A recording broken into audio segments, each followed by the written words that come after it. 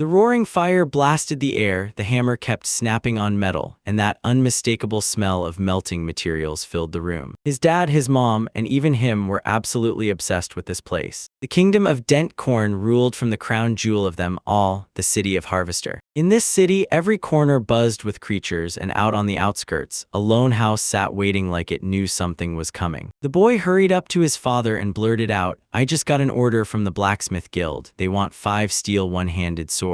But then he spotted the mess in the room and demanded his dad clean it up a little. Noah was the boy, and his father kept drilling it into him non-stop, never agree to the guild's requests. Then he demanded to know how Noah planned to forge those lifeless blades in that mess. His father didn't work a day. Just 2 months back, while he was helping Uncle Yura, he got so drunk he was out cold. Eventually, he slumped to the floor and drifted into sleep, mumbling to himself so quietly it barely sounded real. Nella marched up to him, the cold floor crawling into her steps. 8 years ago, his dad was so revered as a blacksmith that everyone called him Smithgod, back when Noah's mother was still alive. In the forge, he was a real master. Drop him anywhere else and he'd be clueless about everything but blacksmithing. After his mother died, he had to haggle with the guild and suppliers over ore and materials. But he couldn't spot the good deals from the bad, so he kept snapping up cheap junk for crazy prices. And then every last stash of ore and weapons got swiped from him, sold off for pennies on the dollar, until despair crushed him and he drowned his hope in booze. When Noah hit 8 years old, he started hustling, working as a house assistant to earn cash for food and booze. Everything could have gone sideways in a heartbeat if he'd chosen to be a blacksmith like his father. But Dad explained it so badly, he couldn't even get the lesson rolling. Noah is out in the forest right now. He scoops up something from the ground, convinced it's hiding something worth his attention. His drunken father shoved him into hard labor, forcing him to drag ore and scrap out of the ground, cruel, brutal work for a kid who didn't stand a chance. Suddenly, a deep growl ripped through the distance, echoing like a warning. Don't turn your head toward the noise. Right in front of him loomed a massive horned beast, blocking his path like a nightmare come to life. North of the capital stretches a brutal sea of endless wasteland, swallowing everything in its path. Just up ahead, the dragon's backbone loomed nearby. Right there too, the forest monster showed up, and a handful of other wild spots were waiting just beyond. Panic hit Noah, and he bolted the moment he got the material he'd just lifted. These were brutal backwaters where deadly monsters roamed and lurked around every corner. So yeah, when the panic cleared, you could still dig up leftovers of ore and other materials people had tossed as they ran for their lives. Because of that, he finally learned how to sprint, yet he still had zero clue how to fight or cast a single spell. But as he kept getting better at snagging all kinds of materials and ores, a wild thought hit him.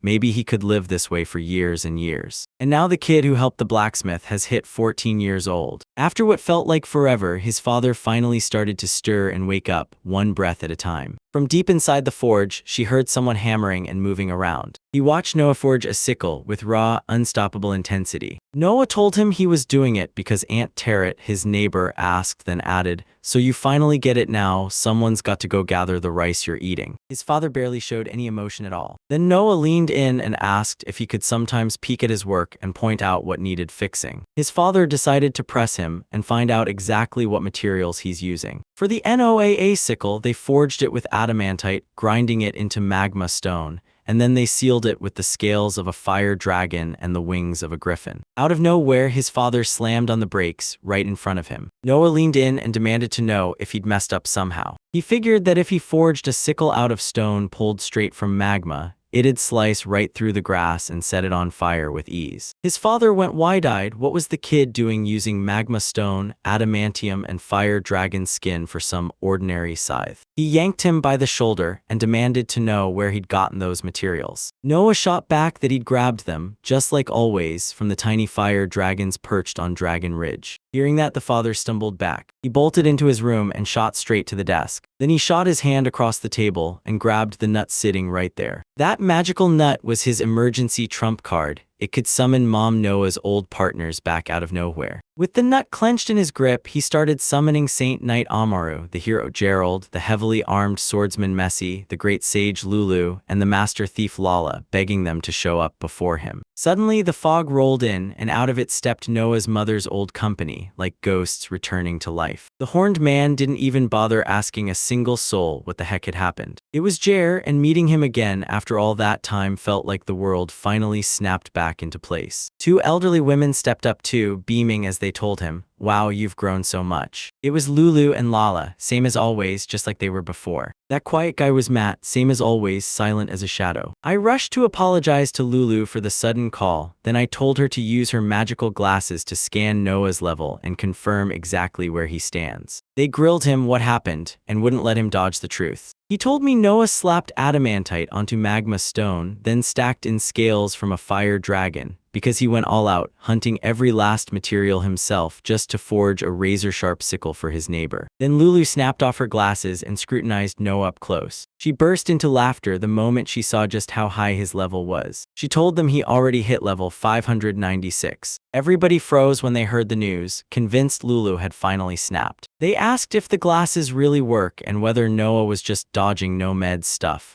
But the truth is, he wouldn't grab the emergency nut like it was nothing. Nobody could figure out why the entire place was losing its mind. He figured that since he'd spent the last few years just hauling ore and scraps, his level must be painfully low for his age. He yanked his dad's sleeve and blurted, "Is it really that bad?" The nomad jabbed a finger at Gerald and declared, "You were once a real hero, but now you're level 249. Even after they broke up, he never got better, and every time he tried chasing another fling, Lulu still grabbed his attention and made him train, no excuses. While everyone else had already climbed up 20 more levels, he was still stuck, still not even the king of heroes, the one everyone was waiting for. Noah's jaw dropped when he found out Uncle Jer used to be a king. They crowned him Gerald II, king number 107 of the kingdom of Dent of Corn. But even Gerald only had level 249, while the nomad hovered just above level 80, no warrior, no heavy hitter.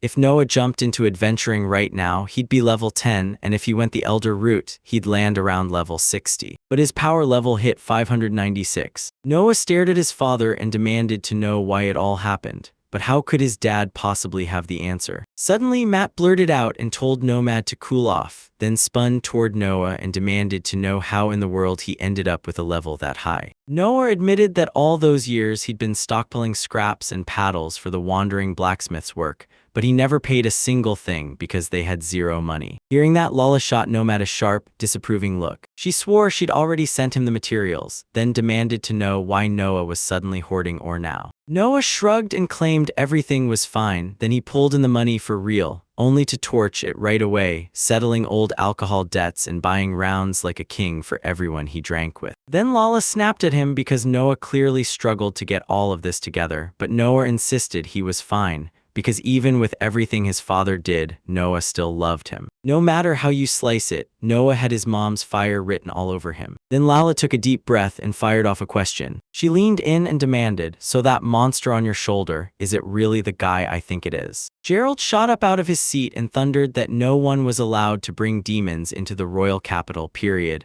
according to Article 147, unless they had a tamer's license. And it was crystal clear, NOAA didn't have that kind of license. "Yeah, this monster's outlawed, so we're ending it," he growled, yanking his sword out. The nomad snapped into a tense, ready state, because it looked like Gerald was about to slice Noah and the monster down in one brutal beheading. Gerald swore to Noah he wouldn't dare hit him in the neck. Then he suddenly exploded forward, swinging a sword straight at Noah. But Noah snapped out of the way just in time, dodging that sudden, unexpected hit. Gerald couldn't believe what he was seeing. In the blink of an eye, it slammed into the ground with a deafening thud. Even with Gerald's iron nerves, his body betrayed him, he fainted. Then Lulu whipped around to Noah and asked, "Hey, did you still have any free skill points left?" Noah told me he blew everything on blacksmithing yesterday, so he figured he was totally out of luck. Then he checked and realized he still had a few points left. If he was given even a little time, he could slip in a trainer's license application while Gerald was out cold, and shockingly, getting that license turned out to be way easier than it had any right to be. If he can prove the adventurer is really dead and prove he's got the tamer skill, then a magical device can confirm it on the spot, and boom, he gets registered as an adventurer. If he signs up with the Adventurers Guild, he'll crack into the blacksmith's shop and start forging his future right there. The nomad jumps in too, but Noah wipes that animal out in a flash. Then he shrugged and admitted, "I'm not that bad, I've still got real feelings, you know." Suddenly, Matt leaned in and fired off the question. Was that really the Chigurh monster, or not? Just like I knew it would, I clocked it almost instantly. Chigurh is a rare monster that haunts the endless wasteland, and spotting it feels like a miracle. It's blazing fast, yet it can't attack and has zero defenses. Still, tame it and slot it into your team, and every member's experience skyrockets to 5x with its unique skills. Noah had zero clue this demonic pet can feed you experience 5 times over, level up 5 times faster, and it's the one every adventurer secretly craves, so Lala's staring like, why in the world does Noah still run solo without a team? He told us he found this monster like 5 years ago, and back then it was way smaller, just a fluffy little stone and barely even a threat, so he straight up shared his lunch with it. And right away, Chigurh latched onto him like she wasn't letting go. So yeah, if you bring the black morph along, it levels up and stacks more experience and skill points. Now, wait, ask again. Noah's already picked out a name for him, but even at a higher tier, leveling him up is brutal, so with this pet alone, Noah still needs a full month just to gain a single level. When they heard that, Noah snapped, "Hold up, give me a second." He had to check something, and he promised it would take around 2 hours. He was about to link up with his friends. With his sword, backpack, and all the gear he needed finally in hand, he was ready to blow out of town and start the journey. Matt realized the numbers didn't just slip, they completely failed to line up. Even if he hunted monsters every single day, in 105 years he'd still only climb to a fixed ceiling. And even with 5 times the experience, he still wouldn't make it to level 596 by the time he's just 14. So they decided to tail him, and Noah was told to act like nothing happened. Noah didn't argue, he snapped into action and started getting ready to head out. Suddenly, he bolted forward alone, leaving everyone else in the dust. Barely even blinking, Lulu snapped into action and started conjuring a magical carpet. In Iran, distances are counted in seconds, and even the open plains and the animals roaming them feel like they're speeding by in a blur. Suddenly, a voice snapped from behind him, telling him to slow down. And just like that, the whole holiday flew by. No one got sick, not even once. He couldn't keep up at a normal pace, especially with demons closing in along the route. Noah just slips past them like it's nothing, because he's got a pet that's tailor-made to keep seasoned travelers company. Instead of battling monsters, he's got a new kind of confidence. If it's real, he'll throw down. But right now he's just laughing, and I have to rush to SD as fast as I possibly can. SD was Noah's ride-or-die friend. He told everyone they'd already reached the Dragon Kingdom, then the question hit, did they pass by his friends? Noah snapped back that it wasn't like that at all. They only had a little way left, and he knew this road like the back of his hand, but with Black Morph still chewing through them, fatigue hit hard, so Noah finally asked, just in case, what were they gonna do if he suddenly crashed and couldn't keep going? Lulu told him to drop the worry, reinforcements or not, they still had magic, and if he went after someone, they'd back him up and step in only if things got dangerous. Lala begged them to help right now, but Lulu snapped back that it was all under control. She just wanted to see what Noah usually does because he claimed he knew the way, so there was nothing to fear. She couldn't stop herself from wondering what secret Noah was hiding behind that smile. Out of nowhere, Nomad jolted awake and realized they were already on Dragon Ridge. When he demanded why they were in a place that screams danger, they shot back that they were only keeping pace with Noah while he lay unconscious. Then Nomad leaned in and demanded where Noah was, and Lulu pointed him straight in the right direction. Noah stood right there, staring up at a massive griffin towering in front of him. The Nomad panicked and begged Lulu, Lala, and Matt to save Noah, because he was convinced Noah was moments from dying. Even though they told him not to stress, he could scream his lungs out and it still wouldn't change a thing. He still wouldn't win.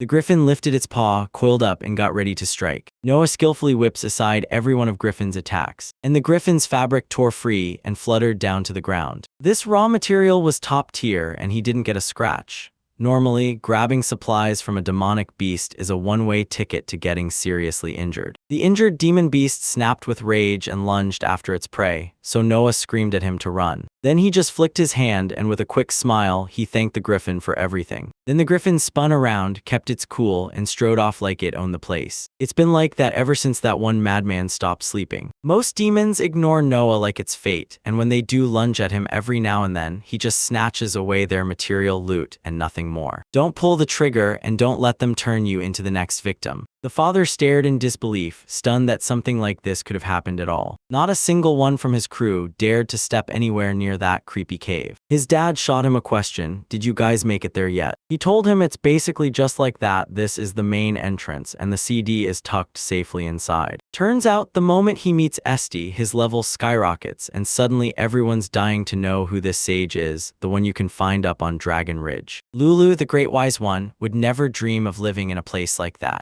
And yeah, Lala's not just a sweet face, she's also an absolute master thief. They pushed deeper into the cave, going further than ever. The air kept scorching, and Lulu's gut screamed that something was terribly off. As they closed in on the passage, Noah burst in and declared, "We're already here." Before them stretched an endless sea of ruins, crumbling in every direction. He never even imagined she'd snap, until he hauled in strangers without her permission. Right then, a massive paw slammed onto the ground and the creature introduced itself, SD, short for SD Lauder. She rules like a wildfire, the queen of fire dragons. The entire group gasped when a fire dragon suddenly burst into view right in front of them. SD Helder stands tall with his chin up like he owns the sky. Lala wasted no time, she dove straight into reading the spell. But right then, SD shot back with an even quicker reply. A raging wave of flames erupted and swallowed a massive stretch of land. Anything that got caught in the blast didn't just burn, it melted into raging, searing lava. Noah dodged at the last second and slammed onto the next rock, but the acquaintance blew it and came up short. Turns out Lulu could summon a protective barrier. Because of it, they survived. She couldn't wrap her head around it. Noah's friend was the queen of fire dragons. Rage flickered across her face, and she snapped at Lulu that Noah was beyond the barrier. They demanded she drop the barrier, right now, so nobody would get hurt. But Lulu knew she couldn't remove it for even a second, because the moment she did, disaster would strike. Noah ripped his sword free from the cloth wrap and drew it in one sharp motion. If Lulu breaks that barrier, it's over, everyone's going to die. When she was still a kid, she finally crossed paths with the Queen of Fire Dragons. Arguing with her was a terrible idea, so he bolted, sprinting as fast as he could to get away. She hardly ever let go of Lala, and since she'd never met Matt yet, they had zero clue about it. The fear that hit me like a truck in that moment. Back then, he was way stronger while she was still clueless and scared. And the second she spotted the Dragon Queen, she bolted like a coward with every ounce of strength she had. Maybe her level has already shot up since then. Still, deep down, she knew she was nowhere near the level of a dragon. Noah snapped, shouting at SD to stay sharp, because right there in that crowd was his own father. She'd heard that meeting the parents is a big, serious move, so she looked him in the eye and asked if he wanted to marry her. Noah leaned in and demanded to know where she'd dug up all these wild, impossible things about people. He lunged for her and swung in right when SD snapped in with her tail and stopped his attack. His sword exploded into shattered pieces. Then he hurled the fragment aside, watching it splash and disappear into the molten lava. Then he ripped out a second sword and everything changed. If this sword snaps too, he'll just bolt, no more second thoughts because he's already decided. If the third thing snaps on him, then even if SD pulls off the win, he'll drop dead on the trip back, because the demonic beast from Dragon's Spine can't make it home without weapons. Even though he's never managed to beat SD. He asked, "Should I introduce my family to my friends?" The dragon snapped back that he delivered them straight to her uninvited, and that it's totally normal to punish guests who crash without an invite.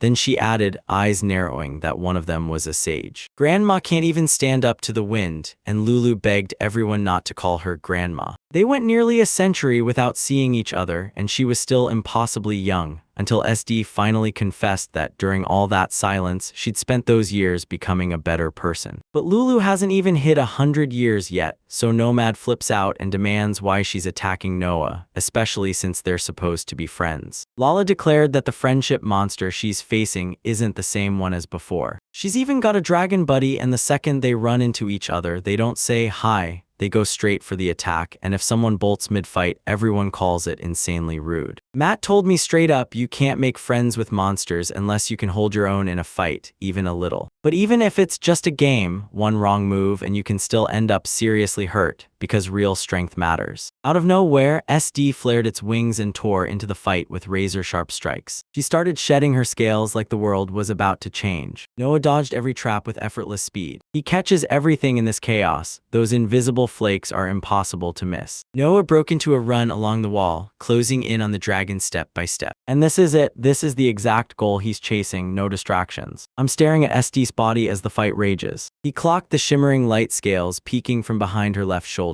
So as he sprinted, he yanked off his backpack to make his escape pure speed. And just like that, he burst out of SD's line of sight. Realizing he'd fallen behind, he tightened his grip and got ready to strike. He shrieked, dropped to the ground, and drove his sword straight into her shoulder. Right then, his sword shattered too, sending the SD scale tearing off and flying away with it. He couldn't hold it in. After all this time, he finally crushed his goals, and pure joy exploded in him. He snatched the scales and kept plummeting downward. Suddenly, SD snatched him up with its massive paw, and she lit up, congratulating him like he'd just conquered everything. All of it went down because he was right on her tail, and when the storm hit, those scales didn't just hide him, they let his vision sharpen like crazy. She couldn't wait for the next fight, then her body started to vanish piece by piece. Then out of the swirling particles, long hair burst into view. But before that giant fire dragon could take over the sky, a stunning woman burst into view, cradling Noah in her arms. She steadied him and pushed him upright, like she was making sure he could stand on his own again. They didn't come at Noah with aggression, they were worried sick, but he calmed them down, swearing everything was fine and even bragging that he'd managed to get the scales. This was the very same scale he'd use for the Cyclostine scale. Dad snapped, "You fool," because those weren't just any scales, they were the red dragons and the queen's herself. Using fire dragon scales just to forge a scythe is pure madness. These scales are way too powerful to waste on something that's not worthy. The SD caught the vibe and realized it was Taro who asked for it, because he needed it for the sickle. Rage didn't even spark in her. There was nothing she could do to change what was already set in stone. In the end, Nova always finds herself thinking of her neighbor, Aunt Tarot,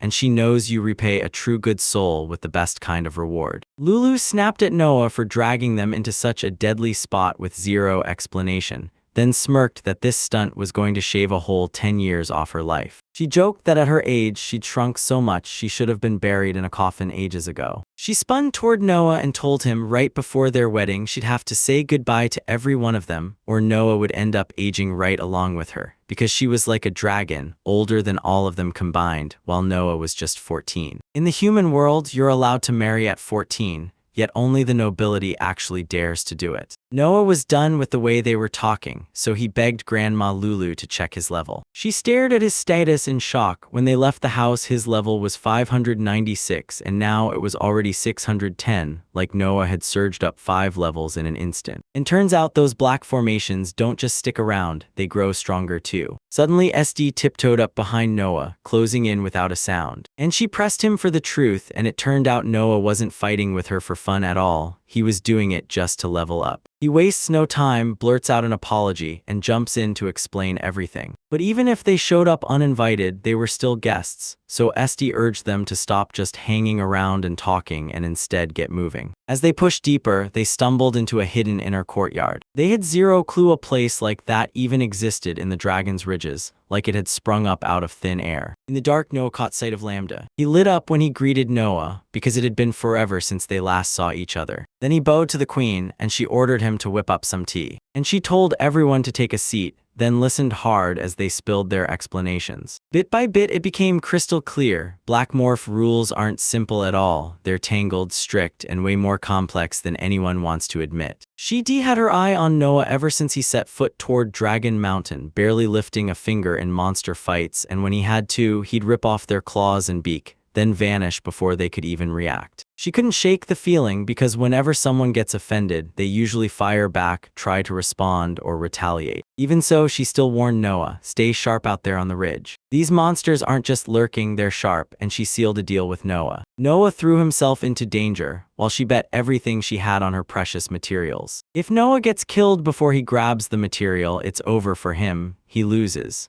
But if he snatches that material first, the monster folds, admits defeat, and backs out. Somehow, this rule slid in under the radar and became the law everyone lives by. Turns out, ever since then, Noah has never once been defeated. He wins every single fight, and nobody's even heard of a rule like that. But the CD demanded they get it right every single time, no mishearing her. And yeah, this rule only targets them and Noah. Anyone else who slips into this territory, grabs the material, then gets killed, won't get away either. They'll still be hunted down. Noah's different. No matter what you throw at him, he'll still come out on top. Right now, nobody on Dragon Ridge has killed a soul, because there aren't any monsters waiting there. Even if the monsters were weaker, they still turned on each other and duked it out. Noah scavenged materials and bolted the second he could, because he never once attacked himself. Curiosity sparked in her dragon, and it stormed into Noah's space to demand answers. Why did he cross into their territory? He just shot back that he had to go grab raw materials and ore, no extra talk, just that. They were meant for the father who started drowning his grief in liquor after his mother died, and he swore he was hunting the best ore and materials, anything so his dad could finally grip a hammer again. That twist completely blew her mind. She realized every stranger who stepped into their territory only had one mission in mind: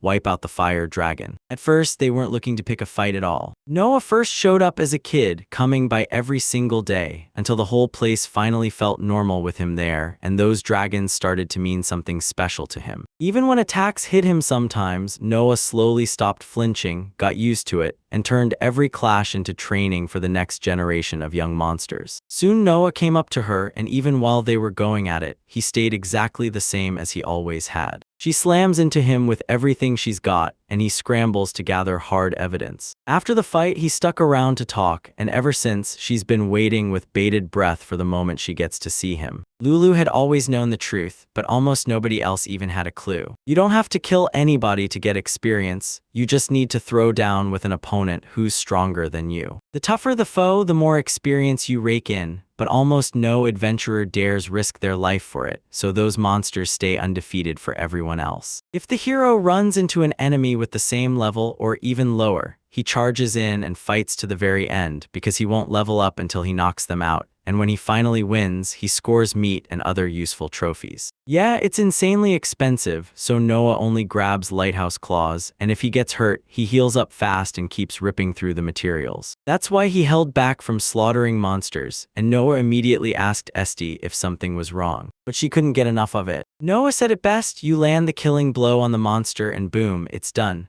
Lulu even breaks it down with an example. If you wipe out the Dragon Queen, you'll only snag a small bit of experience. Your character jumps up about 100 levels, and that's the whole story. She didn't know whether the Queen was a level 2000 or 3000, but if the enemy is terrifyingly strong, you can end up challenging them again and again, battling for a lifetime.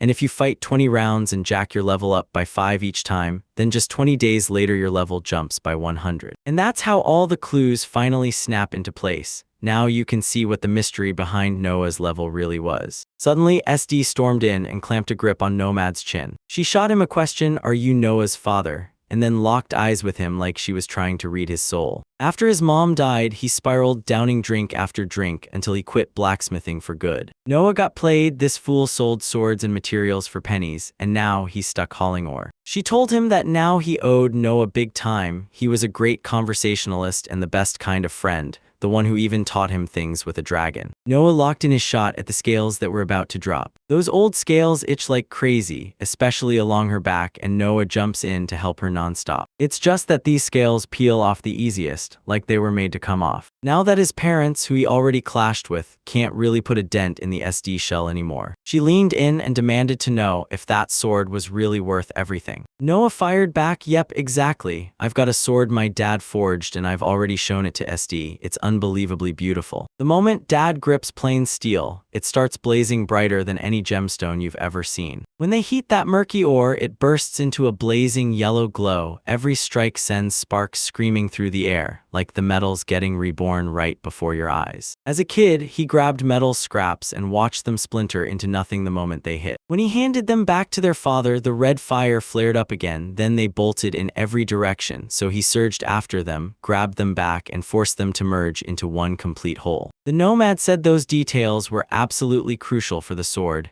then bragged that he nailed every single part of it. After that, he yanked his hand through his hair, like he couldn't even steady his own thoughts. The furnace glowed red and the forge sank into shadows, and it looked straight up magical to him. this moment was his favorite, even if he still had less skill at cooking and blacksmithing. That's why every time he pushed himself to the limit, frustration would slam into him like a wall. When he was little, his mom and dad kept a constant watch over him. The one memory that never faded for him was his life as a blacksmith. After hearing him out, SD clocked one thing fast. Dragon parents and human parents couldn't be more different, and she pressed him, "Is that really your biggest memory?" He answered with total confidence. Yes, that was it. Noah's dad kept stirring up trouble for her again and again. She seized the moment and ended the problem for good. She forged a fireball and hurled it straight at the nomad. Noah shot up right away and demanded to know what she meant. When she questioned whether this guy was way weaker than him, Noah shot back with a question. Did she only think that because of strength? He leaned in and demanded, "Tell me, what's the point of this world if it's not powered by something more than power?" Then the SD snapped into action, grilling him from head to toe, because he couldn't wrap his head around why he kept talking nonstop about that pathetic blacksmith. She grabbed his hand and urged him, "Come on, let's head into the city together, where the whole world's alive." Everyone in the group nearly choked when she boldly suggested it. Noah snapped that they can't do it like this, because the second she steps in, she'll get exposed on the spot and the whole city will erupt into panic. Lambda spun to SD and said today's plan was locked in, then leaned in and asked, "If your grandpa grilled you about it, what would you say?" She told him to stop pressing so hard, then wondered if those messengers from the other dragon could just wait. Noah begged Lambda to shut down the SD, but Lambda just couldn't pull the plug. And he begged them to let him tag along with them. Even SD didn't expect it. He got hit with the shock that he'd have to go too. Even if Her Majesty steps into the human city, it's his job to stay glued to her side, no matter what. Lambda looked almost exactly like SD. So SD said point blank that they were heading straight for the city of humans. Finally, they burst through the gates of the Eastern Royal Guild of Adventurers at last. They'll secretly watch him work magic while everyone pushes him to step up, register as an adventurer, and snag a trainer's license. Besides Nomad, they're all big-name legends, so they're not trying to draw eyes on themselves and they move in total secrecy. Noah didn't mind how it all went down, he just begged to tag along because it was his first time at the Adventurers Guild and he had zero clue what to do there. Then he grabbed the doorknob and shoved the door wide open. At last, he burst into the Adventurers Guild, and the moment he stepped in, everyone's eyes locked on him. It looked like this kid was totally lost, like he'd been swept away with no way back. Then they stormed up to him and demanded to know what jobs he had for them. Noah straight up told everyone that his grandmother begged him to join the guild. The man burst into laughter when he heard the boy wanted to be an adventurer, then flat out called it total nonsense. Then he snapped at him not to spout nonsense, because being an adventurer is a job where every step teeters between life and death, so yeah, go home and play ball. Noah thanked him for the advice, but then shrugged it off and admitted he wasn't really interested in it at all. Emerton's friend, yeah, that was his name, burst into laughter when the kid acted like he didn't have an ounce of respect for him. And he wanted to teach Noah a lesson, but Emerton shut that down. Yet his buddies kept pressuring the kid anyway. So he scowled, then demanded again if the guy was truly deaf. His friend snapped out of it right away and came to a full stop. Thank goodness SD never showed up, because if the adventurers had spotted her here, who knows what terrifying disaster could have unfolded. The moment SD suggested they head into the city of people, another voice snapped out of nowhere, demanding what she was thinking. Then wham, a massive dragon's paw crashes down right next to them. It was obvious he was way older than SD. That was her grandfather. Grandpa SD made it crystal clear. Lambda wasn't supposed to flirt, he was meant to stop that woman. The ramp was named Sebastian and he leaned down toward Noah, apologized for both of them, because yeah, they were clearly causing a huge problem. Then he snatched Lambda and SD and bolted toward the skies, right when the Dragon of Storm's messenger was already waiting to whisk them away. SD begged Noah to save her, but the request no longer felt right to him. Then Sebastian apologized to Noah's family and took off into the sky with Lambda and Lady. He shot off like lightning and vanished from sight in the blink of an eye. Noah pointed out something wild. The Dragon Queen was still a kid, and sure, he claimed Lord Sebastian was the name,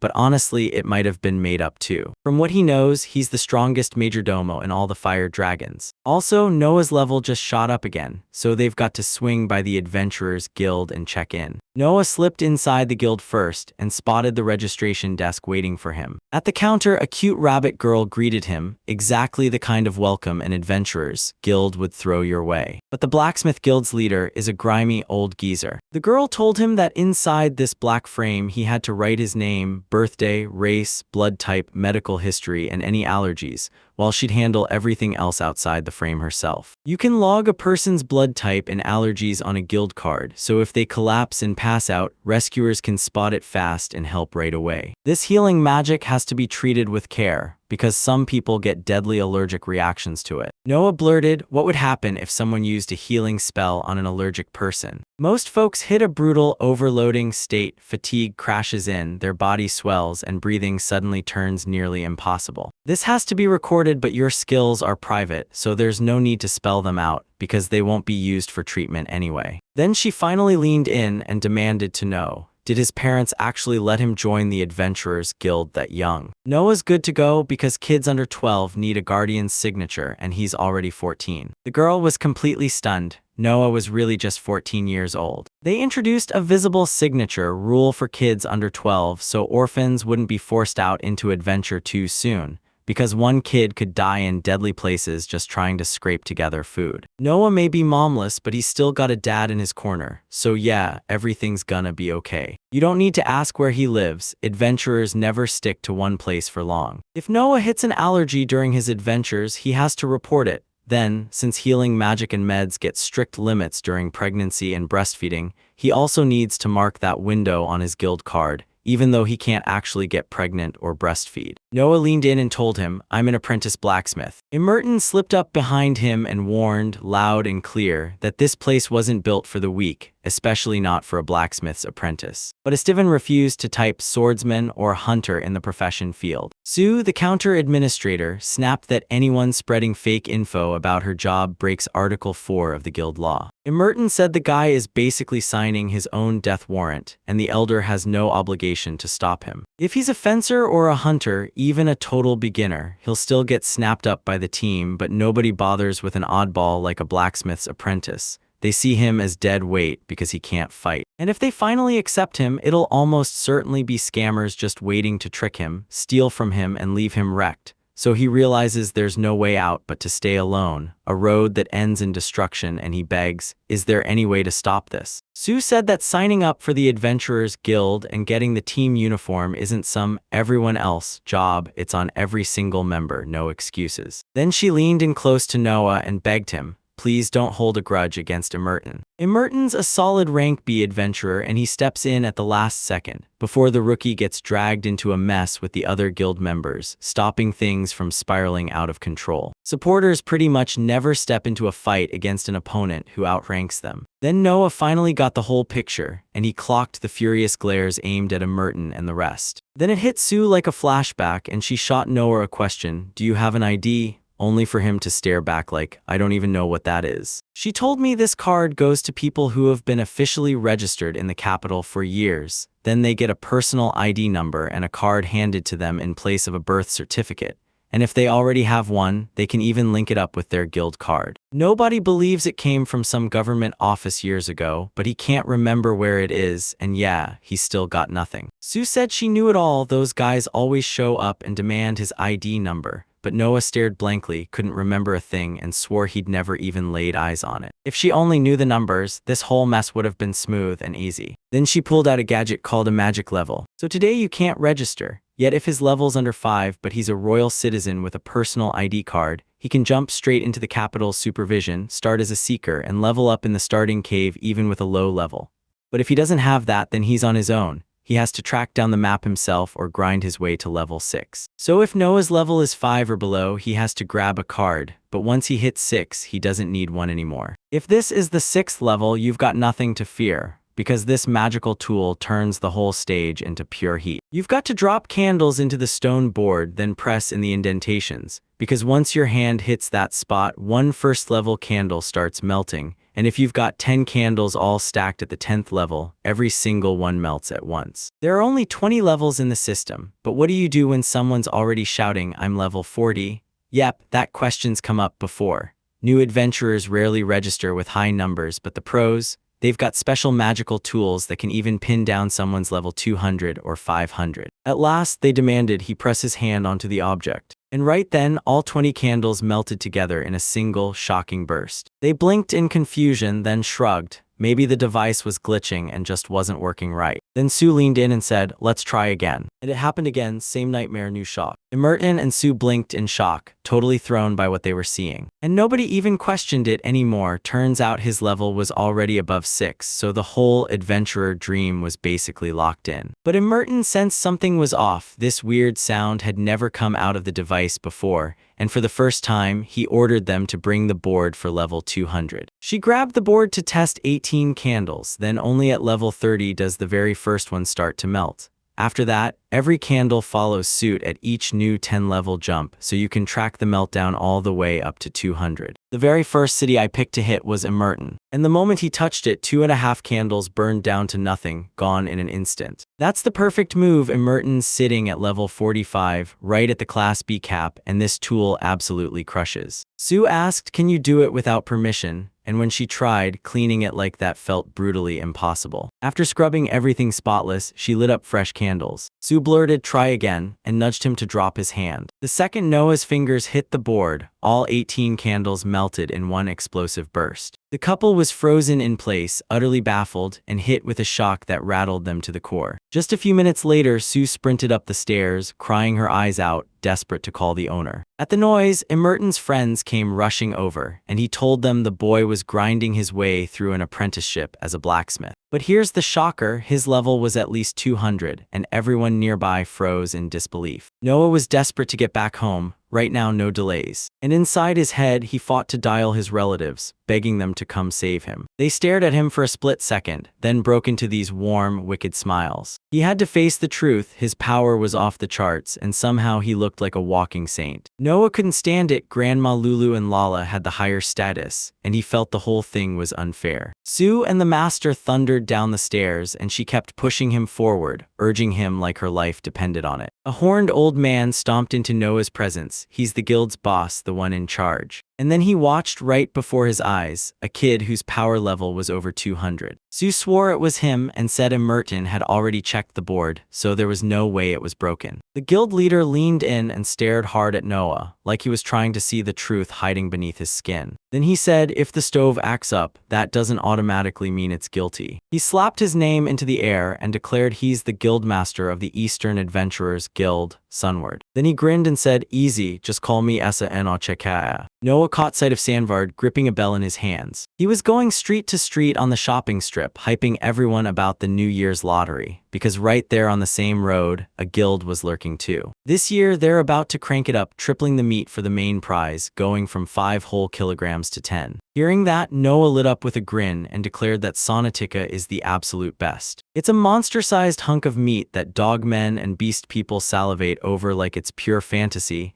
and every single year they raffle it off. But he still only snagged second place, getting pollock caviar instead, and it turns out Sandvard was basically the exact same thing. Two lottery-obsessed souls finally collided, and for the first time, someone showed up who can actually call Sonishka Sonward the real deal. Then Sue whipped her head toward the landlord. Then he urged, let's circle back to the lottery talk later. He straight up admitted he'd already checked his status, without Noah finding out. And just like that, it's revealed this guild can judge monsters up to level 500, while this stone tablet tops out at level 200, and the highest rank in here is called Guildmaster, aka Sunseeker. Praizala can read an opponent's power even if they're 3 times stronger than he is, so with his level 169, he's able to gauge enemies up to around level 500. But right here he's stuck with nothing he can do, and I can't get a single answer about his status. After a few seconds of dead silence, everyone finally snapped to it. The guy's level was over 500. And here comes a boy so easy to slice in half. From the crowd, one curious soul pushed forward, desperate to see what was really going on. Noah felt his heart drop for a second, like something huge was about to explode the moment after. But Sendward slammed the brakes, stopping them cold, and told them, level isn't strength. Because he bragged he was a blacksmith's apprentice, the guild master figured he must already know his way around forging. But even if that's true, we're talking about the full 500th level. Training alone won't cut it. You need something extra, something beyond the grind. Right behind them, Grandma Malulu materialized out of nowhere and demanded they haul ore from the endless desert. Merton's breath caught when he suddenly realized she'd already slipped in behind him. But when Sandward clocked his teacher, surprise hit him like a truck. He dropped to his knees on the spot and demanded to know what they'd done. what in the world they did to make her show up for them. Lulu shrugged and said it was no big deal. She just rolled in with Noah's company, spotted a familiar face and waved him over because she didn't even realize Sanvard was the one running the Eastern Guild now, so she asked how he'd been. He shot back that everything was fine, then flipped the question, what was new with her? He figured this guy was her student, and sure enough, he wasn't even shocked by how good he was. She asked if he had a student of his own because she was his student too, after all, but Sanvard just shook his head. He had nobody under him and didn't teach a single soul. At last, people on the street spot Lulu and instantly treat her like a living wise sage. She's the guild master's teacher, and seriously, it's wild that we actually got the chance to meet Lady Lulu herself. Lulu snapped that Noah isn't her student at all, and she said with a sharp point of her finger that the nomad was no ordinary traveler. He was a disciple of the divine blacksmith. Nobody had ever heard a nickname like that. Then the moment it showed up, everyone swore it meant he was out there like some 1,000-strong legend. Right then, Lala marched up to him. Sanvard was totally thrown off, and she demanded to know whether he'd confirmed Noah's registration. He immediately agreed to confirm it, and just thinking about what they did to him back when he was a student is honestly terrifying. Noah was already posted beside Sue at the check-in counter, like they'd been waiting for the chaos to start. The moment the guild finished your adventurer registration, the guild master's words hit hard. Your level doesn't decide your strength. No matter where you start, the system slams you down at rank F. Once Noah hits rank B, his guild card gets automatically upgraded, free, until the day his death is confirmed or he hands the card back himself. And since it's magical, the only way to replace or update it is to rush to the nearest guild. Then she thrust a guild card into his hands. Noah suddenly remembered why he'd come here in the first place, to snag a trainer's license. Sue's jaw dropped. Why on earth did the blacksmith student need a tamer's license? Still, she let him reach for the magical ball. Sue flashed the card at the scanner and instantly sized up his skill level. Good news, he was level 5. With everything in check, she asked for her card back so she could write the tamer's permission on it. Turns out, adventurers don't just explore, they have to update their own status themselves. Only the receptionist girl let it slip that Noah's been downgraded to an F-rank adventurer, and if he doesn't knock out at least one quest within a month, they'll yank his registration. That tamer's license is about to pay off big later. He just has to grind his way to rank B first, and then he'll be set. If rank S has made that call, then there's no way out. This is the only choice. Lala and Lulu are S-rank monsters, but Nomad, he's stuck at B rank. Sue whipped around, breathed out an apology, and told them she was sorry for keeping them waiting. That licensing mess finally got sorted out, and the whole problem was cleared. The moment the grandmothers stepped in, the entire guild went deathly pale in an instant. The receptionist flashes a smile, but something sharp in secret lurks in her eyes. And Merton, usually the loudest voice in the room, just shut his mouth. Then at the very end, he only wished them good luck. They finished the job and marched right out of the Eastern Guild in front of everyone watching them. At home, they rushed to shake Gerald awake, because in his dream he'd been buried in documents and wrestling with calculations that just wouldn't work. He jolted awake out of nowhere, and the magical creature instantly snapped back into his memory. Noah wasted no time. He shoved his taming card in front of him, the proof of his identity. Jer was stunned. Noi didn't even have a clue this card existed. He told him they'd done it all while Gerald was passed out, even though she already had it, because he'd snagged the animal long before he ever got the permit. Lulu demanded to know why he was messing with him, because Jer was trying to ignore the fact that Noah had busted his butt to become a better tamer and get closer to that black scarf, only for Jer to just belittle every last bit of it. Noah stared at him with those puppy dog eyes and demanded to know if he truly couldn't do it. He couldn't resist for long, so he finally agreed to rewrite the kingdom's laws. Once you got a tamer's license, the moment you tamed a magical creature, you'd be officially recognized as its rightful owner. Like a massive weight finally slipped off their souls, and then Lala turned to Lulu and asked, "So what do we do next?" Because getting home was going to take forever. Gerald figured he could be back at the palace in 2 hours. Then he'd corner the twins and ask if they'd been hanging around the capital estate. They claimed they were just in the next state over, but it turns out they'd illegally slipped into this country and illegally vanished from the last one too. If someone used a magical item to place an urgent call, you've got to treat it like a big deal. After all that chaos, Noah pulled them in and invited them to crash the night at his place. They just wanted a peek at their normal, everyday life, yet somehow they never even realized they'd missed what was happening later that day. The nomad snapped out of nowhere and said he'd called forth magical creatures, not for Noah to tame, but because they were absurdly high level. Level 596 sounds downright unreal for a blacksmith apprentice, so he straight up asked, "So what do I do with it now?" But the twins shot back that it's all already locked in, no takebacks, no choices left. They finally figured out how he pulled off that level, no illegal tricks, just skill, so honestly, it's best to leave it exactly like this. So if they let Noah keep battling that dragon. Lala snapped at him, asking why he was yelling, when it was him who'd climbed the dragon's ridge in the first place.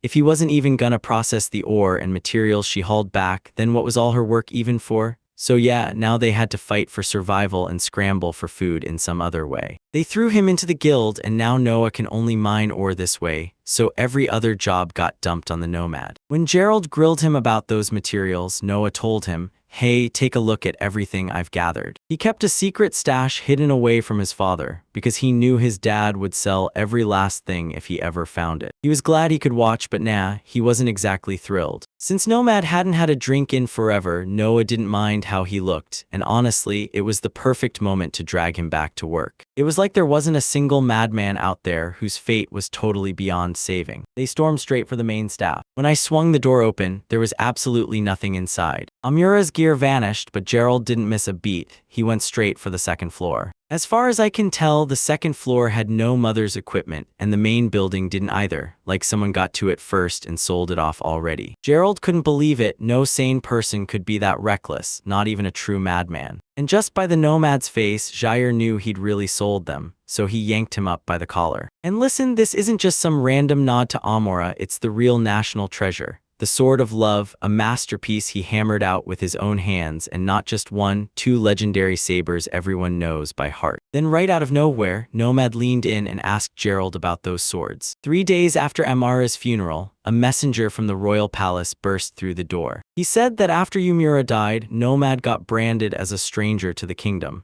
because every last piece of her gear now belongs to the state. With those words hanging in the air, he poured out everything he had, until the only name left standing was Noah. The nomad finally admitted he never truly liked his alliance with Amora, so he threw his whole weight into placating Gerald, even reminding him that it wasn't him who sent those messengers in the first place. Gerald had absolutely no clue what he was even talking about. Her equipment is a royal family treasure and also her living memory, so he demanded Noah hold onto it, and he never sent anyone to claim it again. The nomad stared in shock at what he'd heard, refusing to accept that it had truly happened. Right after my mom died, a man who called himself Uncle Jer showed up and snatched everything that was meant for her funeral. So yeah, the scammer didn't just fake it, he straight up posed as the kingdom itself. Noah asked, "Is it really that bad?" And Lulu snapped back that it was even worse than a thief. Acting on the kingdom's behalf is treated like forgery, both are crimes, and cases like that haven't been seen in ages. Noah's mind raced as he wondered who on earth could be behind this. Turns out, 8 years back, he handed over Amura's sister's belongings to a criminal. Even the nomad of all people fell for it too, even with a decree in his hand stamped with the royal seal. Royal decrees can't exist without the royal seal, so Gerald couldn't have known about it, which means someone could just forge them. He threw an apology at Noah and explained the secret stash would be revealed later, and then Gerald headed back to the castle to hunt down the fraudster. Someone tied to the royal elite, maybe even from inside it, is forging fake decrees, and if that's true, it's a nightmare threat to the entire country's security. He made it crystal clear he'd be back to collect their answers, so he told them straight to cooperate with the investigation. After he said that, he bolted out the door. Lulu leaned in and asked why he looked so crushed, because scammers always gamble hard, and they've only been getting away with it by pure luck so far. If they weren't so careful, they would have gotten nabbed while hauling the gear, and yeah, fake orders were a huge mess, but she was sure it was amateur stuff. Noah stared at his father, nudged him with care, and whispered that the past was done for, while Uncle Jerwood had already snatched Mom's things. Then Noah guided his father straight to their secret hideout. He marched them straight to a mountain of trash he swore was his warehouse. Then Noah snatched the key, slid it into the lock, and swung the door wide open. You snatched the lamp, set a candle inside, and struck the match to make it glow. And just when they thought it was over, an even bigger mountain of garbage loomed in front of them. But nobody seemed to care about her, not even a little. And Lulu couldn't wrap her head around what made her feel so invisible. And Noah basically said it was worthless, but damn, it was still crazy exciting. Then he tossed out that the goods were up ahead and started picking the next lock on the spot. And he dragged them into his secret warehouse like it was about to change everything. A whole mountain of random materials suddenly appeared right in front of them. In one corner sat a mountain of the Dragon Queen's scales and obsidian, and in the other stacks of silver ore, titanium, orichalcum, and adamantite glittered like treasure. The fire dragon's scales, the griffin's feathers, the manticore's quills, the flying dragon's horns. Just looking at it, you can see how it all snapped into place, and it still blows my mind. He had sea snake skin, vampire fangs, a magical clover, and misty fangs too. They grilled him on how he got all those ingredients, stuff you can't find anywhere in the endless desert or on the dragon's spine. Suddenly, nobody stopped him, even as he nearly stomped the unicorn's horn and the mermaid's pearls scattered across the floor. Noah was already set on wrecking them after he used them, so there was no point in warning anyone. Still, the fact that he'd want to destroy something that valuable, that's downright weird. Suddenly, Met yanked him by the scruff of his neck. Lulu demanded answers because a sea serpent, a mermaid, and a unicorn can't possibly survive in a fire dragon's lair, so she pushed the truth hard.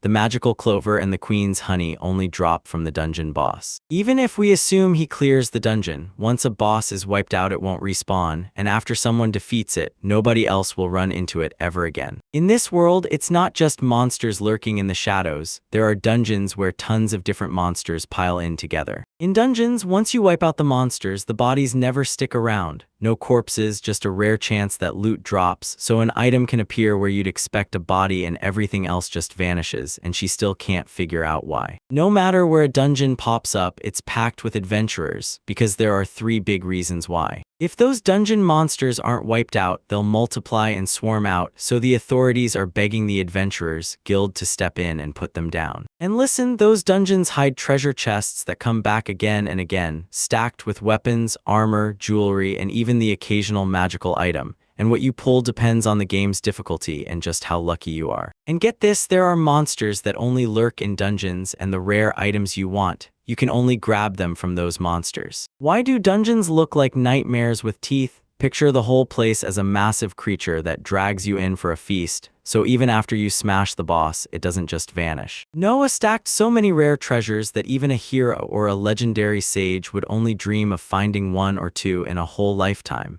And the second she saw the haul, she demanded an explanation right away. Noah told her to breathe and calm down because he was about to spill everything, and there was no way he'd hide a single thing. Someone was sprinting for their life, chased relentlessly by monsters. These monsters were nothing but skeletons, yet they were already skating right to the finish line. But Noah still lunged in time and saved the girl who was bolting away. He asked if she was okay, and she looked up and said she was. And just like that, nobody caught the shift. Something started to stir right between the skeletons. And he snapped that they had to run. After all, they'd finally get back on their feet once the wreckage was done. Soon, the girl finally figured out that Noah had sent the guild. Then she demanded to know where the other adventurers had gone. Turns out the dungeon was way too brutal, so they bylayed and vanished. She popped her hood up, introduced herself as Celia, thanked him for the help, and told him she was a brand new mage fresh out of the guild. Back then, Noah wasn't in the guild yet. He came here hunting materials for blacksmithing because he was still just an apprentice to a blacksmith. Seeing a kid here, a blacksmith's apprentice, felt wildly out of place, so No pressed, asking why Celia didn't go with everyone. She warned, if we don't wipe out these monsters, more people are going to pay the price, and they won't be able to fight back. Just like that, the very same skeletons burst back beside them again. Trust me, one snap of my hands, and I'll cut them into pieces in an instant. Celia couldn't help but clock just how ridiculously strong he was. Noah had already tackled dungeons like this before, so their dread never stood a chance. After a long stretch of thinking, Celia finally looked at them and asked, "Can we go to the boss's den together?" Good news, he had business to handle with the boss too, so he didn't argue.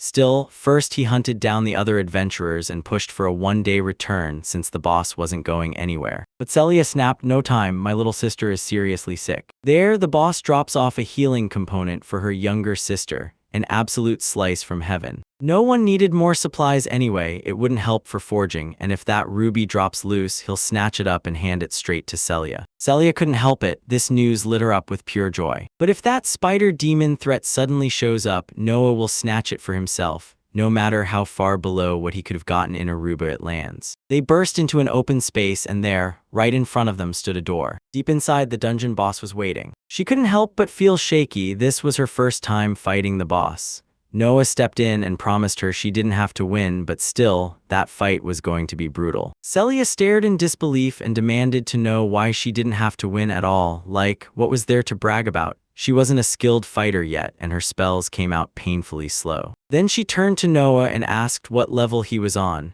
but he stared back like he didn't even know his own level. Right then, Celia's gut screamed that maybe she misjudged him. Then she urged them to turn back, even though they'd already pushed into that area. A breathtaking view spread out in front of them. Then Noah snapped, warning her to stay sharp because the real danger was still hiding out of sight. She suddenly spotted a chest out in the distance. Without a second thought, she surged ahead, while Noah scrambled to grab her back. A monstrous demonic spider crouched on the ceiling, looming over everything like it owned the room. He hurled a web at Celia, but nobody could reach the air and slash that web before I made it to Celia. He shot out a warning. The spider was already gearing up to strike. The spider launched from the ceiling and slammed onto the floor with a thunderous thud. This dungeon's true boss, yeah, the main enemy, was right here. Noah snapped at Celia to step aside and handed himself the spider problem. In the end, they could have killed him, and she demanded to know what was so terrible about that. Nuvit sprang again in a flash and swatted the spider's strike aside. It was obvious he wasn't scared of that monster for even a second, and he lunged at it himself in the blink of an eye. Celia snapped to attention, realizing she couldn't just stand there and watch it all unfold. So I cracked open the spell and started reading, like it was about to change everything. Noah strode up to the spider and cocked his hand, ready to smash it. But he swung and missed. Yeah, it was probably just too soon to strike. He waited for the perfect opening, then slipped past every one of the spider's deadly strikes. Watching Noah strike again and again, then vanish before she could punish him, Celia realized he couldn't land real blows, so she knew he still couldn't handle this alone. Suddenly, the spider's leg snapped onto Noah's hand. His sword ripped through the air and swung off to the side. The spider started creeping right up toward Noah. Celia tried to help him with advice, but deep down she still had to wrestle her own doubts first. She grabbed her younger sister and showed her the adventurer's gear she just got from the guild. She's brand new to all of this, but she swears she'll crack the cure so she can heal up, run free again, and finally smile like herself. So just crawl into bed and thank Celia early. She swore to herself she'd make it happen. No excuses, no turning back. Out of nowhere, a glowing magical circle erupted around Celia, lighting up everything in an instant. Then she slammed the spider with a burst of magical power. A massive blast detonated, and a towering cloud of dust shot up into the sky like it wanted to swallow everything. She was already thrilled she'd put the spider down, but Noah turned to her and demanded to know why she had to be so damn strong. Right when the dust finally cleared, the spider snapped its eyes open like it had been waiting the whole time. Noah barely squeezed out of the spider's reach and threw himself in front to shield Celia at the last second. The spider clung to its legs, but you could tell they were shaking with every beat of its fear. Suddenly, the spider wobbled like it was about to drop. Its strength was vanishing fast. Noah snapped his head toward it and understood one thing: they had to bolt now. Celia demanded to know why they were being forced out if they hadn't even killed him, but Noah snapped back that nobody needed to be killed at all. She demanded to know how they'd even get out, because the exit wouldn't unlock until they crushed the boss. Nobody saw it coming, but there's a sneaky way out that doesn't involve killing the boss. Behind the boss, a glowing teleportation circle hummed with magic. Noah could have walked past him, but he couldn't. Celia looked like she wouldn't stand a chance. So yeah, there was no escape. He had to swing again and land the next devastating blow. He even seriously considered ending his life. But there wasn't a second to hesitate, so he took off to distract the spider while Celia sprinted toward the teleporter. He slammed the spider with a hard hit. The stuff ripped out of it like a cannon blast. He barked sprint and went for the teleport fast. Staring at that teleportation spot, I couldn't help thinking, could Celia actually swim through all that? The second they set foot on the slab, a crazy wave hit, and boom, they got ripped straight into another world. And then it hit them. Somehow they'd ended up deep underwater. And just like that, a massive water beast erupted out of nowhere right in front of them. A sea serpent rose out of the waves, and Celia's fear hit her like a tidal wave. The sea serpent let out a deafening roar, and they shot even deeper into the current. But somehow they pull it off, dodging every last bit of it. Damn it, no full-on heavenly ruby dropped at all, just a single thread, but NOAA still won big because the sea serpent's materials could help too. Celia let out a shaky breath of relief, convinced she'd be killed. Then somehow, miraculously, they busted out and escaped. She demanded to know why he shut it all down. because if they'd lasted just a bit longer, that spider would have been gone for good. Then she noticed the spider's remains smeared in his hands, like he'd caught it up, but somehow hadn't killed it. If you want this item, don't dare kill the boss, let them live or you'll miss your chance. Monsters in the dungeon might still toss out items even if you never kill them, but the real treasure shows up only when you actually take them down. He finally got it figured out from grinding bosses in dungeons again and again, hitting them hundreds of times until it clicked. Every time he slipped out, the boss would slam its health back to full, letting him try once more for that exact drop. And that's the trick. If the item doesn't drop, don't sit there. Leave the dungeon before the boss dies, then repeat the whole hunt until it pays off. That's why he begged you not to kill the spider, stick to the rule, and bit by bit you'll unlock the heavenly ruby. Celia heard it and lit up with joy, then threw her arms around Noah, because he knows what everyone else still doesn't. Then Noah leaned in and promised they'd smash right back to the boss's lair. Celia figured they'd slip back through the underwater magic circle where those snakes lurked, and she was right, because Noah still had to grab the snake's material to forge what he needed. So he'll keep replaying it again and again, until that thing finally drops out. Noah figured out a loop: show up, get wrecked, snag the same item, bail out, and do it again and again, until he'd stacked up identical loot from all over the map. Grandma Lulu and Uncle Jarek could smash the boss in one blow, so they never even realized this trick existed. Even a weak adventurer has to move like lightning, attack, retreat, repeat day after day, and only Noah has the speed and stamina to pull it off. Lulu started to question whether she was really wise, while Lolly burned with shame for carrying the name of that legendary thief. Even with everything they've uncovered, this world still hides answers, so they've got something huge to chase. Noah begged them not to panic. Yeah, he'd only had a little breakdown, but he only learned the whole thing by pure chance. Only Noah can slip past the boss's blows and plant himself on the teleportation circle. Nobody else can do it, so every boss gets wiped out. Sure, it sounds impossible to walk in and kill a boss, yet somehow everyone keeps charging after them instead of running for their lives. Lala and Lulu quickly clocked it. Retirement was way too soon because they were still basically little chicks, wide-eyed and nowhere near ready to stop. Lalu got so worried about one thing that she cornered Liu and asked, "Do you think our level shot up?" After she checked, Lulu snapped. Everything matched what they said down to the last detail. Her level jumped by 4, and since leveling up had been getting harder and harder lately, she'd practically forgotten it was even possible. This story gave them a real, unforgettable lesson, one that mattered beyond just the moment. With the Chigger Mojer's unique skill, their team grabs a jaw-dropping 5 times the experience. That fluffy little creature sized them up and decided they were its battle buddies against the Queen of Fire Dragons. Noah said he probably stepped in since he was right there beside him. They slapped his shoulder, smiling, and told him he was crushing it. But they weren't focused on that. Something else was gnawing at their nerves. They refused to level up, staying a burden on everyone else, hanging back and sitting out while the battle raged. For the great sage and the thief, this felt like absolute humiliation, and they swore it would never, ever happen again. Fear slammed into Blackmorpha and tears spilled fast. Noah begged his grandmothers to calm down, but the fluffy one just snapped back. She absolutely had zero interest in doing anything like that. The nomad surged in toward him. So go on, dig into it again and find out if this place really hides ore and the materials we're after. And using those very materials, he hammered out swords and sickles. Noah even confirmed it. He said these are just the picked materials and the ore, raw stuff for forging. The ore still has to be smelted into clean metal and the rest has to be processed first, and then he smirked. So where have you ever seen dragon scales poking out of a sword? They clocked it instantly because they'd never even paused to wonder how differently materials could be used. Inside the ore, metal is tangled up with tons of nasty impurities, so it gets melted down in a furnace, scrubbed clean, and only then turns into steel or calcium, letting the blacksmith actually swing his hammer.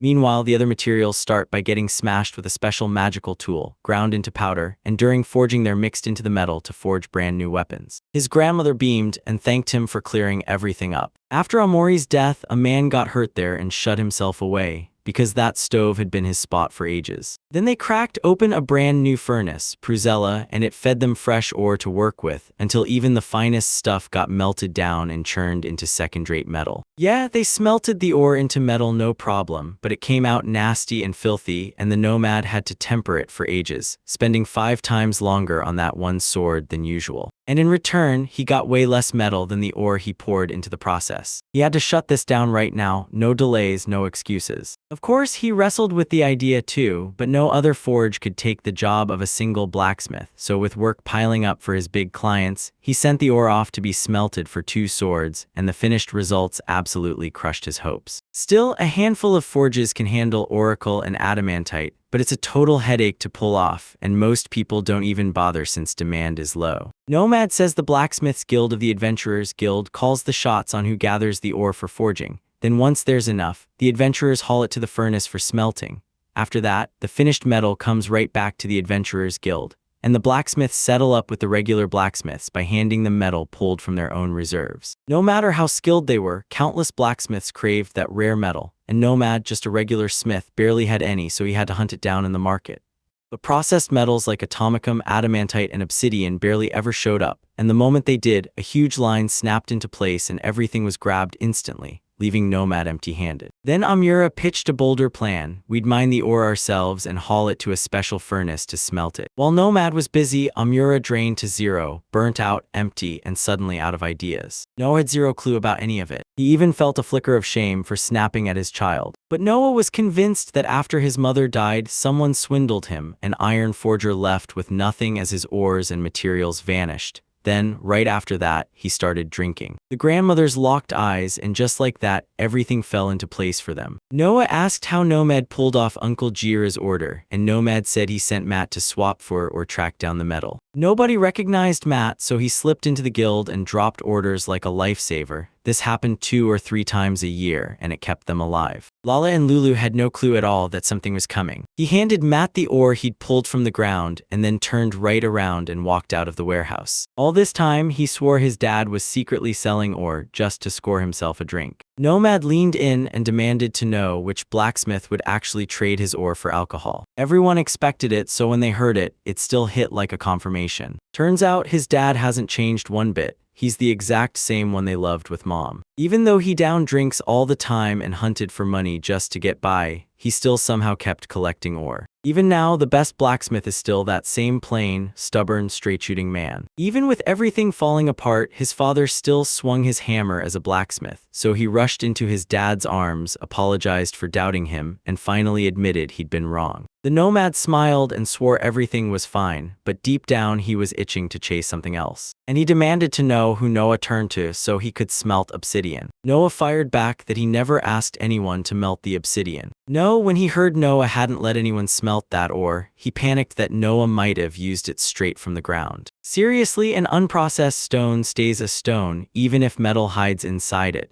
No matter what, without forging it, you'll never pull a sword from it. But Noah always calls it like it is. No lies, no games. In the blacksmithing world, Nomad has no rival. Then Noah leans in and asks Lulu if Nomad's power just leveled up. This morning, he bragged he was level 80. Now he's already at 92, and Noah's offering him the chance to haul in even more ore together. He dragged himself back from the Fire Queen of Dragons' lair only because Lulu's magic shield held him together. If he'd gone alone, he would have been dead. She gets the full picture because Nomad has 0 attack skills and 0 defense skills. Then Noah blurted out that he should have had 12 skill points already. They offered him the chance to open a window, using his own insane skills. When Noah swung the door open, he told him, learn to use that metal detector. But when it comes to a blacksmith's trade, this skill is the one he barely needs. The power to spot metal objects in the blink of an eye. Any blacksmith with pride isn't out here wasting their craft on some cheap metals. At Papanoia, the level cap hits 80. But most of these guys are stuck around level 10, so they slam their points into skills that actually matter and never waste them on junk. But it was exactly the thing he needed, like fate landing in his hands. When he first started mining ore, he was only 8 and had 0 clue what iron, silver, tin, or lead even were. He'd never laid eyes on achalcum or mithril. Noah handed him these glasses, and now he's finally got them in his hands, ready to use them. Still, even with a little hesitation, he pushed through and spent his points to unlock the skill that helps him spot metal. At level 1, it spots lead and tin. Level 2 flashes gold and silver. Level 3 digs out titanium and copper. Level 4 targets calcamite and adamantite ore, and level 5 goes all in on every metal you've got. That's the max.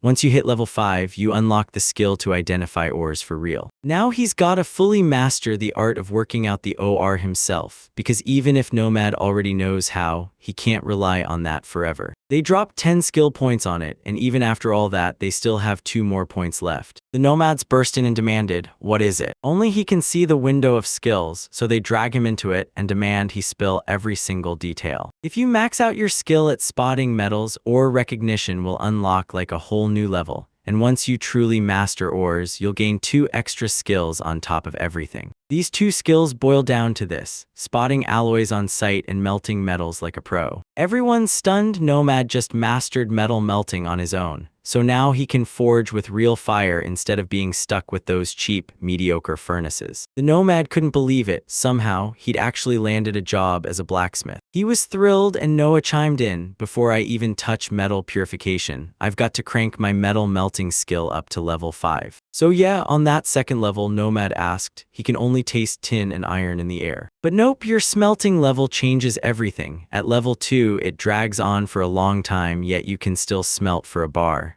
At level 5, though, the moment you smelt, it's instant. It'll take some time, sure, but it won't be 3 months. Soon, he'll finally handle things on his own, no more pointless forgeries, and he won't have to chase Matt for help." Then he stepped up straight to Matt and personally thanked him for everything he'd done. He snatched Noah by the shoulder and declared, loud and clear, that he'd keep forging no matter what. Somehow, they cracked the secret to melting metal, and then they hone that power, pushing it further until they can purify it to the absolute highest level. He's still going to have to drag the Nomad back to the Fire Queen Dragon's lair, again and again. That black, fluffy buddy can help too, though just a little while ago, it was still terrified. Noah urged the grandmothers to come with them to Dragon Ridge, because even if Amura's about to lose sleep over the Nomad, he'll still have to bring him along. Then they stared at the Nomad with hungry, predatory eyes. For the next few days, they kicked back with their grandmothers up on Dragon Ridge, while Noah's dad fine-tuned the art of melting and purifying metal to the absolute top level. Then Black Fluffykins eavesdropped, loved what he heard, and dragged Dad into the group so he could start gaining experience too. Oh, and they didn't go to SD. Turns out SD had already called in a favor for Dad, but the help we needed for the Black Fluffy one was already requested, so asking again would have been straight up rude. 2 days have already blown past. The Nomad looked utterly drained and demanded to know how in the world Noah could be so cheerful. But now he couldn't resist. He decided to put his metal smelting skills to the ultimate test. Right before everything ended, they pushed it all the way through, and he demanded they bring the sickle to Tarada. Only the day before yesterday, he found out he was the one forging and begged to see exactly how it was done, wanted a front row look the day before, but then he got yanked along with them to Dragon's Ridge instead. Noah couldn't shake the worry that his dad was watching him hammer away, and even after 5 long years of swinging that hammer, he still felt like he was nowhere near his father's level. He was itching to prove right in front of him exactly what he could do. He steeled himself and charged ahead, thinking about Aunt Torrida's wish to wipe out the weeds, so he grabbed obsidian as the core and then forged in meteoric iron, titanium, and adamantite. Then he grabbed 4 priceless things in one go: the Dragon Queen's scale, a griffin feather, honey from the Bee Queen, and a manticore's thorn. He's about to forge 4 different metals into one masterwork. Problem is, in their land, only 10 blacksmiths can even fuse 2 metals, and Nomad is one of that rare crew. Because of a few rare boss drops packed with that extra scythe eye effect, people have completely lost their minds. First, he scorches the metals into molten liquid, then he refines that alloy, stripping out every last impurity to crank up its purity. He unleashed his skill, and a sharp, perfectly clean portal snapped into existence right here. It was wild, like even cleaning felt unreal. And since Noah never became a blacksmith, he still raked in extra cash by scrubbing metals, enough to pad his pockets, no doubt.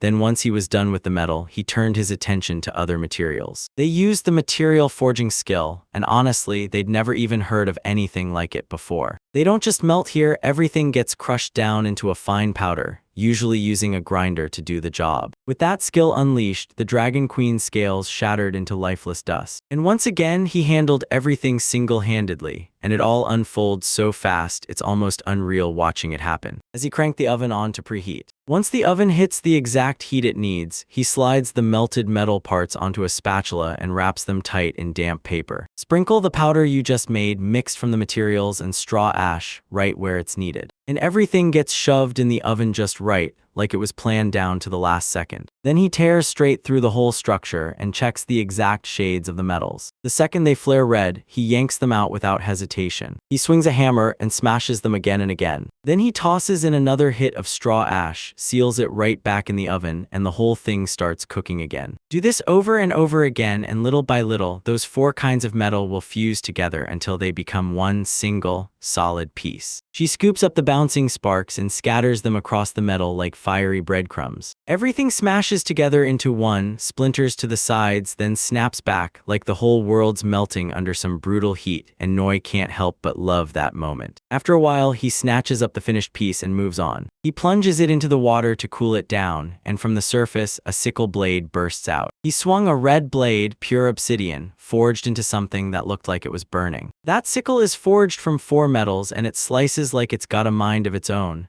Then bam, you crack it open and the queen bee's honey spills out, turning the whole thing sweet in an instant. But Noah slammed the brakes, told them they had to redo the coating and craft a real handle. Then he turned and stared straight at his father. You could tell something had him rattled, like the kind of upset he couldn't hide. The nomad snapped, "What is this nonsense? Why are you even talking about these skills and materials? Even the stones and raw materials look like they're crying, because their real power hasn't been unleashed yet." On Dragon Ridge, one of the courtiers was frantically hunting for Her Highness. Then it was Linda who spotted Lambda. He shot his brother a question: where did their highness vanish to? Because they had to lock in plans for tomorrow. The Lambda just reported that Her Majesty is taking a bath in magma, and she'll pop out outside any moment. Yesterday, Noah rolled up to Ridge with his crew and is still there right now, soaking in the moment. She shot Sebastian a look and asked if he noticed it, and when he said yes, he immediately offered to bring it to her. But she didn't need excuses. If he really wanted to see her, he'd come himself, probably dragging his father along too, and honestly, she just prayed Noah wasn't mad at her. With her father's memory burning in her chest, she leaned towards Sebastian and demanded, "So, is it ready yet?" Sebastian shot back that it's all already ready and locked down tight, hidden away for good. Hearing that, she shot up from the bench. She could barely contain herself. She was itching to run to Noah and the Divine Smith and show them right away. The nomad kept insisting those stones and materials sounded like they were crying out. Every single day, he hauls 3 swords with him to mine ore, and it's no surprise that everything starts feeling way too strange. 30 minutes to forge a sickle is way too fast, and somehow he churns out swords just as quick, like what he's doing doesn't even count as real blacksmithing. He kicked things off by declaring, there are 2 kinds of blacksmithing. First, he does the real work. He hammers metal and forges it into shape right then and there. The second method is casting. Molten metal gets poured straight into a special mold, and while it won't make weapons, it's perfect for boilers, bells, all kinds of figurines, and flashy ornaments. Forging hammers out a blade so strong, tough, and dependable that it's built for everything from weapons to knives. Every second spent on it is totally worth it. The point isn't that he forged a sickle, it's that when he started shaping it, he had zero know-how, zero experience, and no real skill at all.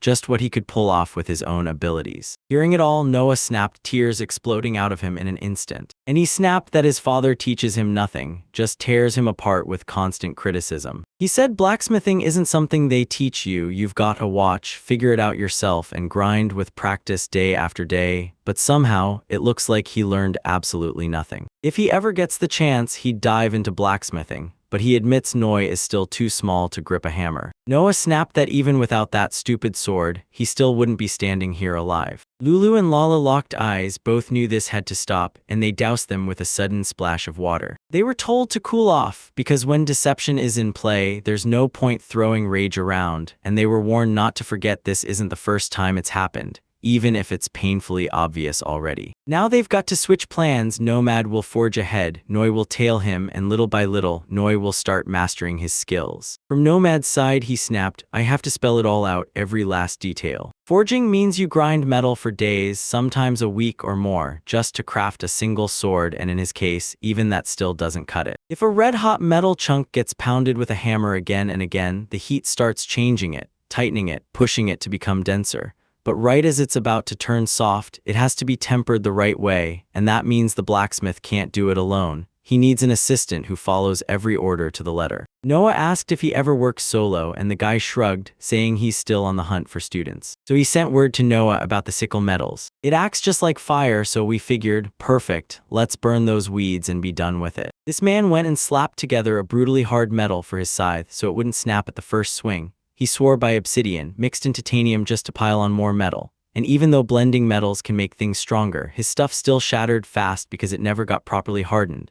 And somehow nobody ever bothered to ask what exact materials he used. Dragon scales crank the power up and fire scales shield you from flames, then griffin feathers blast you with speed. A manticore's horn boosts both attack and defense, and the queen's honey even softens metal. But the nomad just keeps staring and asks, so why would you need a sickle, impact strength, and softness all at once? Noah snapped that molding Adam and Tita is brutally hard. Without honey, they won't even take shape. So Nomad shot back that the temperature is still too low, then grilled Noah again about how bad the damage really is. Torita the ant will throw herself into the fight, guarding the field and smashing back against the beasts that tear it apart. Even Nomad started to feel a headache creeping in. Then he clamped both hands on Noah's shoulders. Now you don't have to stress over the ore or smelting anymore, because from here on out, he's got it covered and he'll handle it the right way. And from now on, he won't ever be able to hand Torita something he didn't finish. The very next day RU showed up. They slammed on the brakes and headed back. Bluecatch rushed to Lulu and Lala, apologizing for calling them without even bothering to ask permission first. But they weren't panicking because they hadn't laid eyes on Noah in ages. So he threw himself back into blacksmithing, and Amura was absolutely going to love it. Right before they headed back, they decided to stop for incense, and Noah was like, nope, I'm coming too. On the way, he'll hand Antarata her sickle, and right after that, Nomad decided to bolt too. He grabbed a bottle of alcohol to bring along, but Lala stopped him cold and begged him not to drink at the memorial. But here's the twist, this bottle is meant for Amura. They marched straight to Noah's mother's grave, to Yumuri. They lit the incense and dropped to their knees, praying with everything they had. When Amura was healthy, she downed way more than Nomad, then they all clinked drinks together, chatting it up like best friends. The moment she fell ill, she slammed the brakes on alcohol, no sips, not even a taste. Noah couldn't stop spiraling over the thought that he might end up an alcoholic, like his own father, and somehow Lala didn't even argue. She just waited for him to grow up so they could hit the bottle together. Now it all makes sense, so that's exactly where his father went. Pour the port wine straight onto the grave. He apologized for the worry he caused, then promised her it was all okay now. Since they'd already made it this far, they had to rush to Terit Ikrakoi and personally greet him, but everyone kept arguing, because none of them knew when another chance to come would ever show up again. Grandma told him that only he could grab items from bosses and dungeons, but he's still convinced the others can pull it off just as easily. But they wouldn't budge. Lulu's tiniest attack could drop the boss in just 10 hits. The lava races, sure, but it can't last long enough to tank even 100 strikes. Noah told Grandma Lulu to raise a magical defense while Grandma Lala blitzed her. Then once Lala's energy runs out, she'll close in on Lulu. She can whip up a simple barrier in seconds, and her damage lands a little under Lulu or Jera. But most bosses can only take about 20 hits before they finally buckle. So Noah pitched the idea of forging a weapon that slashes damage. Attacking with gear that cuts damage is always smarter than going in barehanded. While he was scouring the area, he stumbled onto a rare material that reduces damage, but since there were none left on the map, getting his hands on it was insanely hard. He hunted them down because this stuff was only meant for Aunt Terite and Sister Sherite. Nobody else could touch it. Then he spotted Antiorita out in the field, and he shouted that he'd take her sickle. She heard it and sprang up instantly, waving back like she was calling someone over. Grandma leaned in and swore that an endless desert starts right there, and nothing can ever grow on the lands where those monsters roam. Terry strode up to Noah and demanded to know if the work was finally done yet. Grandma's froze in shock when that same sticky stuff showed up again right in front of them. Turns out they already knew each other. She's one of the rare S-rank adventurers in this country, and for years she's been right at the top, holding the line as one of the leaders. Her name is Winter Territ, like a storm you don't see coming. Noah had zero clue that Territ was the real deal, an actual adventurer through and through. Out here, the snow won't quit and winter hits like a storm, so the villagers head out to earn money, but her father can't leave because the livestock still needs her at home. so she slips away and chases adventure instead, just like Aunt Teratai told her. Turns out that S-class adventurer was just a regular peasant working part-time as a loader, so she only shows up in the winter. Noah could tell she was built different, and he asked straight up if she could take down monsters like a one-handed field bandit. She told him, "I taught you to swing a sword, so if you can't face the same monster I'm watching you beat again and again, I'd be ashamed." The nomad's jaw dropped when Noah taught specifically Teratate. Out of nowhere, Tarat snapped his eyes to the nomad and greeted him like no time had passed after that brutal separation. She warned that an 8-year-old, unready for the desert's cruelty, wouldn't stand a chance out there. Then Noah's story hit her, and unease crawled under her skin until her hands started itching. Noah stepped in to defend his father, shouting that evil liars trapped him and kept him from blacksmithing. But now the metals are finally here, and his father can get back to forging with his own hands. They just paid their respects at Mom's grave, and Dad already filled her in on everything. It looked like Nomad was pushing 14-year-old Noah to spit out those stories, and Noah slipped back into heavy drinking too. Then Nomad, voice shaking, thanked Terry for looking after him. Then Tarat's mind raced as he stared at the great sage Lulu and the notorious thief Lala. What were they doing here? They claimed they were friends of Noah's mom and that they'd played with him all the time when he was little. So they wanted to thank him from Amora for looking after Noah. Yumura and Nomad showed up here 6 months before Noah was even born, and she had absolutely no clue that Yumura was secretly an adventurer. Then Noah snapped back to it, rummaged through his backpack, and pulled out the sickle Terate had asked for. He shoved it into Terada's hands, and Terada practically begged to get a closer look at the object. With the sickle in hand, she leaned in and scrutinized it with laser-sharp focus. Then she lifted it toward the sun, squinted to get a closer look, and lit up with praise for what she'd made. She said Noah's doing way better now, and he confessed that Nomad taught him blacksmithing, because before that, he'd been terrible at everything. He finally apologized for handing her garbage-grade equipment all this time and promised that now that he's learning, he'll build her a device even better and way more valuable than the one she has right now. She ruffled his hair, heart pounding, and waited with bated breath for this exact moment. Then she leaned in and declared it was time to show off how the sickle works. Out of nowhere, she spun hard and flicked the sickle away like it burned her. She was whipped around at full speed and slammed into the stone nearby. Then a massive blast ripped through the area. Lulu demanded to know what was going on, and Wright told her that pests had shown up outside the fields, clawing to get inside, so he suggested they go check them out. They came hunting for vegetables, but the whole place is already packed with them, too fat to miss. And tonight dinner's going down, meat on the table. After she slaughtered him with Noah's wicked sickle, she didn't stop there. She decided to share the moment, so she whipped up Noah's favorite bacon. They raced straight to the spot where the scythe crashed down. As she closed in, the air hit her with the scent of roasting, like the obsidian and that crescent were cooking something alive, and the fear crept in that the carcass might be next. The closer they got, the clearer it was. Every single strand of fur had been ripped to nothing. Good news, turns out the pest was only some ancient weevil, so the meat's still totally safe to eat. It's no mere pest, this towering, high-level magical creature is the real deal, and even though its scythe is forged from obsidian, it's built as an agricultural tool, not a weapon, yet it still cut down an old boar in an instant. But Tariq and Noah weren't even listening. They were locked onto that wild boar goodness, and the pork fried with ginger, like every other sound didn't matter. Tori figured she could drag the huge carcass along and sell it for cash, no matter how massive it was. Suddenly, Lala spotted someone closing in from far away. It was another girl, eerily like Terity, sprinting through the chaos and yelling Noah's name at the top of her lungs. It was the same little sister, Shuret. She lunged at Noah the second she caught his scent, and Noah bolted off again, running for his life. Noah gave her a sharp shoulder tap, because the moment was already turning deadly, and she was starting to suffocate. The nomad closed in on Shureta, stunned by how much she'd grown up. She greeted him, shrugged it off, and told him, "Don't you dare remind me of it again." And with one savage punch to the cheek, she sent him tumbling off to the side like he got launched. Just once more, she doesn't want reminding, not even for a second. She hates that second name with a passion, and she wants it gone for good. I couldn't believe how cute these grandmothers are, fluffy, restless, and bursting with energy. The territory straight up told Shirati, "Watch out, this is Great Sage Lulu and Great Thief Lala." Hearing that, Sherrit shot a quick apology for her rudeness, then confessed she was jealous, because those people were squirrel beast people. She daydreamed about being a squirrel, never a bear, but since she was the writer's daughter, that fate just couldn't possibly come true. She's massive, built like a tank, and she keeps the whole battlefield in line. Somehow she's already hit level 200. The moment she joined the guild, she looked around in shock, and within minutes, she's become the strongest rookie of the bunch. This isn't some joke. Level 200 for the Field Guardian is wildly insane, yet here the real heavy hitters are terrifying magical beasts of top rank that scare every pest off.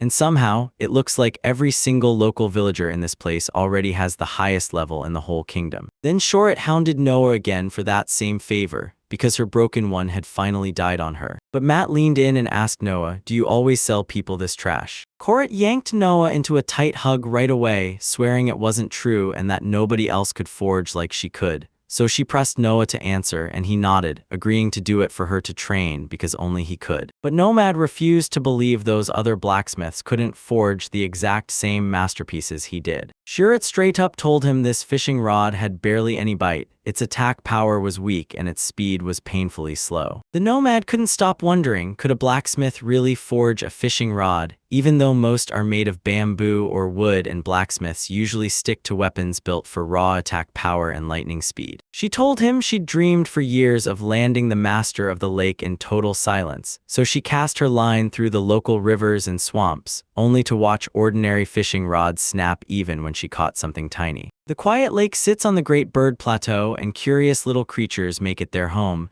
Then he finally pieces it together. Ikvyasur is the one who rules the lake's waters. And then boom, out stepped the biggest of the Ikshazavri, Temdadon. The wild part is he's massive but pure timid. Step in with powerful weapons and he won't even show up. Yet try hooking him with a normal fishing rod and the moment you go for bait, it snaps right away. After messing around until it clicked, they realized they needed a fishing rod with teeny attack and speed stats, but the toughest build they could get. So she demanded nobody make it out of metal. When they asked why, she said it was to slow the reel down because if it moved too fast, the fish would bolt and get away. That's why you need the right materials, to blunt the attack before it lands. Kyrate leaned in and asked Noah to craft a weapon that cuts attacks down, but for now, that material is locked away in storage. She shot him a quick thank you because this was finally her chance to settle the score with the Dark Dawn. Only Noah told the story of the first time he showed his dad how he forged, and his dad basically shut it down. "You're not doing it right at all." And now Noah's left wondering if it's even worth handing over more of these lousy results to him. Shuret snapped, "That's not true," and kept his stick in action for ages. Sure, it was a little short, but it still carried him. Then she snapped her gaze to Nomad. He stood by every word he said, and he couldn't help grinning because Noah had finally started learning the blacksmithing trade. And Noah still pushed himself to do everything she needed. That's what a blacksmith's spirit looks like, unyielding and iron strong. Noah taught himself the craft already, but if he really digs in and starts learning for real, he'll level up into something even greater. His skills and raw strength have climbed just a bit, and in 6 more months, he'll finally be cranking out real, top-tier quality products. Alright, here we go again, time to forge that fishing rod. The Nomad steps in and makes his request. Shuret flung her hands in the air and insisted everything was fine. She'd asked for it herself, right? But Noi didn't even take their money because these were only samples. Next time his dad finally throws out the truth about his weapon, they'll fork over the cash and lock in as his clients. But they had to get home already, the grandmother insisted, so Noah jumped in and offered to take them to the stagecoach. The stagecoaches in the capital sit in a place so massive it's unreal. Heck, even the roads twist in ways you'll never forget. Then Noah spotted folks dressed in blinding red, and a jolt of deja vu hit him, like he'd seen them somewhere somehow. Turns out she's SD, the queen of fire dragons, ruling the human city like it's hers. People already swore the queen had come to torch the capital, but that rumor was pure nonsense. She had zero plans to wreck the city where Noah lives. Just a few days ago he was up at the top, yet he never showed up for her, so she took matters into her own hands and went to find him. Noah tried to dodge upsetting her, but the universe hit back, and it ended up doing the exact opposite. SD couldn't quite wrap his head around what it meant. Then it hit him, asking her to boost his father's level wasn't right, and Noah quickly apologized for leaving her in the dark. Once everyone wrapped up their work, they got ordered back to their spots, and Grandma Lulia nearly burst with terror at the sight of a colossal magical creature looming over the kingdom's capital, because she just can't accept that Esti is supposed to be an ordinary animal. She's a celestial being, one of only 5 in the entire world, and her power dwarfs ordinary magical and spiritual beings by a mile. Noah started praising Est, and the moment she heard it, her face lit up. But this is the first time the grandmothers have ever heard it. Fire Dragon Queen isn't just a ruler, she's a celestial being. So yeah, the other 4 beasts are totally the dragons of wind, water, earth, and wood. SD only corrected me once about earth, because the difference there is tiny, but it matters. She'd always known 5 celestial beasts were out there, a truth carved into history since ancient times, and for years she'd battled in scientific debates just to uncover their secrets, only to come up empty every time.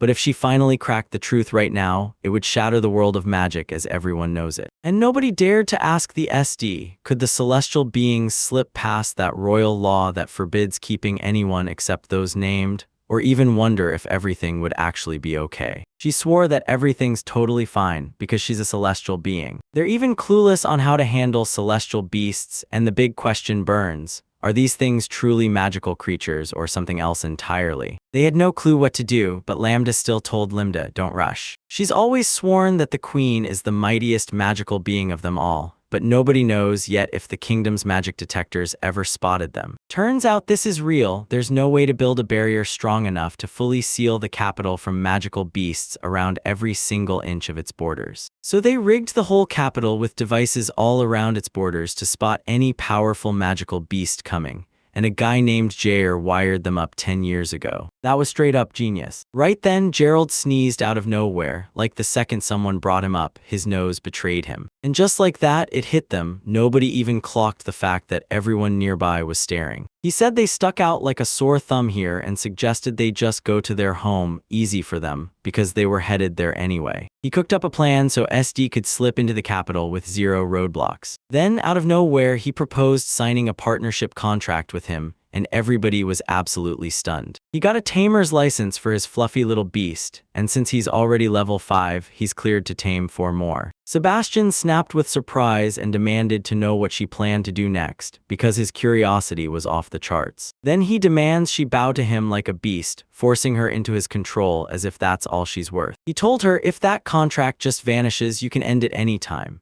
Then he broke it down. With a taming contract, if the owner's level is lower than the beast grabs the initiative. So once they hit the capital, Estikvi will walk right up, form a taming contract on her own, and then, boom, cancel it the second they're ready to leave. So she can slip into the human world in peace, no alarms, no panic. She even grilled the great sage about her detection device and a contract, and when he said it won't react to her, her worries vanished. But Lambda exploded in fury and hurled a glove straight at Noah. Noah snatched up the glove and said Lambda must have dropped it, but Lambda smirked he'd chucked it on purpose, and said that even though he deeply respects Her Majesty, he won't bow down and humiliate himself. He challenged him to a duel, saying if he wins, they'll finally apologize for being so rude. Linda lunged to stop Lambda, but he blew past her without a single glance. The fire dragon's pride was on the edge of collapse, because if that human kid dared to disrespect them, every other dragon would snap and start treating them with the same contempt. Sebastian leaned in and demanded what that lady planned to do with the boy, and she couldn't stop smiling because she was dying to watch their duel. In Lambda's words, there was a shard of truth. She told him to back his intentions with action, and she swore that fiery dragons work the same way. But nobody saw it coming. She wasn't hiding a secret, she was just painfully curious. After a while, they finally stood face to face in the middle of the forest. They were freaking out. What if Noah was okay? Even if the enemy looks human, he's still got a dragon soul under the skin, but if Noah already took down the dragon queen, then he's got this in the bag. Noah apologized for making them trudge all the way home. But Lambda didn't care where the fight happened. When your opponent's strengths clash that hard, the battlefield rules don't matter anymore. Noah's sword snapped the moment he swung, so he hurriedly begged for permission to battle with 2 blades. Lambda said yes, already sure it wouldn't change a thing. So yeah, if Nomi's blades snap or he can't even stand back up, it's over for him.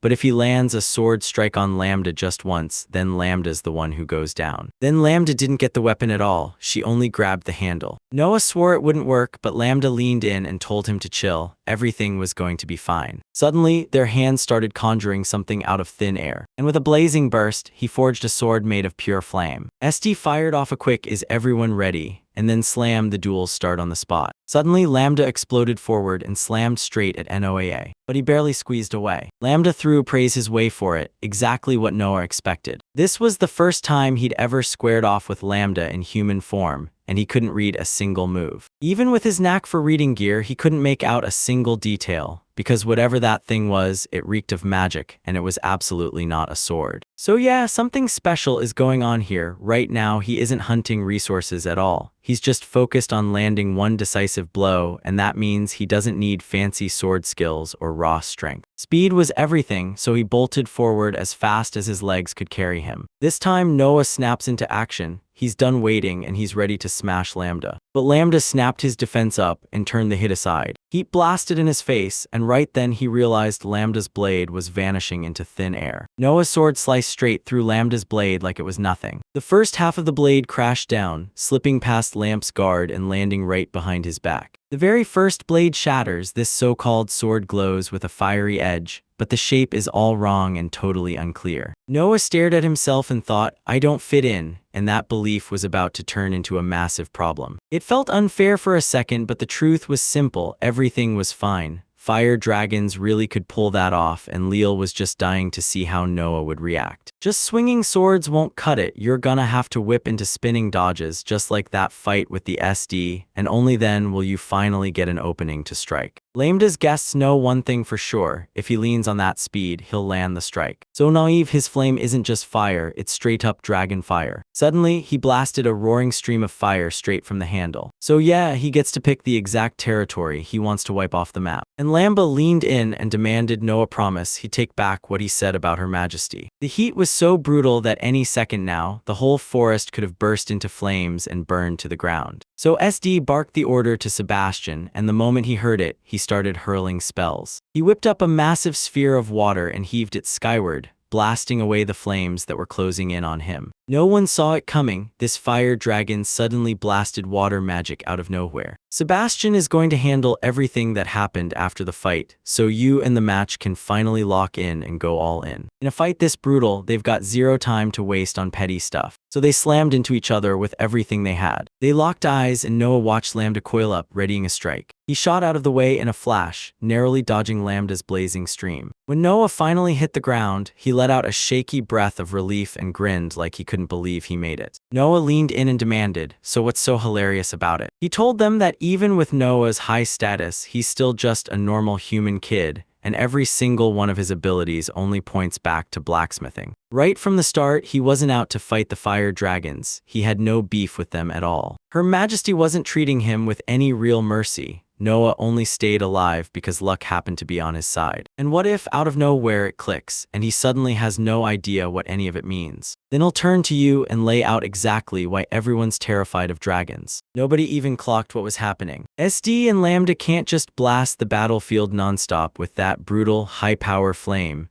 And honestly, there's a reason they're being forced to hold back. Maybe it was still alive, I couldn't stop thinking. After that blazing strike, the fire on his sword dies out, so now you've got to wait because it won't roar back to life until it reignites. Because of that split-second stop, Lambda gets left totally unguarded for a moment. After that blazing assault, Noah snapped into action and ended up right behind Lambda. He knew Noah would strike in the chaos, and that he'd slip up behind him like a shadow. But even without a sword, those dragon claws still tear through enemies way better than any blade ever could. Nobody realized that shattering that second sword would spell his downfall. He snapped his claws up and redirected the strike at the last second. But the Lambdas caught something terrifying. The sword just stayed put, refusing to shatter. The moment he snatched the first broken sword, he pulled off a move nobody had ever seen before. And Noah lifted the sword and pressed it right under his chin, trembling like a lamb. He let out a breath of pure relief, convinced he was about to crush it. Nobody cared to ask what happened, so tell me, was it a real draw or what? But SD shot that down and insisted it was all a lie. Lambda clocked his insane speed, sharp eyes, and pure brain power. Lamb wants to know what makes a real warrior among people, and will those traits actually hold up when it's time to face a serious dragon in battle? Then his sword burst back into bright, roaring flames. Humans can't match the kind of mind-blowing destruction a dragon unleashes. Then Labe leaned in and demanded to know how Noah was going to survive this. Sebastian warned that losing patience is a nasty habit, but even Noah won't escape the punishment, no matter what. SD turned to Noah and demanded one answer.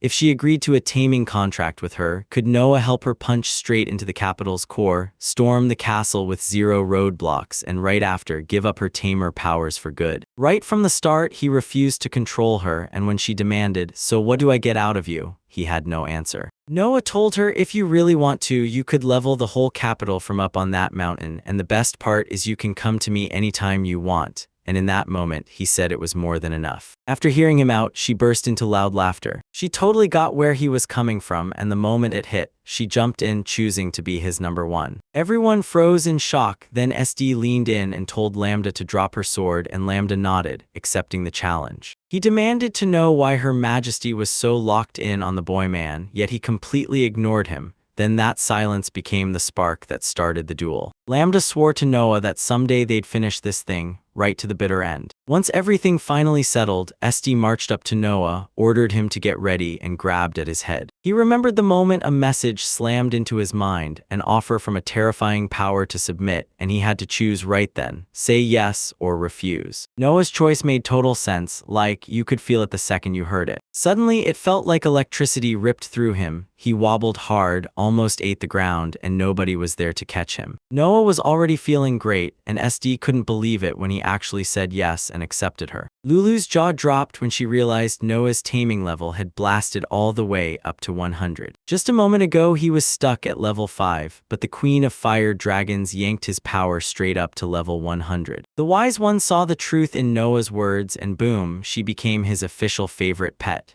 Noah still had no clue what that really meant. Recently, she said she's a celestial being, not some run-of-the-mill magic user, because to tame a magical creature you need level 1, to subdue a spiritual being you need level 10, and to conquer something celestial, you better bring level 100. Usually, humans can only tame up to 9 levels at best, and celestial beasts, forget it.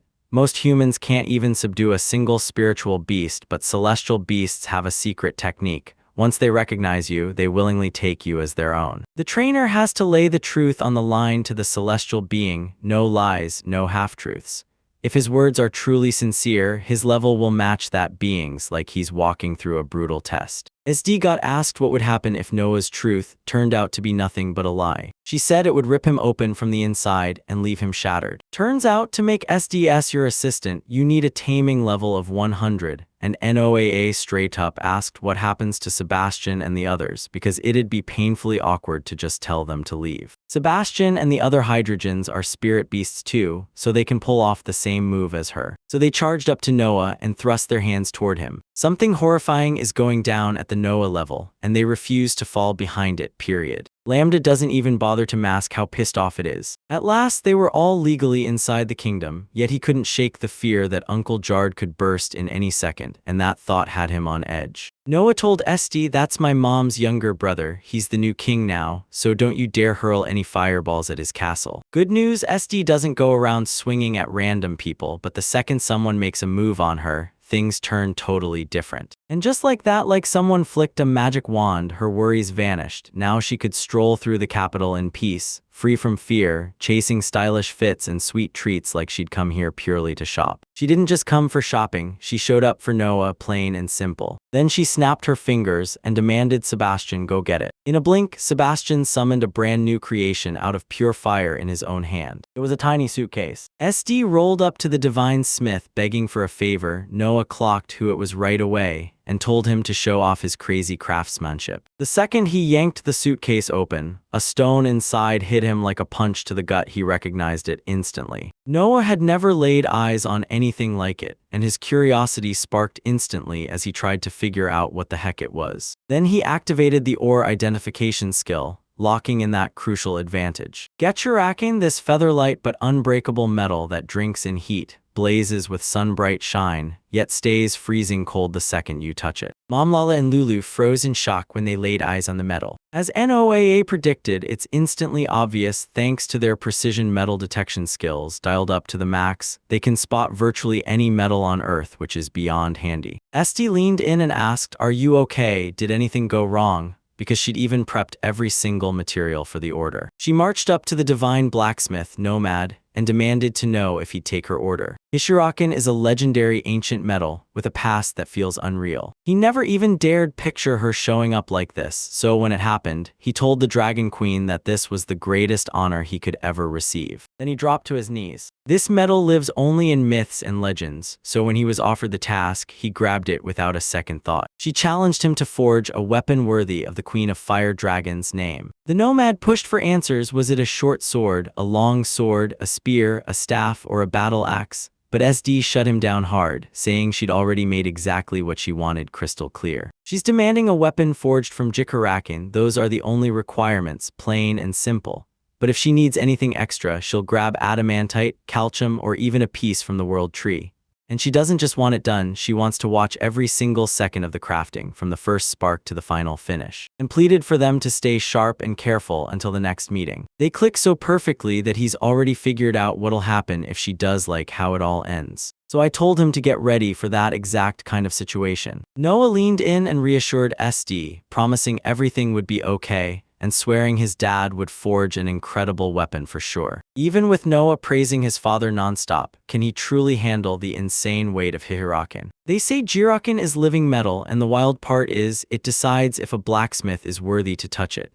If the master isn't skilled enough, the metal won't bend into the shape they want, no matter how hard they try. If he hates the sword's shape, he won't stop there. He'll keep shifting step by step until he's exactly how he started. At first, this stone was her mother's, and back then it was a stunning flamberge, pure beauty. But after her mother died, once it passed to her, it slowly dulled into a plain stone over the next 20 years, like the flamberge never truly fit her. And she pushed for one last clarification, so there wouldn't be a single person left confused. She doesn't love him, and she didn't sugarcoat it. She said it straight to his face. In the end, he made Noah's life miserable, then somehow still got Noah's love just because he was his father. She wanted to rip him apart right then, but she's a queen, and queens don't give in, they hold the line. So if the stone won't reshape, its life is over, no mercy, no second chance. Even if he somehow forges the weapon perfectly, the second he starts turning back to stone will reveal how little life is left in him, because once he's fully stone, she's going to take his life. She asked with pure heart, like she just couldn't ignore the pain. Noah was itching to mess up SDS in the worst way. But the nomad intercepted him and demanded he back off, insisting he would handle it alone. He noticed the exact same smile return to his face like it had back then.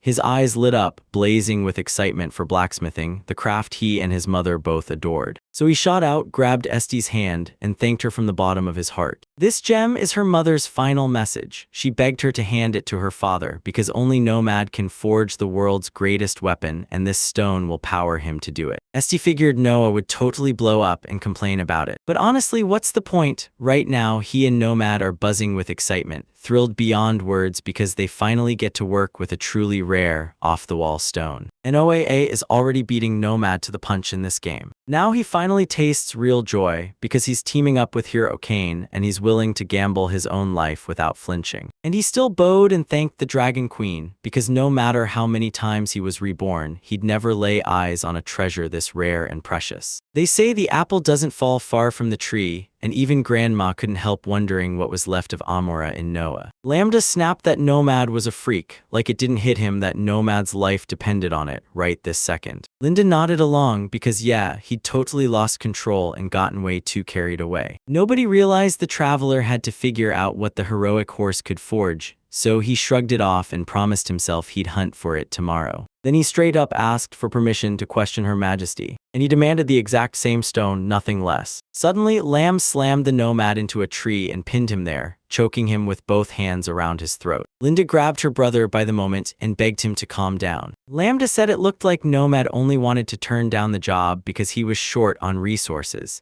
Yet this stone thrilled him so much he really didn't want to refuse it at all. But Namet told us that in a recent chat they finally figured it out. One stone only fuels one flamberge, and that's nowhere near enough for the weapon he's trying to forge for Her Majesty. Sebastian snapped his orders to Lambda and demanded the blacksmith be freed. Since this is a deal between the mistress and the blacksmith, if you push for punishment, the mistress will make sure you get it. Right after those words, he let the Nomad go, and the second he was free, he started choking, coughing like his lungs were on fire. Esti told everyone to calm down because she'd already said it. Her hero, Kenny, is alive, and if things get bad, he can even grow bigger. She also heard that this tiny chunk of ore was a massive battle axe for her mom. She asked if there was anything else she could do, then she snapped into panic, apologized, and asked for her tooth, convinced it'd somehow come in handy. Sebastian braced himself, holding that furious lambda in check, while SD just sat there and demanded, why? Nobody had any clue that Dragon's Fang could supercharge weapon forging, especially when the blades were meant for Her Majesty, and rumor says the forging even uses a piece of Her Majesty herself. SD stared at his courage, hitched a breath, and promised to give it to him. She shoved her hand into her mouth and yanked that fang out herself. When a fang shows up in human form, it shrinks in size compared to its dragon body, but the power inside doesn't get weaker or squeezed down. Noah finally glimpsed the Dragon King's fang, and for the Nomad, that's all he needs right now. He's more grateful than he can even say. Then the SD and her family rocketed up into the sky, and Noah begged her to fly so quietly they wouldn't even get spotted. After saying her heartfelt goodbye to the divine blacksmith, she launched herself into a brutal, endless journey. When Nomad finally made it back home, everyone pounced on him and demanded, "So what are you doing next? Will he mash Hihirakin with another metal or cling to obsidian?"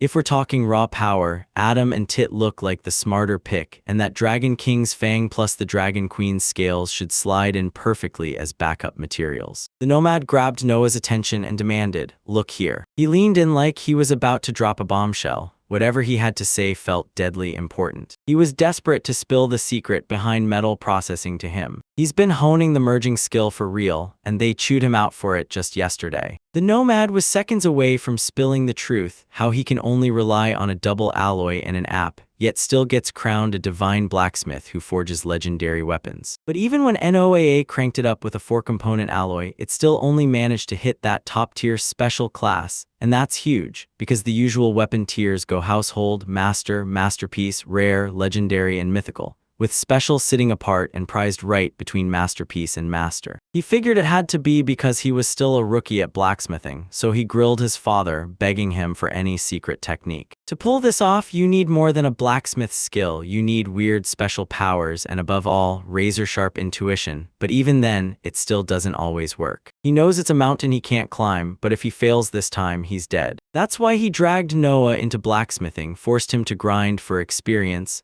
and told him to dig up the secret behind forging metal alloys. It's like he's leaving a will behind, but Nomad snaps that it's no joke, because the Queen of Fire Dragons swore this might be his final mission. Noah leaned in and asked if he truly believed in himself, and the guy shot back that he'd never seen this heroic staff before. Turns out the madman never dies. Noah leaned in and demanded to know why he never refused. He warned no second chance, and now he's itching to test that divine metal. Noah was so blown away by Jerry Keen's sheer grandeur that he never even noticed. His dad had everything understood down to the last detail, and he'd agreed to the dispute on purpose. The Nomad's one wrong move away from dying, so he won't even dream of a perfect outcome from Noah. Even if he'd been ready to gamble his own life on it, that still would have been plenty, because Nomad tossed everything he had and chose Noi. Noah nodded along at once, accepting his father's words like there wasn't a second to waste, and he demanded to know the secret behind this alloy. So the Nomad kicked it back to the time he forged Teratai's sickle. Start with obsidian, blend in meteoric iron with the right traits, toss in adamantite for strength, and then mix in titanium too. When they pressed him on why titanium mattered, he snapped back, because this has to become a 4-metal alloy, and if you only combine obsidian, meteoric iron, and adamantite, you'll end up with just a 3-component mess. If we can mash different metals together, why not use that power? Because that sounds smart until it turns into total disaster. Noah had no idea what was going on, and he blurted out, "Why are we forging just one kind of metal when we could fuse multiple?"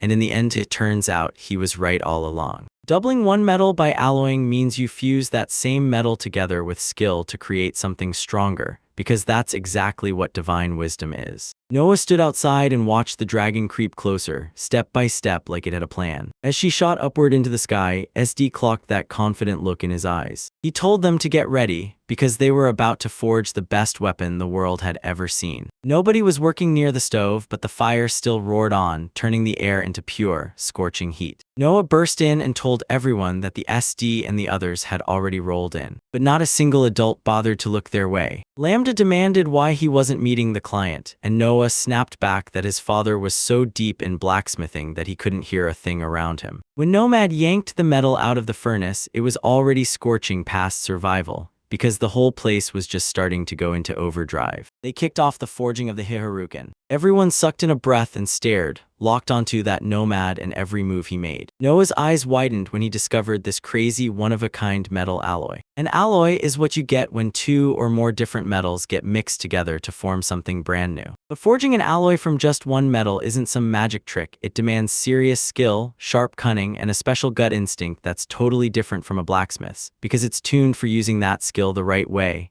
Get it all perfect, and the final result feels like you used one pure metal, not a mixed alloy. For Noah, who lives off his own skills, this mission is exactly what he needs. Even if he handed the secret to someone else, nobody in the world could ever truly master it. So he tested a blacksmith who swore he could forge an alloy made from two metals, and it all failed. Then the rumors exploded. They started calling him a liar and a heretic, and his fights with the blacksmiths guild turned brutal, until the guild stopped delivering him rare metals altogether. That's why they treated him like trash, even though everyone called him the divine blacksmith, the guy who forges legendary weapons. Turns out only a full-blown lunatic could pull off something like that. Noah stared at him in awe. This time, he didn't want to wait for anyone else. He demanded SD send him the same amount of material. Unlike those cold metal alloys, when one metal gets mixed into the other, its amount drops, but SD swore he could control his own quantity however he wanted. Maybe it just multiplies on its own during normal cooking, but nobody knew what would happen when they tried special double alloying until they actually tested it. And get this, they already knew exactly how to mix metals and whip up alloys. But when they pressed him, they demanded to know what makes double fusion different from fusing just one metal type. The nomad leaned in and demanded, "Noah, why do we even need this alloy on the raft?" He said mixing multiple metals makes the whole thing way stronger than sticking to just one. When you forge an alloy, it grabs the best traits from every metal you mix. Obsidian brings the fire, mithril sparks a link to magic, and adamantite hardens it with pure strength. But mix the wrong stuff together and you can wipe those perks clean or end up with wild new effects none of the metals had on their own. Noah handled it like a pro because he'd picked it up from a book he stumbled on in his mom's room. Usually when you blend metals into an alloy, their powers just stack together. But if you use just one metal, its effect goes nuclear, amplified way beyond what anyone expects. If that metal's first hit comes out weak, the enhancement won't change a thing. It's basically useless.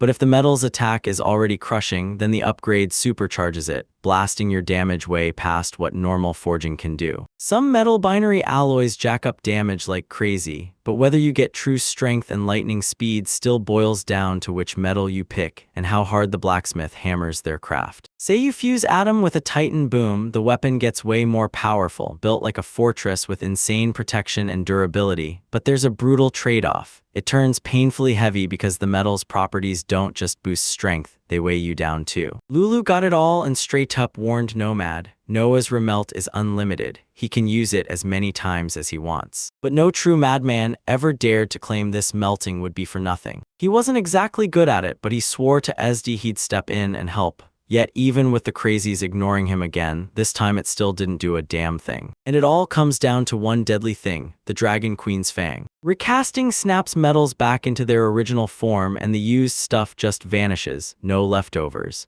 Even with fangs the size of a human in your hands, it's still only good for 2 shots, no matter how you swing it. It'd be a total tragedy to lose the Queen Dragon's Fang. Because if it came from her dragon form, we could forge as many swords as we wanted. Yet either way, that fang is guaranteed to become a legendary weapon. And it has to hit the divine level too, because being legendary by itself just doesn't cut it anymore. So we've got to forge a legendary weapon. No one could believe it when those words hit the room. The grandmothers leaned in and asked the nomad if he truly felt at home. Because nobody has been able to build that mythical class since the very dawn of civilization. And around here they swear the weapon forged by God the Smith is mythical. That's the legend they repeat. But Nomad is only human, and he can't outrun God's punishment. The Nomad scrambled to calm Grandma La Lu and Lulu while they worked divine metal and divine ivory. Because if he couldn't forge a mythical class item from those cursed materials, it would be an utter disaster. Get ready, this is a killer combo. Cain alongside a hero's spark, paired with a one-of-a-kind double edition of the Dragon Queen's blade. And they're about to witness history crack open, right on their eyes, the legendary birth of an all-new group. They grilled him, so what's this special double add-on supposed to mean? He said that once you add materials, the weapon locks into a clear, fixed result, and every trait stays the same, no matter how many different materials you pile on.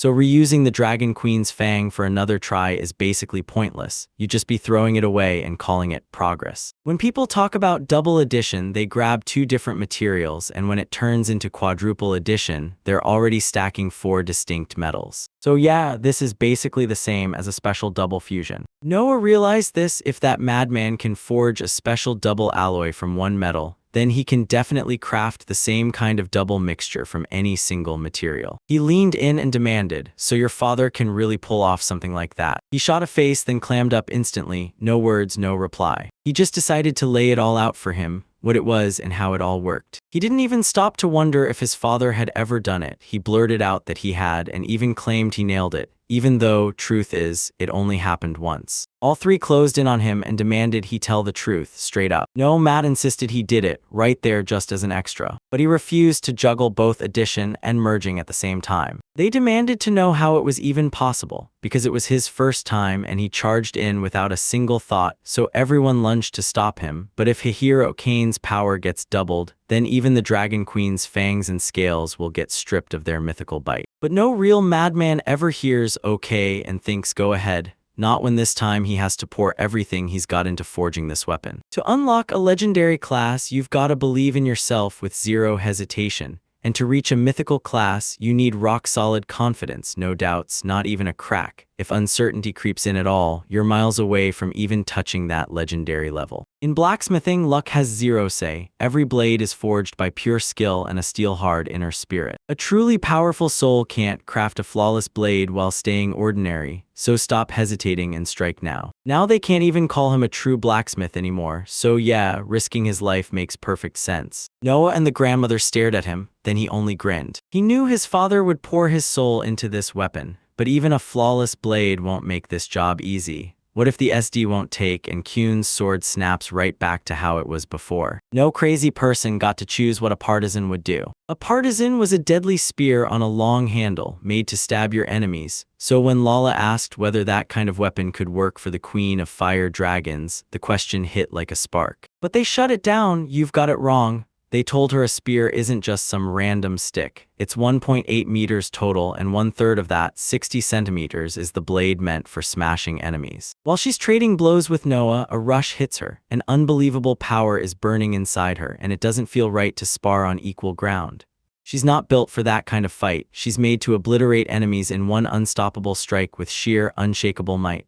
That's just who she is, the Queen of the Fire Dragons, Estelord. 60 centimeters, that's not small. This Queen of Fire Dragons stands tall, built strong, and she's absolutely intimidating. If the partisan is 2.5 meters long, I want to forge a 1-meter blade and weld a handle right in the middle so I can grip it tight. Then the real question hits. Will adding that handle make the number of Huraken go up? If you watch closely, you'll never see them begin with the decor, and you'll notice the handle's always wooden. He was certain the hurricane would reject any new metal or wood, so he grabbed the hurricane and carved the handle from it too. This jaw-dropping list, a full 2.5 meters long, was forged out of nothing but that stone alone. The flames kept roaring higher and higher, devouring everything in their path. The nomad threw himself into work like his life depended on it. He could only shovel in coal, but right there, hammering thundered somewhere nearby. Maybe this is the one shot he's got to finally learn how to be a real dad. The nomad starts forging right now, because if he messes up, it doesn't just fail his plan, it costs him his life. The metal heats up at lightning speed. Then he grabbed the hammer and slammed it hard into the metal. The second he lifted the hammer, he spotted something hidden on the handle. Before you yank it out, let it harden first. Cooling it works way better than with orichalcum. Just like that, everything played out exactly how we knew it would. No surprises at all, and I swear, it was insanely interesting. He kept doing this over and over all day long. SD shot Noah a curious look, and Noah answered. Nomad splits out a share for the blade and for everything else. Once the metal's been heated, you've got to cool it fast, because in the chaos of impact, the richer, higher carbon parts can split off while the lower carbon bits stay put and slide under the blade. Man, that's a reckless idea, the Dragon brothers said, eyeing him like a full-blown fraudster standing right in front of them. But when Nomad leaned in and stared at the metal, he realized with a jolt that there was no gap. Nothing had separated at all. Rage boiling in his veins, he grabbed Hiro Kane, stared him down, and Noah demanded what he planned to do. was he about to smash him to pieces. He shot back that he'd heard Kenny, our hero, say he refused to be split into pieces. And once more, that metal clang hits his ears. I figured it's living metal, so it won't just snap and break on me. The nomad jabbed a finger at him and declared, "Yeah, this is exactly what we needed. Yeah, it's pretty obvious he's alive, and there's no way he's letting himself fall apart into pieces. Maybe he's just too scared to step into the flames, and he won't even think about it. Maybe that blazing heat hits him like friendly fire, like he's not bothered at all, just roaring on like a dragon." She confirmed it fast, then remembered to mind her words before she said something that could blow back on her. Maybe he can even gulp in heat too, like a living salamander. If they got desperate, they'd shatter the metal, heat every scrap up, and hammer it back together into one solid piece. Alloy is when you mix different metals into one. Dad told me that if you take a metal, use the art of alloying to split it into two pieces, and then snap them back together, you can end up with two entirely different types of metal. If the heroic staff can't be split, then what happens to Nomad? Does he really throw away the rare double fusion and go for a full merge with Atom and Tight? Either he'll pull off a double fusion that should be impossible, or he'll go all in and try to split Hurricane into two separate pieces. After wrestling with his thoughts for ages, Nomad finally cradled the hero of Kanai in his hands. Noah blurts what happened, and he's basically asking if he'll really keep dodging that special double alloy forging again without the alloy. Broken metal gets tossed into the furnace, first wrapped up in wet paper, then the mix comes in, straw, ash, and soil added on top. Dad's doing the exact opposite of the melting and mixing rules. Curiosity hit him hard, so he grabbed the chance and set it on fire. Suddenly, Noah's eyes went wide. Hurricane was shrinking right in front of him. Nomad straight up claimed that if you do this special double alloying, the metal demands way less. Noah somehow watched him ace everything, but he couldn't figure out how any of it even happened. Nobody even bothered to ask if he was ready. He just nodded once, then snatched the hammer in his hands. Side by side with his father, he slammed into the forge and started shaping a Jevorkan. SD's eyes lit up at the stunning scenery and that warm campfire crackling like it owned the night. He really liked Noah's dad, and right then, Sebastian leaned in and told SD to take a closer look. And she realized Kikiro Kane was starting to grow, right before her eyes. Kikiro Kane finally recognized him. Limna started firing questions at Her Majesty, wondering how two regular people could know anything about this, but SD cut him off and barked, "Just watch." He can even feel it, like the fire is cheering, roaring with joy. The flames blazed so beautifully, it felt like the fire itself was putting on a show. So they kept pounding Hihiraken with hammers, hammer after hammer, until the sun finally dropped into evening. It's already blown up so much it's huge. Then the nomad leaned in and said that this much was plenty, so they'd be done for the day. Noah crumpled to the ground and the grandmothers rushed over, bombarding him with, "What happened?" He blurted out that his stomach was screaming for food. SYE just burst into laughter at the sight because Noah can't spare a second to cook right now, and since nobody else knows how, it's all on him. After all that grind, how am I ending up with zero food? He snapped under his breath, clearly fed up. Lulu leaned in and asked Lolly if she needed to grab anything for him. But she shot back that it was already over. Local shops had shut their doors ages ago, since the sun had finally slipped out of the sky. The listener realized being human is way harder. Dragons can skip food for a full month and just keep going like nothing happened. Right then, a loud knock slammed the door and someone called out, "Is Noah home?" It was Teraidia. She learned that starting today he'd be stuck forging, so she instantly figured he wouldn't have time to cook. And she cooked him up a savage pudding packed with bacon, straight from that wild boar. Noah found out, locked eyes on the food, then bolted over to Teraitai and hugged her tight, whispering how much he loved her. Everyone dropped into their seats at the table and dug in, bacon sizzling, pot au feu steaming in front of them. The nomad braced himself beside Hihiraken. His special double fusion worked like a charm, but nobody knows if he can keep that weapon form locked in for long. And that right there, that was only the opening shot. Nobody could even budge this stone with a single hand. Even bigger now, it didn't get heavier at all. Yet somehow it still feels just as thick and solid in your hand, like it never lost a shred of strength. This morning in the workshop, Noi dove through the mess, hunting for those razor metal pieces that spit sparks, but came up empty-handed. And somehow this hero's metal staff feels straight up alive, like it's got a mind of its own and it won't let its parts get torn apart. Noah slammed on Hurricane again and again, driving him under with a huge hammer on the anvil. A long handle slid into view, and Lambda's instincts screamed that somebody was cooking up a spear. They crushed another brutal day of grinding metal, and you could feel the exhaustion in every clang. Noah even started growing obvious calluses on his palms. Right then, Antoret burst into the room, clutching a steaming pot in her hands. Today, she packed rye bread that was still warm fresh from the oven, along with stew simmered with milk straight from their own cows. Fresh milk, just milked, no shortcuts. SD had no clue cow's milk could power more than just sweets. Teratate practically urged the queen to try it too. She told Noah to make porridge with a ton of cheese from that bread if he didn't want to choke down the plain version, and Noah wasn't even bothered. Today, the grandmothers were meant to cook dinner and bathe,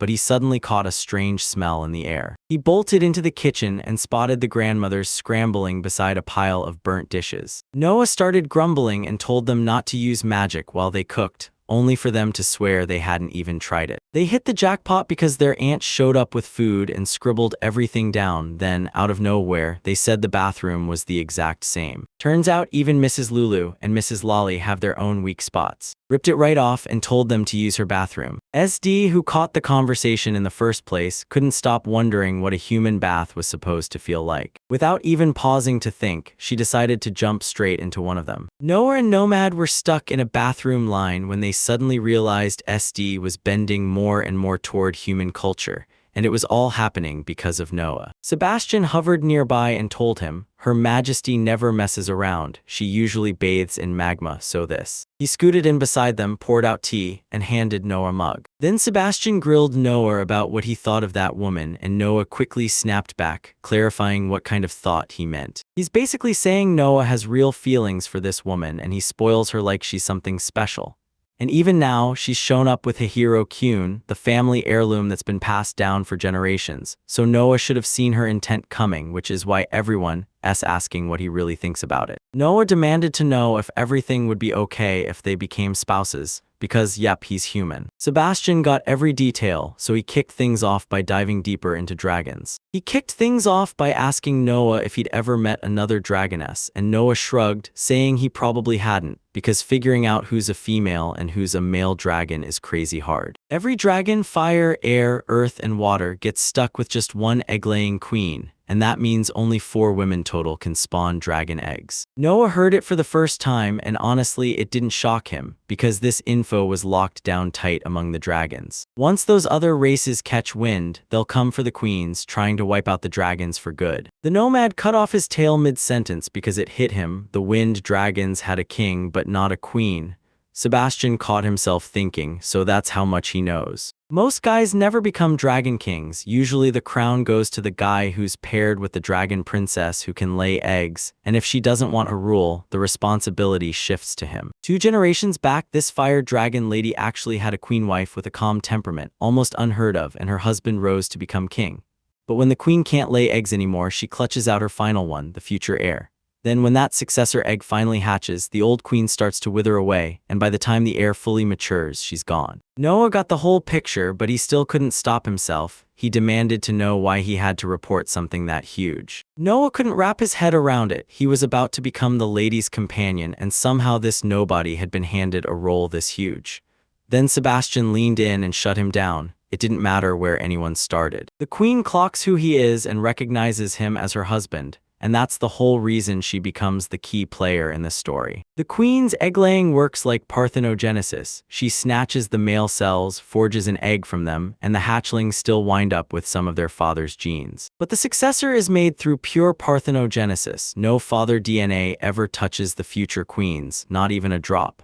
No matter who the husband is, different nationality, a woman, or even a cat or dog, none of it changes a thing. They bantered back and forth, dead serious about whether a cat or a dog ruled, until they finally crowned the winner, a dog. Lady Estelorda can't lay a single egg without a male, and she's been stuck on the throne for 100 years. No male ever came, so not one new fire dragon has been born. 100 years is ages away, even for a dragon, and that's exactly the problem Noah pointed out. Sebastian nodded along, then vowed to honor her decision. But after a whole century, this is what haunts him, and it's the biggest fear the other dragons can't ignore. Lambda and Lambda were groomed for the mistress's husband role, chosen by fate for this exact moment. Yet the crown never landed on them, and they both kept obsessing over the mistress, until Noah suddenly crashed into the scene. That's why everyone turned on Noah, even trying to kill him. while Noah just found the whole thing hilarious because, apparently, his good looks made it even more ridiculous. For the first time, she blurted, "I want him as my husband," and even though he's just a man, the life she expects from him is anything but normal. Even though he's just one man, he'll still march up to those stubborn old fools, win them over, and own every last bit of the responsibility himself. So Sebastian leaned in and told Noah to put their mistress's desires first. Nestor shouted his name, and he bolted out the door. Nobody asked Noah if he'd end up the groom of the fire dragon. Still, you swore that it was probably never going to happen. In his gut, he's sure the queen sees him as nothing but a backup plan, and that she's already got a real favorite. Then he glanced at Esty as she stepped out of the bathroom, and Sebastian snatched a robe and threw it over her. He caught her blushing and never once guessed that a fire dragon could get this painfully flustered after a simple bath. He was convinced it all made sense, and that a whole 100 years could vanish without him even realizing. And he insisted he and SD were just friends, but deep down, he figured he wouldn't want to take advice from an unemployed father. Then SD spun toward Sebastian and he clocked it too, at least through the nomad's eyes. It was weird as hell that Jiricane still hadn't woken up.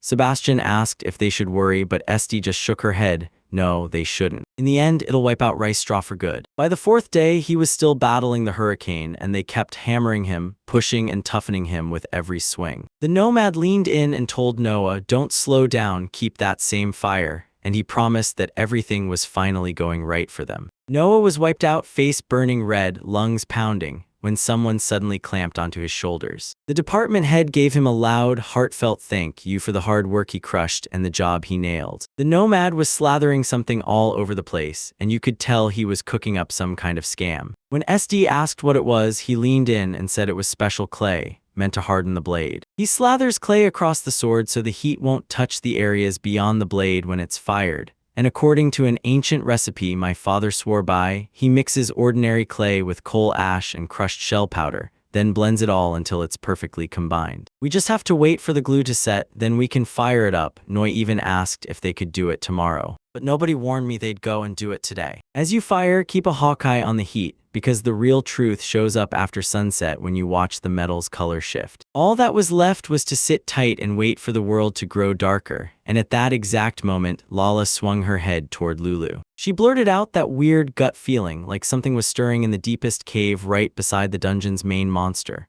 Lulu confessed it hit her yesterday too, but back then they were somewhere else, so she chalked it up to nothing.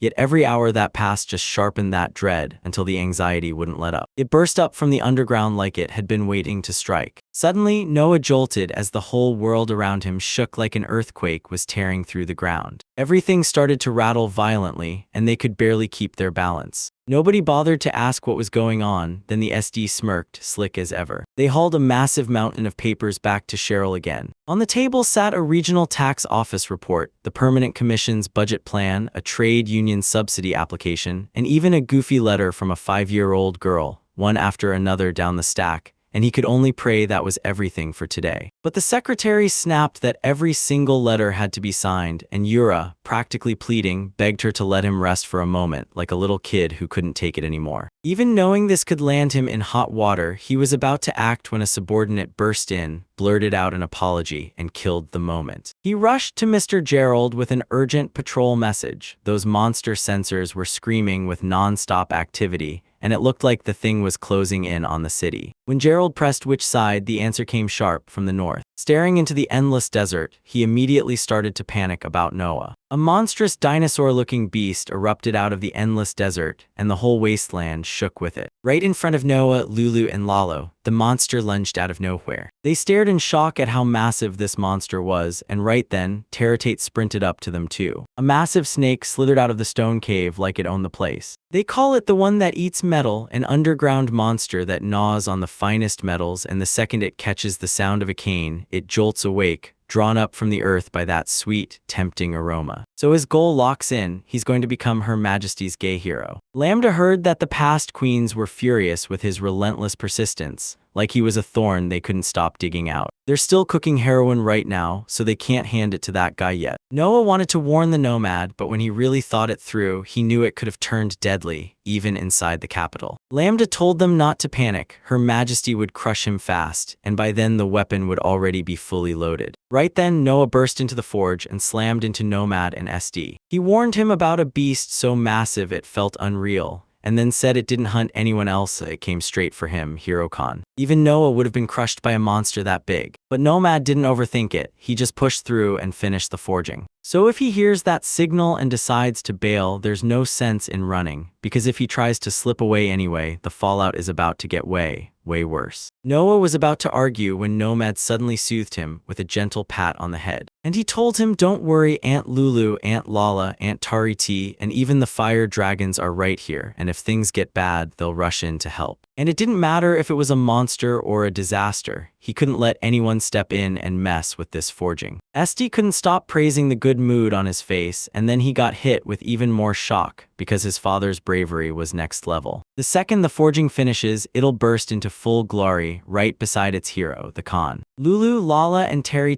strode up to the monster with fearless confidence, rolling their shoulders and getting ready to strike. They hurriedly figured out they had to buy time, but this monster's power was way beyond what they could even handle, even if they really wanted to smash it immediately. Back then, even the oldest people would ignite in rage the second someone pushed the wrong button. They charged at the monster at the exact same time. Lala tore off at full speed, leapt over the monster's neck in one wild bound, and charged straight toward it. She snapped in with a lethal double strike to his neck. But the daggers couldn't even bite. His skin was so brutal and tough they shattered on impact, doing him 0 damage. She dropped in behind Terate just as he sprinted straight at the monster. She clenched every last ounce of strength and slammed her hit into him like it was her final chance. A sharp sting shot through her from the hit right as the monster flinched in spite of itself, but those blades still couldn't do a thing. 2 dragons told him the serpent's been suffering from every metal it gulped down. Its scales hardened into adamant, becoming dense and packed with magic-resistant properties, so humans will never lay a hand on it. Lala begged him to help because everyone knows he's insanely smart. But suddenly the snake started hoarding magical energy around its body, gearing up for a devastating strike. The whole scene screamed danger, so Lulu shouted for everyone to crowd in tight as the monster hunched down, ready to strike. After just a few seconds, he blasted out a magical beam, impact sparks flying as it slammed into the ground and ripped up a towering cloud of dust. Lulu slammed his move into a barrier so brutal and solid it stopped his strike cold, like it couldn't even scratch the defense. This thing isn't even a dragon, yet it still breathes fire like it owns the sky. After that, Lulu finally fired back with a response. Magical circles started popping up all around the monster, like they were sealing its fate. Then, in a heartbeat, every single attack detonated at once, and the monster got ripped open and injured. You could tell it hit him just a little, but it still shook him. Lambda noticed that even in a crowd, some people burn with strong personalities, and somehow they haven't caused real damage yet. They stand their ground, and he won't step in unless things spiral badly for them. This is only the warm-up. Those slaps won't stay on the mark, because forging weapons for Her Majesty won't stop. Inside the forge, everything roared with activity, and outside, the ground shook with non-stop rumbling. SC threw back a laugh at the fact they weren't even embarrassed, because for NOAA, this wasn't remotely funny at all. The nomad slumped by the stove, staring into the flames like they were dragging his thoughts somewhere he couldn't escape. Then he whipped around to SD and demanded, "Can you turn fire into a human?"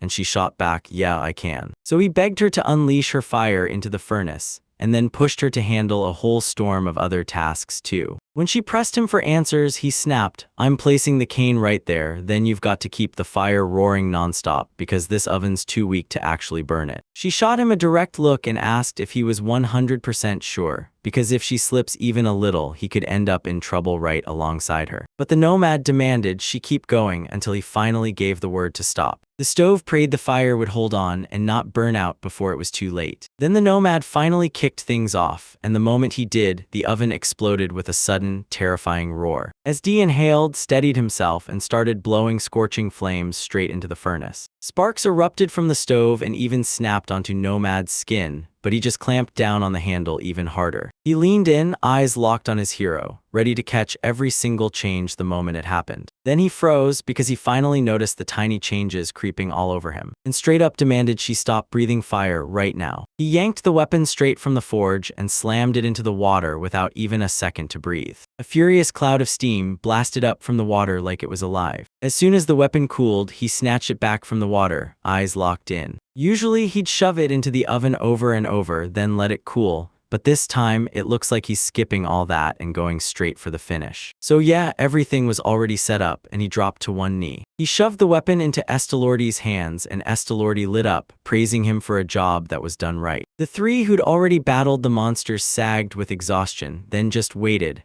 eyes locked on the Wanderer to finish the job. Every time that magical barrier starts to crack, Lulu can't stop worrying. Can it take one more hit before everything shatters? The dragon clocked their total exhaustion, then pushed itself up, ready to swoop in and help. But Lambda suddenly felt something was off and realized their escape had been cancelled, like someone slammed the door shut on them. The monster unleashed a beam, and the trio wasted no time, already bracing to deflect it. Right then, Esti burst in front of the beam and snapped the strike away with a single wave. She froze the moment she faced him and snapped her weapon up instantly, ready to strike. Then she stared down at the three sprawled on the ground, cheered them for their hard work, and declared that from this point on, she'd handle him herself. They were stunned when she swatted the fire beam aside with one clean wave. But hey, she's the queen of fire dragons. Only after that did it hit them. She was gripping a hurricane weapon. Right then, Nomad and Noah burst onto the scene, and the father froze in shock when he finally laid eyes on the monster,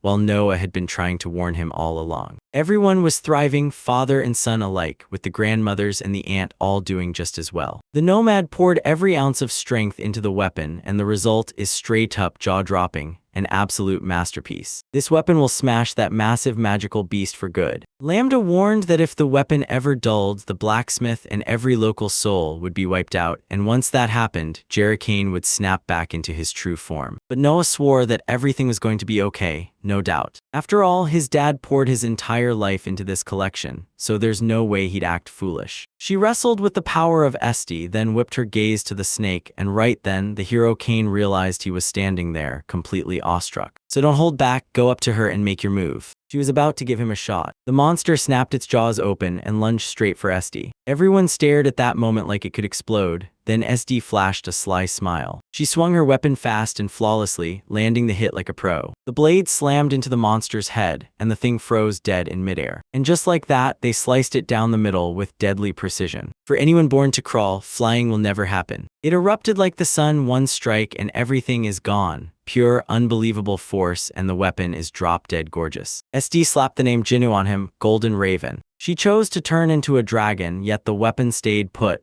like it was still clinging to its human disguise. Everyone turned to see Estelorda standing tall beneath the moonlight. While Noah hovered nearby, King Gerald watched on, and the whole town stared in silence. The weapon shrank and swelled with its owner's will, and Noah was completely blown away. Jerokin's weapon ability, straight from the source of raw destruction. Truth is, this lady is drop-dead gorgeous, and those fire dragons can only unleash their real power when they shift into dragon form, just like the heroine changing shape like it's no big deal, proving once again that the mythical weapon forged for her is absolutely flawless. Noah's jaw dropped when he realized the weapon he heard about in legends was real. Genwu is a fictional partisan with insane power. His attack blasts at 20,589, his speed hits 2,069, and his defense towers at 60,003, while his endurance feels endless, so nobody can destroy him. He'd never seen those markings on a weapon before, and still, not a single one of those crazies could pull it off. SD confirmed the human blacksmith pulled it off. Then she swore this weapon would be her trusted companion for life. She blessed him, and now he proudly calls himself the Royal Blacksmith of Fire Dragons. Back when the world finally discovered the Dragon Queen, nobody else racked up titles the way she did. The Queen of the Fire Dragons blessed them, and the Royal Dragon Blacksmith backed it up, so they got top-tier fire protection, boosted the special fusion success rate and the addition tech by a whopping 20%, and even gained 60 extra levels.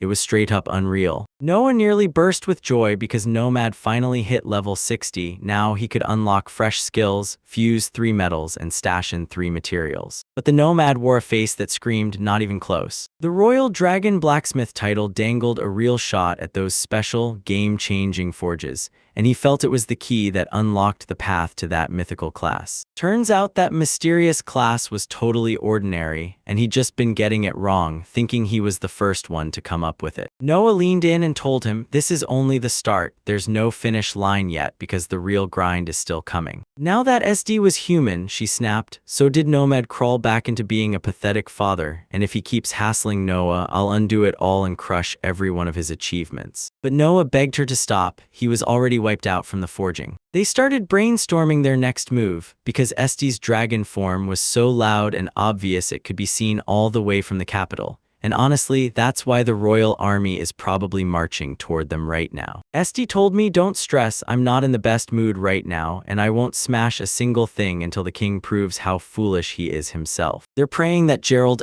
going to be okay, that nothing goes wrong. Alright, good luck to them because they just asked him one brutal question. What's Noah going to do? He climbed this ridge for one reason: track down rare ores and materials so his father, who'd already quit forging, would finally lift the hammer again, and guess what? It worked. His dad is forging again. She beamed at him, tilting her head just a little like she already knew his next move. Noah got it all, every detail, every outcome, so that's exactly why he moved like that. SD handed the divine medal to the hero Ken, not because she didn't love her father, but because she needed to spark his inspiration and get him forging again, for Ken's sake. He grabbed SD's hands and thanked her for everything she'd done. When she heard him thank her, she put on a straight face and acted like she had no idea what he was talking about. He's obsessed with building a brand new weapon nobody's ever even imagined, built from metal and materials no one's seen yet.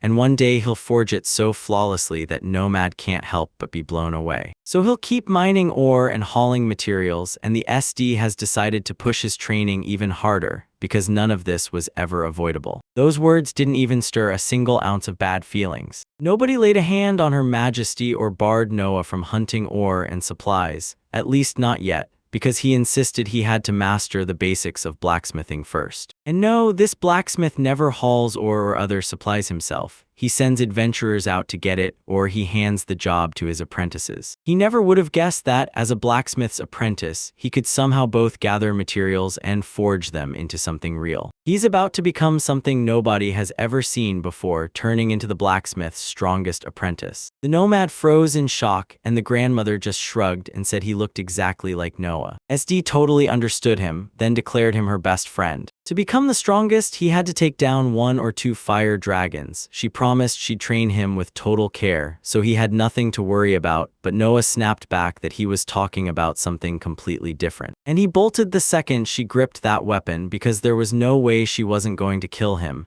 and SD shot after him. Keep him locked away from Seprentis, the strongest blacksmith, at least for now. Back when the world was still drowning in chaos, there wasn't a single drop of sky or stretch of land or any sea at all, just an endless, suffocating darkness. Out of the chaos rose 5 main gods, each one flawless in their own way, but that perfection was exactly what trapped them because they couldn't make a single new thing. Then 2 gods were born, one a man, one a woman, and they fit together so perfectly they felt unstoppable. They weren't fully grown yet, but that was exactly what gave them the power to make the world, so they set out to create everything that exists. At first, they could only squeeze out a formless, soulless child, and the man and woman hurled it into chaos again and again, only to birth the exact same shapeless nightmares every single time. The male and female deities huddled with the previous 5 gods, and then, with one bold decision, they agreed to get married. Not long after that, they forged the earth, the sky, the sea, and a whole army of gods, and then they filled the world with living beings too. Fresh deities rose on the earth, and they weren't the same ones that lived out in the sky. After birthing a swarm of gods, the goddess burned through every last drop of power, and then she died. The god, crushed by grief, sank into a deep, endless sleep. On Earth, the people multiplied like wildfire, powered up stronger and stronger. Then pride flipped the switch, and they started hating anyone who didn't fit their mold, nearly wiping out the entire world. The gods snapped with rage and spliced humans with beasts, so no one in the world stayed pure. every single person ended up with mixed animal blood. They say the gods were born from the very first nightmare of existence, nothing but chaos, until the first deities clawed their way out and forged the earth, the sky, and every living thing. And because they craved worshippers who could actually live, work, and celebrate life, they made humans, so we could cherish the world, keep order, and honor the gods who started it all. A creature cursed to never become a god, the first child of the divine god and goddess, then chaos snatched it and tore it away. That tiny fluffball bolted away, fleeing the crowd of adventurers like its life depended on it. They yelled that it was Chihuriya Moher, then pushed to get him out fast, because his experience could help too much. He couldn't stop replaying it when he first slipped into the road and the exact second the first attack struck him. He has no clue who he even is. The moment both monsters and people spot him, they break into a sprint, then slam into the fight, attacking with pure excitement. If something strikes it, it usually slips away, but if it can't escape, it starts to crumble, then after a while, it springs back into shape. Why couldn't he die? Who was he really? And was he even like the other creatures? Shigeru Magura couldn't stop thinking about it, but the answers just weren't there. He's got one brutal truth: every single person wants him dead. And even when he's reborn again and again, the terror never fades because every attack still leaves him shaking with fear. That's why he keeps ducking away all the time. He doesn't have to eat or drink like everyone else, so he just slips out of sight, dodges everyone's gaze, and waits for the chaos to blow over. His speed might be the fastest of any monster, but it only stays blazing for a heartbeat. Usually he just roams by himself, trusting nobody, and if some surprise monster even lands a light hit, it can rip him apart. Travelers kept hunting for him, like if they caught him and brought him down, they'd climb the rankings the very second it happened. One of them had already planned to refund the potion money they'd burned during that week-long stakeout.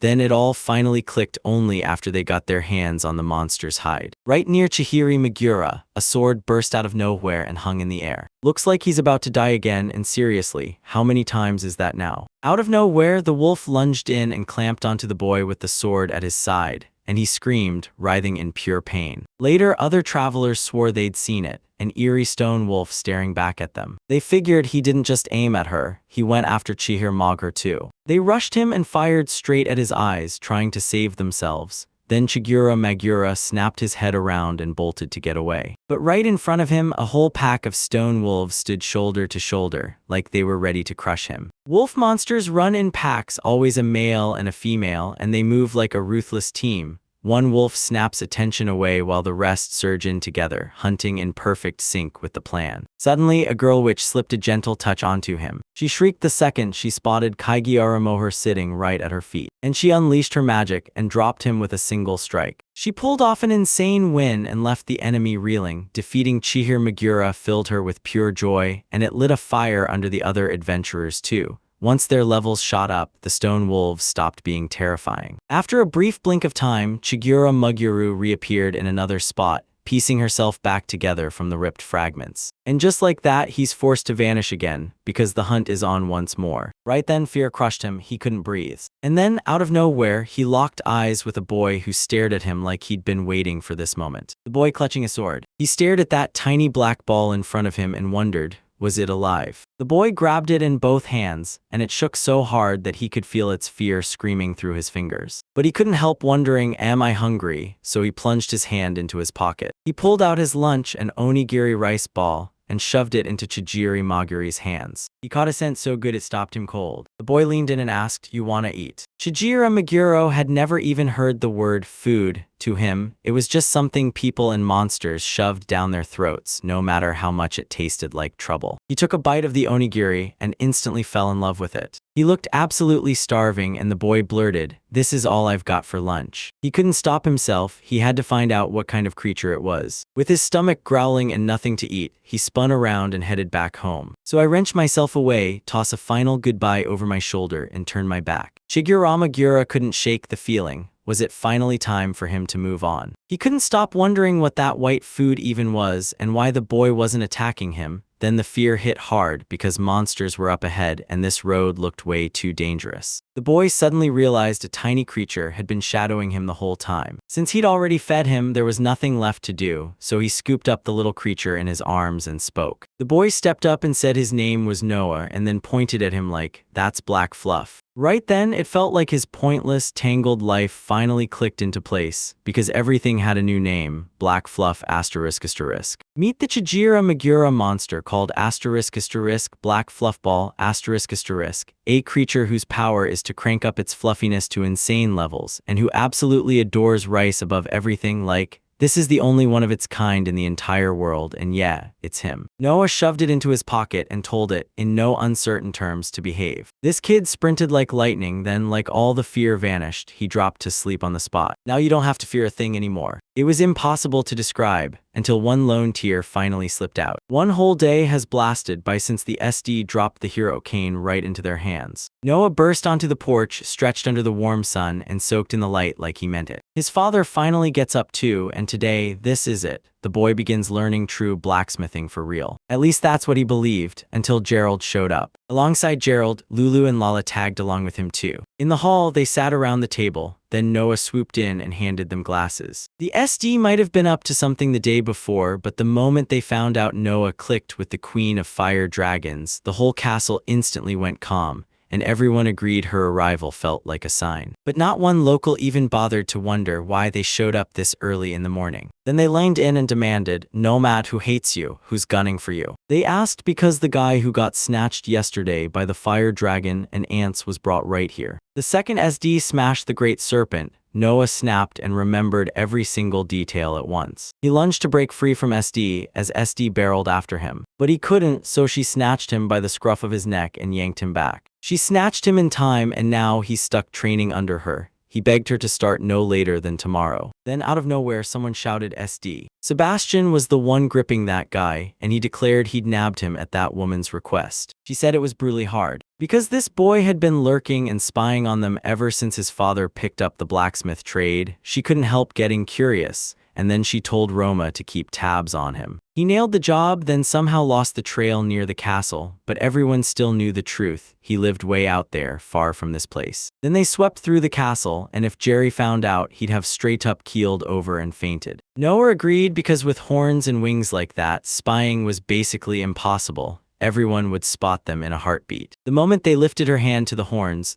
shrank right before her eyes. That's why her wings, horns, and tail shrank down like she flipped some secret switch. They had no clue she could do that. But it was only a temporary burst, because Sebastian can keep that kind of stride going all day long. But people didn't clock Ramto for his looks at all. They only noticed him because his opponent was way smarter and outplayed him. Lambda snapped back that he wasn't weaker at all, and then slipped away using his camouflage like a ghost. But SD snapped that dragons aren't trained to handle opponents like that. They stared in shock at who he really was, then realized something wild. He didn't have a tail at all. Then Sebastian yanked off his hood and snapped, "It's all because I'm an owl and someone out there clipped my wings." Nowadays, you barely ever run into a beastman bird, but Sebastian knows all about them because once upon a time, he was a dragon mercenary, chasing someone else's every whim. When the grandmothers found out a dragon was living among people, panic hit them hard, because what if a dragon was already right there, blending in with them? But SK shot back with a steady grin, saying Sebastian is no ordinary dragon,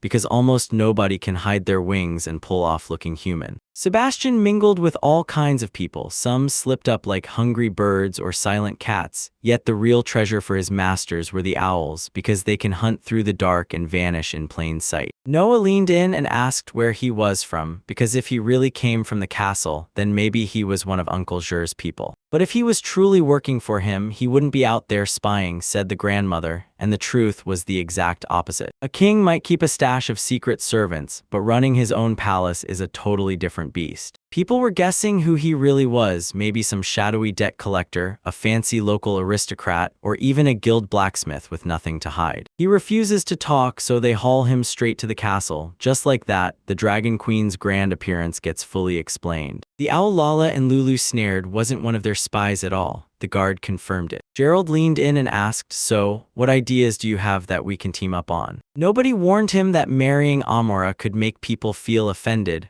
or that his weird, sometimes totally illogical choices could make others stop loving him. Noah admitted that he's always been doing stupid things. That sealed it. Those nomads weren't lying. Their hunger to kill him wasn't weird at all. But wait, his enemy isn't part of that group at all. It's someone else. And the scary part, it's the one with the power. Out of all those people, Nomad only recognized Gerald, and even then, it wasn't him. Noah leaned in and demanded, "Okay, but what does this have to do with the owl? All anyone knows is this: he's a beast man, and still, he hasn't said a single word. So yeah, he's not some rookie. He's a battle-tested, true experienced spy. Only a few rare races can wield the power of invisibility, but every one of them is razor-trained and locked under state control. Most of them fall into two big families that guard the royal court, working in the shadows and handling the kingdom's most important missions. They already know how it works back home. During the census, everyone gets officially registered and sorted into guilds. Even though this system isn't everywhere yet, you can still track about 95% of the population with ID cards. The kid will be born into one parent's clan, so you'll know exactly where that hide anywhere talent came from and who it belongs to. Only 2 state-approved families are allowed to train owls, and this one they caught.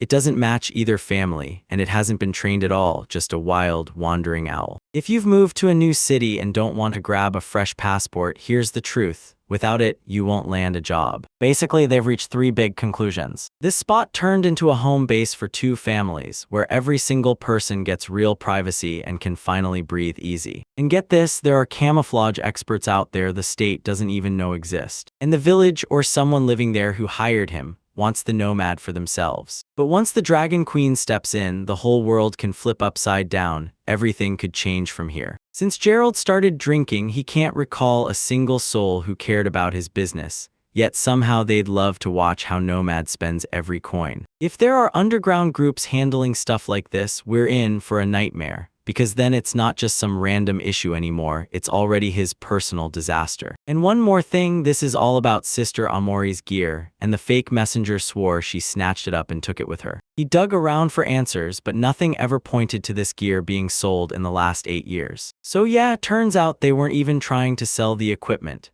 Gerald's sure it's still sitting in the hands of the sneaky people who grabbed it, and he also thinks these owls might be working for them. But who in the world would need Amora's stuff? I mean, she's a famous paladin, her whole saga screams perfect game, so it's got to be that some fan went wild and swiped her items. And her armor is basically a national treasure, while that sword and spear carry legendary fame, so much so that some collectors are willing to risk breaking the law just to get their hands on them. Worst case, they'll split it up and sell it piece by piece, but if the thieves grab the whole set, they'll be able to dump everything in one go and call it a clean sweep. Back in the chat, Gerald pointed out a wild idea. Maybe the thieves never even needed the equipment at all. They struck only to get payback on Nomad. He's barely tolerated in the blacksmith's guild, but most masters don't even care, unless they're trying to light a fire under him, and this time they didn't just steal something, they forged a royal decree. So far, nobody's uncovered a single case of forgery, meaning the thief didn't forge anything at all. Instead, he used his own skills to mess with his own mind, then pulled Amura's equipment straight into his hands. That this decree got backed with 0 objections screams one thing: the thief has probably seen orders like this before, so don't rule out aristocrats having a hand in the whole mess. But can you really say a stealth master can only be found through census data? Lala asked it straight.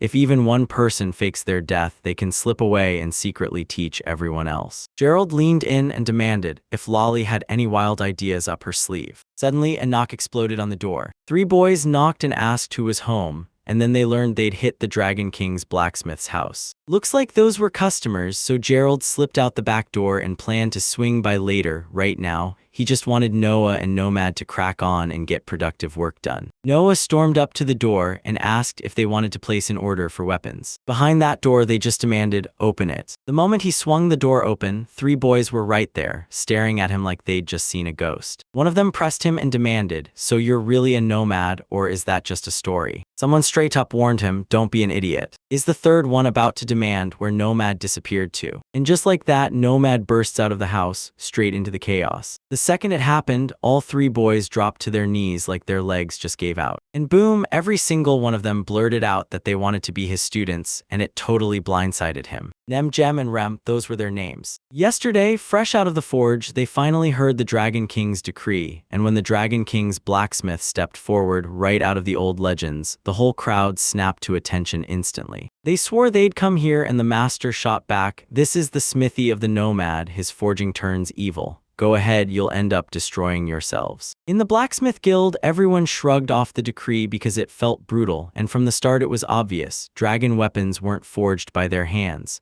Just yesterday they were laughing together, and now, in silence, they just stare at each other like something's off. They were fuming, and once again they cornered Nomad, begging him to take them in, because after talking it through together, they'd already locked in their final decision. The three of them wouldn't stop talking, straight up nonstop chatter. But Nomad swore their master was 100% right, and when he finally demanded a name, the answer came like a punch to the gut: Montmabrisk. Not a single nomad recognized him, so he handed the blade over and told him to test it, and get this, it wasn't even him who forged it, it was his own brother. But he was dead right, only a handful of blacksmiths could even try to copy what the nomad does, and at the end of the day, he's the one blacksmith like this with zero help and zero clients. If these folks become his students, nothing in his world changes. Noah heard the news for the first time, and it hit him like a shockwave. The nomad snapped out of it and swung the conversation to 3 ways to become an ace blacksmith. He pushed them to land a job at a massive forge packed with clients, soak up the real experience, sharpen their skills, and keep chasing the day the master finally takes notice. Then after years of hard work, they'd step up and ask him to back their own forge, and if luck was on their side, they could even rise as his heirs and replace him. With brother Mona at their side, it'd be even easier to make it happen. They loved the idea, but doubt still gnawed at them. Then Nomad decided to prove what the Dragon King's smith could do. He'd accept them if they watched and swore they could pull it off. But if they admitted it was out of their league, they'd march right back to brother Mona. Truth is, Nomad was genuinely happy that all 3 of them had stood up for him. The second they heard they'd finally get to witness the Dragon King's smith work firsthand, all 3 of them perked up instantly. Noah told me that the last time he stepped into this forge, he shattered every single one of his fingers. But Nomad shot back, "What are you even talking about?" And the guy replied that Noah was coming with them too. In the forge already, she wasted no time, demanding orichalcum next, then griffin feathers, and whatever else the recipe called for. Every species claimed its spot and locked in, just like the world demanded. Darkness was creeping in fast, swallowing the sky inch by inch. The guys were left speechless. One single material packed 2 metal alloys, doubled the bonus, and even came with a legendary class weapon, blasting an attack rating straight past 9,000. And it all happened in just half a day. No one even blinked as the ore turned into metal, and somehow they scored a double reward for the double alloy too. Maybe it was just simpler for Nomad to juggle 2 kinds of alloys and land those grants thanks to his position. By the way, this time he barely saved his fingers from getting wrecked. For 8 straight years, he's been forging everything in his head.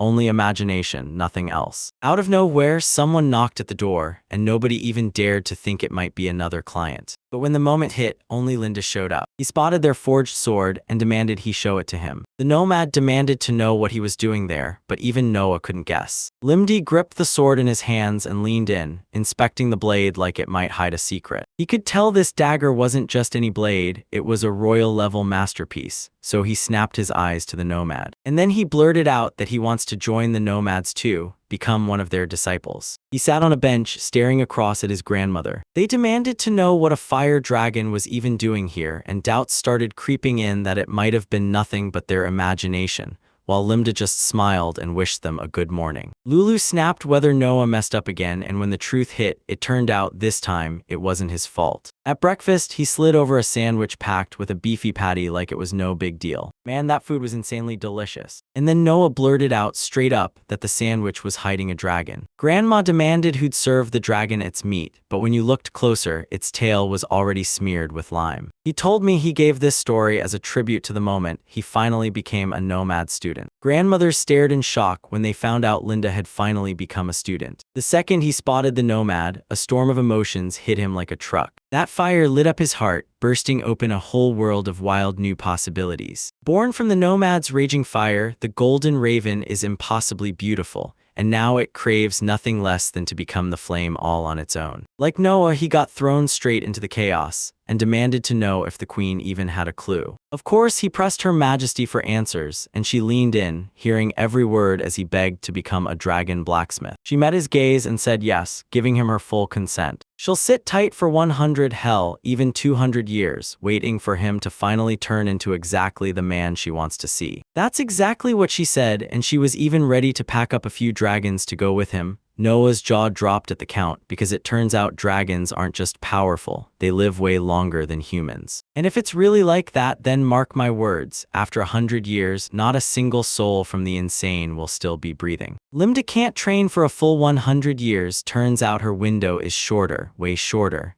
Nomad's already around 40, so he's got roughly another 50 years left. Limba was crushed like, just 50 years from now, all his incredible skills could vanish forever. This can't be happening. He refused to accept that the madman was about to die, so he racked his brain, woke him up early, and started teaching him blacksmithing. Lim Duran burst into the Nomad's room, and Lulu shot him a question. Was there anyone else staying here besides Limda from yesterday? Noah couldn't forget it. Turns out the moment they found out Limda was a fire dragon, they bolted like their lives depended on it. And Limda is already kicking the Nomads awake. He barely stirred awake and grumbled, "Why do I have to get up so early?" And the dragon snapped back that it was already time to head to the blacksmith's shop. Since yesterday, Nomad's whole body has been screaming in pain. Then Linda slammed her hands together and started hurling spells. He slapped it onto the Nomad, and the moment it hit, the whole thing snapped into a new form. Then it stared him down and demanded to know what he'd done. As the spell finally snapped, Nomad felt every ounce of pain vanish like it never existed, and Limba leaned in asking, "So, can we start now?" Lulu's eyes went wide when she saw the fire dragon heal itself with magic. Fire and water are total opposites, so when the fire dragon clashes with the water dragon, it's a war of extremes, with the water dragon smashing everything using healing magic.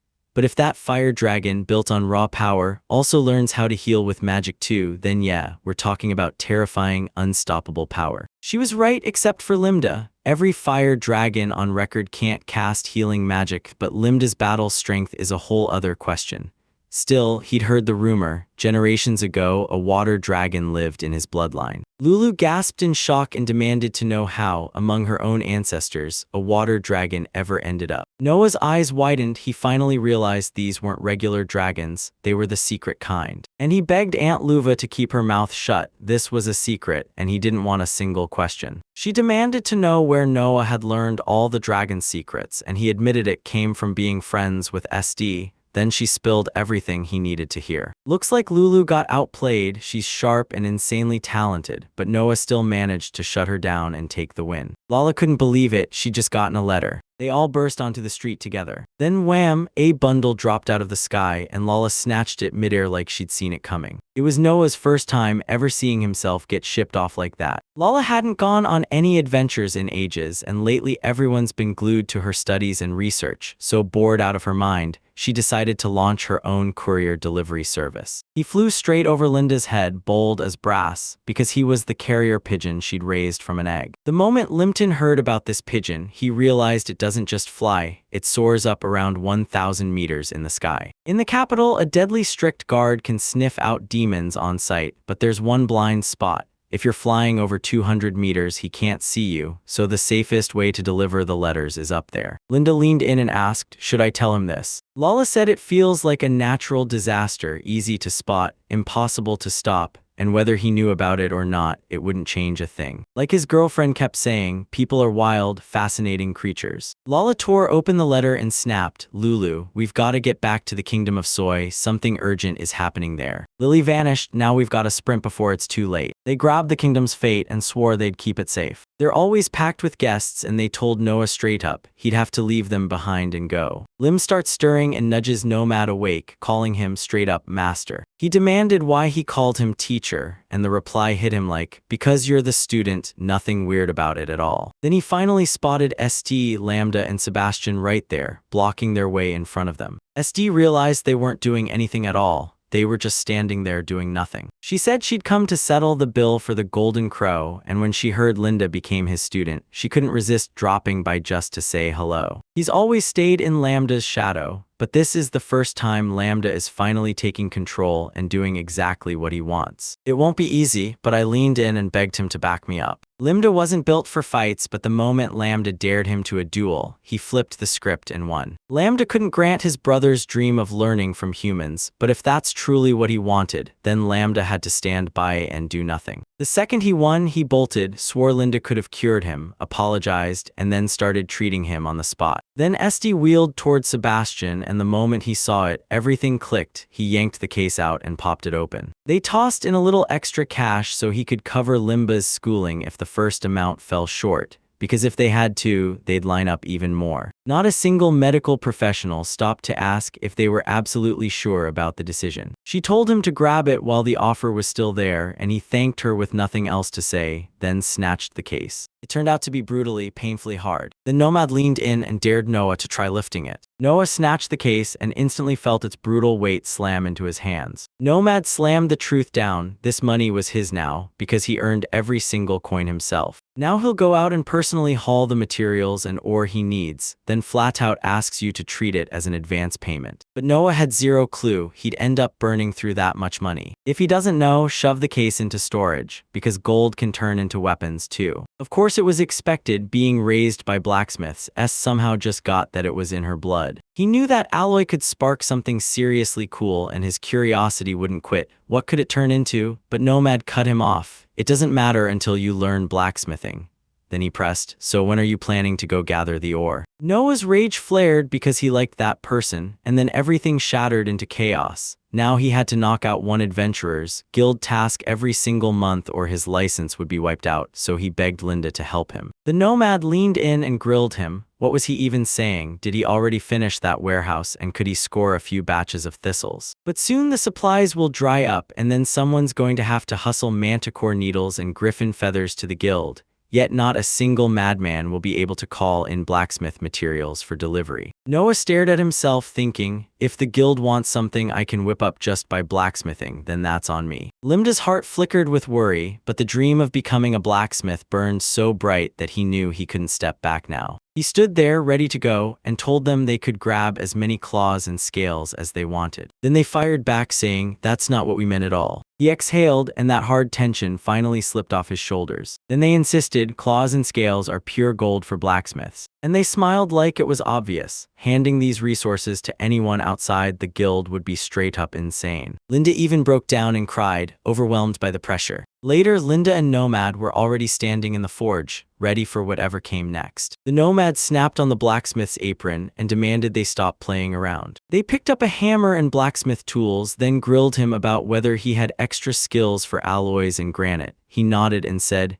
yeah, because unlike the other fire dragons, he never wasted his talents on battles. Finally, Linda was done waiting. She was ready. And nobody told you that you can kick this off right now. Eliam de apoa kratkui alia yege ovezege elia de ipoa peira siela en auchi te yerive siemu, chiteo enzana yete. But I couldn't shake my worry about Noah, because SD kept hovering and hassling him nonstop while he was trying to learn blacksmithing. They were perched up on a ridge, staring out like the next move could shatter the whole world. Noah and the SD clashed blades in a full-on sword fight. She hurled it as far as she could, sending it skidding into the distance. Noah slammed onto the shore, and then his stomach dropped when he realized his sword was shattered. Right then, Sebastian thrust the spare sword into his hands. SD asked what the heck was wrong with him, because they'd barely even started training him. But Noah was right on the edge of proving what he could do. In the end, each person grabbed their own destiny and marched off their way. Eliam de akave eliaje ye elieze ove imye este ye sn om de om. Aveno kratkui te te ir ye in ir ove alas yeri. Te arube elas yeri sse. Noah worked the fields and helped her haul in the harvest, and she told him to keep going until he finally made it to the spot where she stood all alone. He instantly began planting seedlings in a straight line right in the water. Someone clapped and praised him from right behind his back. It was Meryl, and he stared in shock, asking if all of this was really pulled off in just one morning, while he casually showed up with lunch in hand. Noah promised he'd take care of everything before lunchtime. Ever since Noah jumped in to help, their rice fields have exploded in size, stretching farther than ever before. Meryl stared straight at the black fluffy. Then he shoved a piece of rice into his hands. Meryl said he had even gone too far, cranking up the fields, then shrugged and asked, So, how long would it take to walk around every single one? And it all went down for one brutal reason. Roy, their neighbor, ditched the farm. There's no way they can let that huge territory sit untouched and do nothing. She leans on Noah way too hard. She hasn't even pulled her share of the crop yet, not even 100. She claimed Noah was the fastest of the bunch, and didn't Meryl get so mad about losing to little Noah that he swore off planting rice altogether? His help is a game changer, and I just started training fencing. So I told him how I was doing, and he asked me straight up. Noah suddenly snapped back to every detail of how it all went down. You brawled with Esja on Dragon's Ridge. And when their blades crashed together again, his sword snapped in his hands. This was almost the 100th time his sword had snapped in his hands. Before Nomad ever taught him, he'd already forged plenty of swords, but every single one snapped, leaving him baffled about what kind of steel Est's fan was made from. She said it was a real masterpiece made by the greatest master of his time,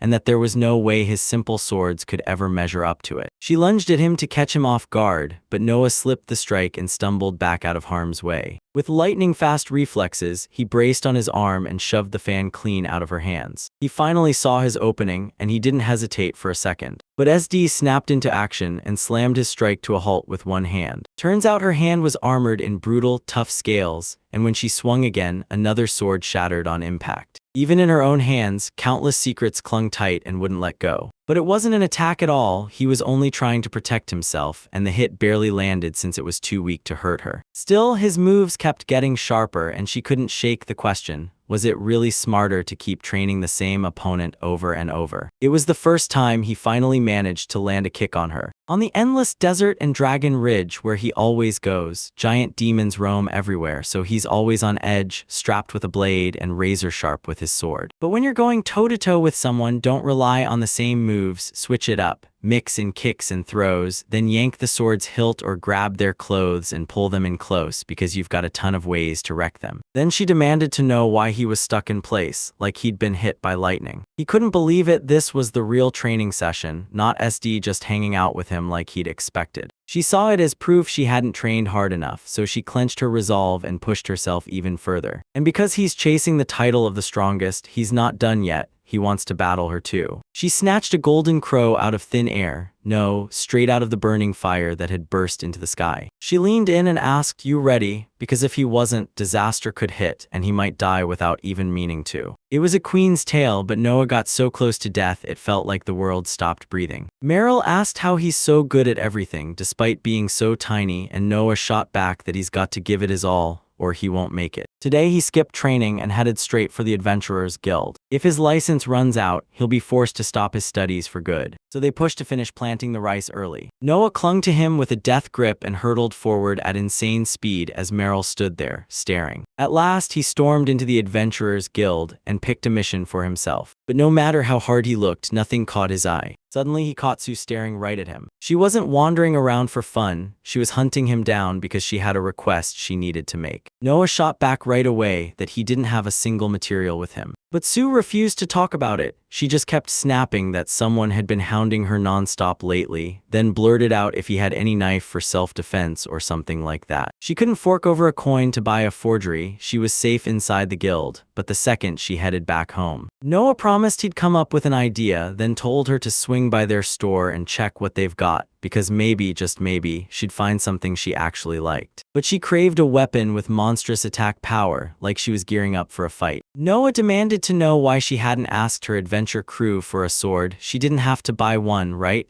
Emerton would have handed his over in a heartbeat, but Sue wouldn't push him even a little. Emerton's a venture project, and right now it's got a solid B rating. Sue scanned the crowd, leaned in close to Noah, and whispered through clenched tension, who was messing with her. This is a real-life hero, no lies, just pure legend. Noah was totally stunned, and Sue shot in right away, whispering, "Be quiet now." That hero just rolled in from the kingdom of Dentcorn, level 54, way above Emerton's, and he already crushed a brutal trial in Forest Grove, so adventurers are losing their minds over him. Until recently, he was just stuck in the guild doing paperwork and formalities. But somehow, without meaning to, he caught feelings for her hard. Noah leaned in and asked whether the Forest of Monsters is even safe for level 10 adventurers. And yeah, lots of brave souls tracked demons and scavenged herbs right by the beast forest's entrance, but the hero pushed past it and plunged straight into its very heart. Right there, he spotted the door that led straight into the enchanted forest. This spot is basically a legendary vault, packed with priceless stuff like mithril. The entrance vanished, but the guild was sure it had to be buried somewhere deep in the forest, and they'd been hunting it for ages, so now none of them, not even the adventurers, could do a damn thing with their hero. But Noya had exactly one obsession on his mind, mithril. But Sue just needed to get one thing out: nobody was going to be able to help her. Only the main character has made it to the entrance of the enchanted forest, everyone else is stuck, and now the guild has no idea what to tell him. Honestly, she can't stand this hero at all. She told Noah, "Next time I'm coming to you," then leaned in and ordered him to pick the right sword for her, something he could pay for in installments if it exists. She didn't even hesitate, she blurted out, "What if someone else led the adventurers to the enchanted forest entrance, and I wouldn't have to worry about the hero anymore?" To step into the monster forest, you have to be level 4 to 50, and the fairy forest entrance isn't something any random can just stumble on.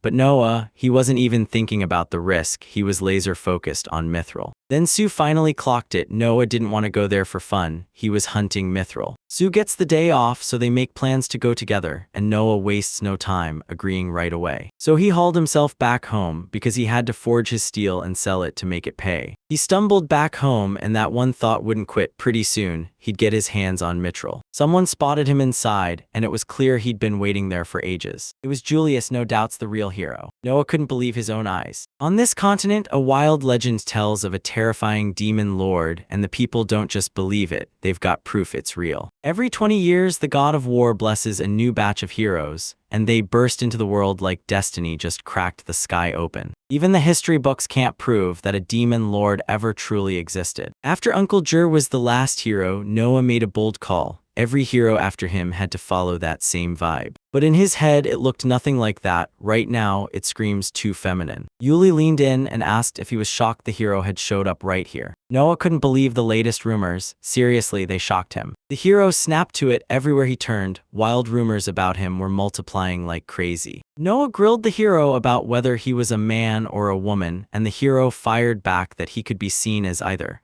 because he's a philanthropist who refuses to discriminate against anyone. Still, he can't stand women with big busts, but he'll swear Noah is actually pretty decent. But this kid was way too young for him. He planned to wait about 3 years before he finally tried to talk. Compared to Esty, Sue is way smaller, so when he started talking, her irritation flared up instantly. He leaned in and told her straight to her face that she had small breasts. Noah couldn't shake the burning question of why the hero showed up to their doorstep. He heard a rumor about a mysterious blacksmith nearby, and as a real hero, he knew only a rare few could forge the exact weapon he needed. Yulia got crowned a hero about 5 years back, and now he's already smashed his way to level 54. No joke, he even cleared the forest of monsters in this kingdom and swore it himself, but Noah already knew all of that. He was just stepping in to support Yulia. He crushed his way through the monster-filled forest, but his sword, hammered in the Soy Kingdom, was already hanging on by a thread, and the moment he burst out, it finally snapped in two. So that ruined his chance to step into the fairy forest. It looked like his sword finally gave up under all those battles, so he went hunting for something that could stand up to the fight for real. He has to hunt down a blacksmith from the capital's guild, one of those legendary masters, so people lead him to a few prospects and even introduce him personally,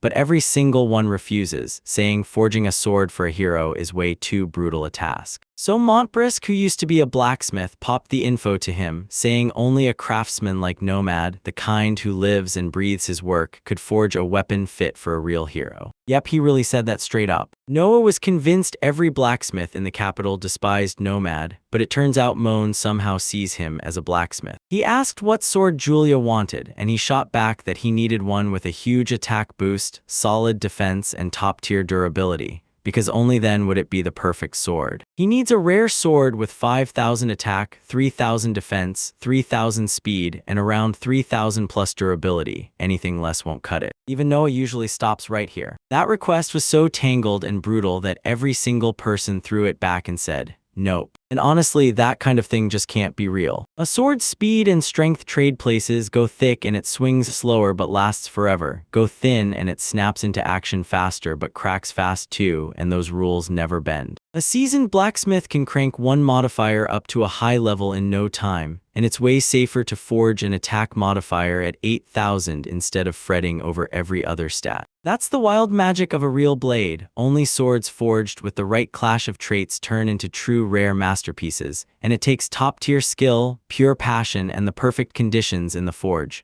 No amount of plain old stubborn effort can get you a rare class sword. Yulia insisted that sword had to be breathtaking, because it wasn't just any blade, it was meant for a hero. You'll feel lucky if you stumble on a rare class in even one out of those hundreds of forges, because items this valuable almost never wind up sitting in a warehouse. His attitude has shifted, but that doesn't make him bad. He just doesn't know a thing about blacksmithing. Noah jabbed at the rifles and told everyone they pretty much matched Julius's description. Nobody even asked what he wanted, one-handed sword or two-handed. They just told him the dagger hits for less and defends worse, while the battle axe swings slower. Julius froze in shock because once he clocked the ammunition, he instantly saw the lie hiding in plain sight. He stared at the rare great sword, attack, 9,000 speed, 3,500 defense, 4,000, then watched its durability skyrocket from 3,000 to 8,000. It sounds crazy, but I swear, it ends up being true. He couldn't stop wondering why the forge was tucked so far from everyone, and he was already plotting to grab a two-handed sword, because it looked exactly like the one he'd had before. So many people kept begging for heroes to get a discount. Nobody even blinked at the fact that those rare classes can cost a minimum of 500 silver coins,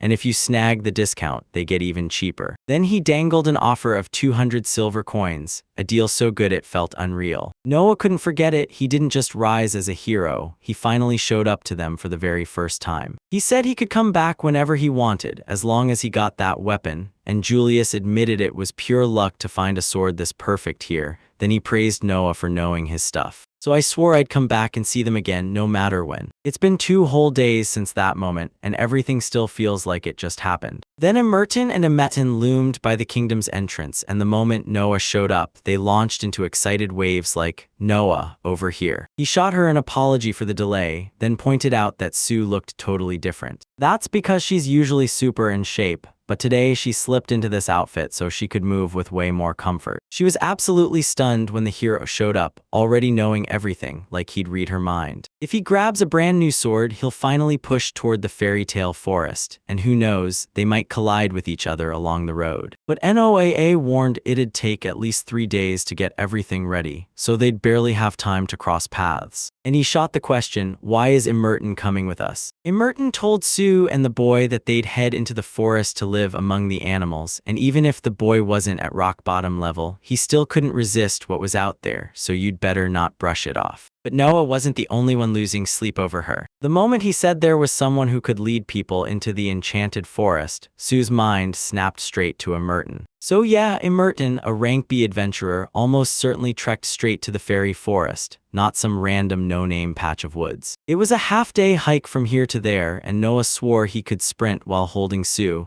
but then he had to figure out what to do about Emerton. He could ride with his friend Zoo, 2 more people could cram on too, and he straight up asked, "Noah, are you sure you can lift Zoo?" Noah leaned in and demanded, "What's your name?" And the kid snapped back, "Zoo." Emerton admitted that naming a demonic entity isn't something you can just casually pull off, so for now, he's holding off, at least for the moment. Noah had zero clue, because even he could tame animals, and that made everything way more dangerous. Giving a name to a demon beast is like handing it a slice of your power, then your level drops by 1. His level 45 will grind down to 44, but only if he still has free skill points left. He doesn't care about any of that, so he yells for his pet, Black Fluff. If 2 people try to haul Zoo to the island, everything crawls, but if Noah scoops Zoo into his arms, he rockets forward and speeds through. Emerton grinned because Noah genuinely believed he could reel in Zev, while Zev was already tearing ahead faster than the horses could ever dream. Then he bolted to the zoo and told them he'd be waiting there, no matter what, but if they ran late, he'd swing back and get them. And finally, he turned his back and vanished for real. Right after that, Noah snatched Sue up in his arms on the spot, and it totally stunned her. Noah wasn't kidding at all. Sue just happens to be way heavier than him. But Noah didn't care one bit, and they jumped into the road like it was calling their names. Together, they charged straight for the beast forest, and just like that, the zoo already fattened Emerton up before they even left. Once they finally made it there, he blurted out what happened to Sue, so she confessed he'd pushed himself too fast, and and she added that it was the first time anyone had ever swept her up in their arms like a real princess. At last, they slammed into the village right before the forest, the place where the monster lurks. This place was buzzing with energy, and right nearby, a forest rumbled with wild animals. And it's all because this massive forest sits right next to the capital. This whole place has transformed into a cozy little town where folks live side by side with nature.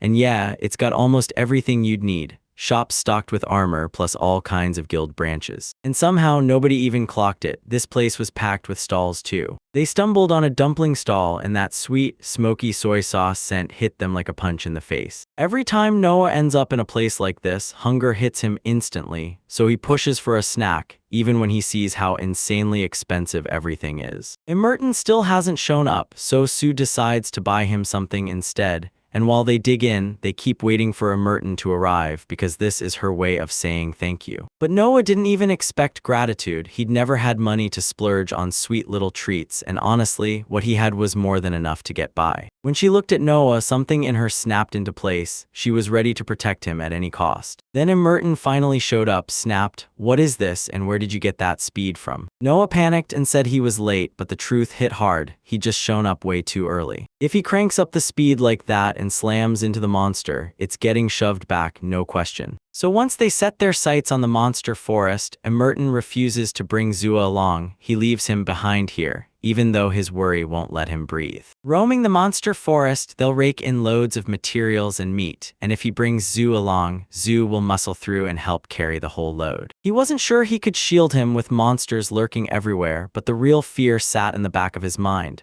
One day he might have to abandon him to survive, yet he'd raised him since childhood, and he couldn't bear losing him so easily. Good thing he loved the safety of his pet more than anything. Noah asked, "Can I tag along? Just don't make me leave my zoo behind." Merton shot back that those tricky beastly forest paths already felt natural to him. No way he'd slip up. Noah clocked that this was probably going to be a blast. After a while, they weren't fighting anymore. They were just sprinting for their lives from that monster-packed crowd. Merton's mind just couldn't keep up with what was happening. Hot on their heels, the party got hunted by 10th level red boars, 9th level green wolves, and even pale 12th level monsters closing in fast. They sprinted like their lives depended on it, because a whole pack of demons was hot on their heels. Local monsters are pretty fragile, so if Merton really goes for it, he'll bust out fast and slip right through. They've already slipped past a couple of pursuers, but 2 more are still on their tail, barreling after them. But then he said, "Why don't we just go straight at them and make it simple? No matter how brutal the enemy army is, their stamina will snap way before their numbers ever thin out. Keep sprinting like this and you'll burn through every last bit of strength before you even realize it," he warned. Noah slammed on the brakes and warned Sue to watch her step. Merton finally came to a stop, staring at the endless mess like, "This will never end," and he refused to keep running. Throwing himself into a swarm that big was pure danger, and it only dragged the fight out longer than it ever should have. Merton leaned in and demanded, "How on earth could someone like me ever climb up to B-rank adventurer?" He ripped his arm through the air and swung to land the hit. He hacked down the trees and they crashed straight onto the path, cutting everything off. He slammed himself in front of the monster and it couldn't get past them. Now they can finally slip into a quieter chapter. Then, out of nowhere, they burst from the other side and sprinted straight for the source of that sound. An hour has slipped by, and now they're walking side by side. They finally slipped free, and Merton urged them to catch their breath. Noah told them they were already halfway to the point they were aiming for. Noah sprinted to beat the fairy forest because the moment it appeared, everything changed. Right before the forest turns wild where the animals make their home, there's a safe spot to stop, rest, and breathe, and that's exactly where they're headed.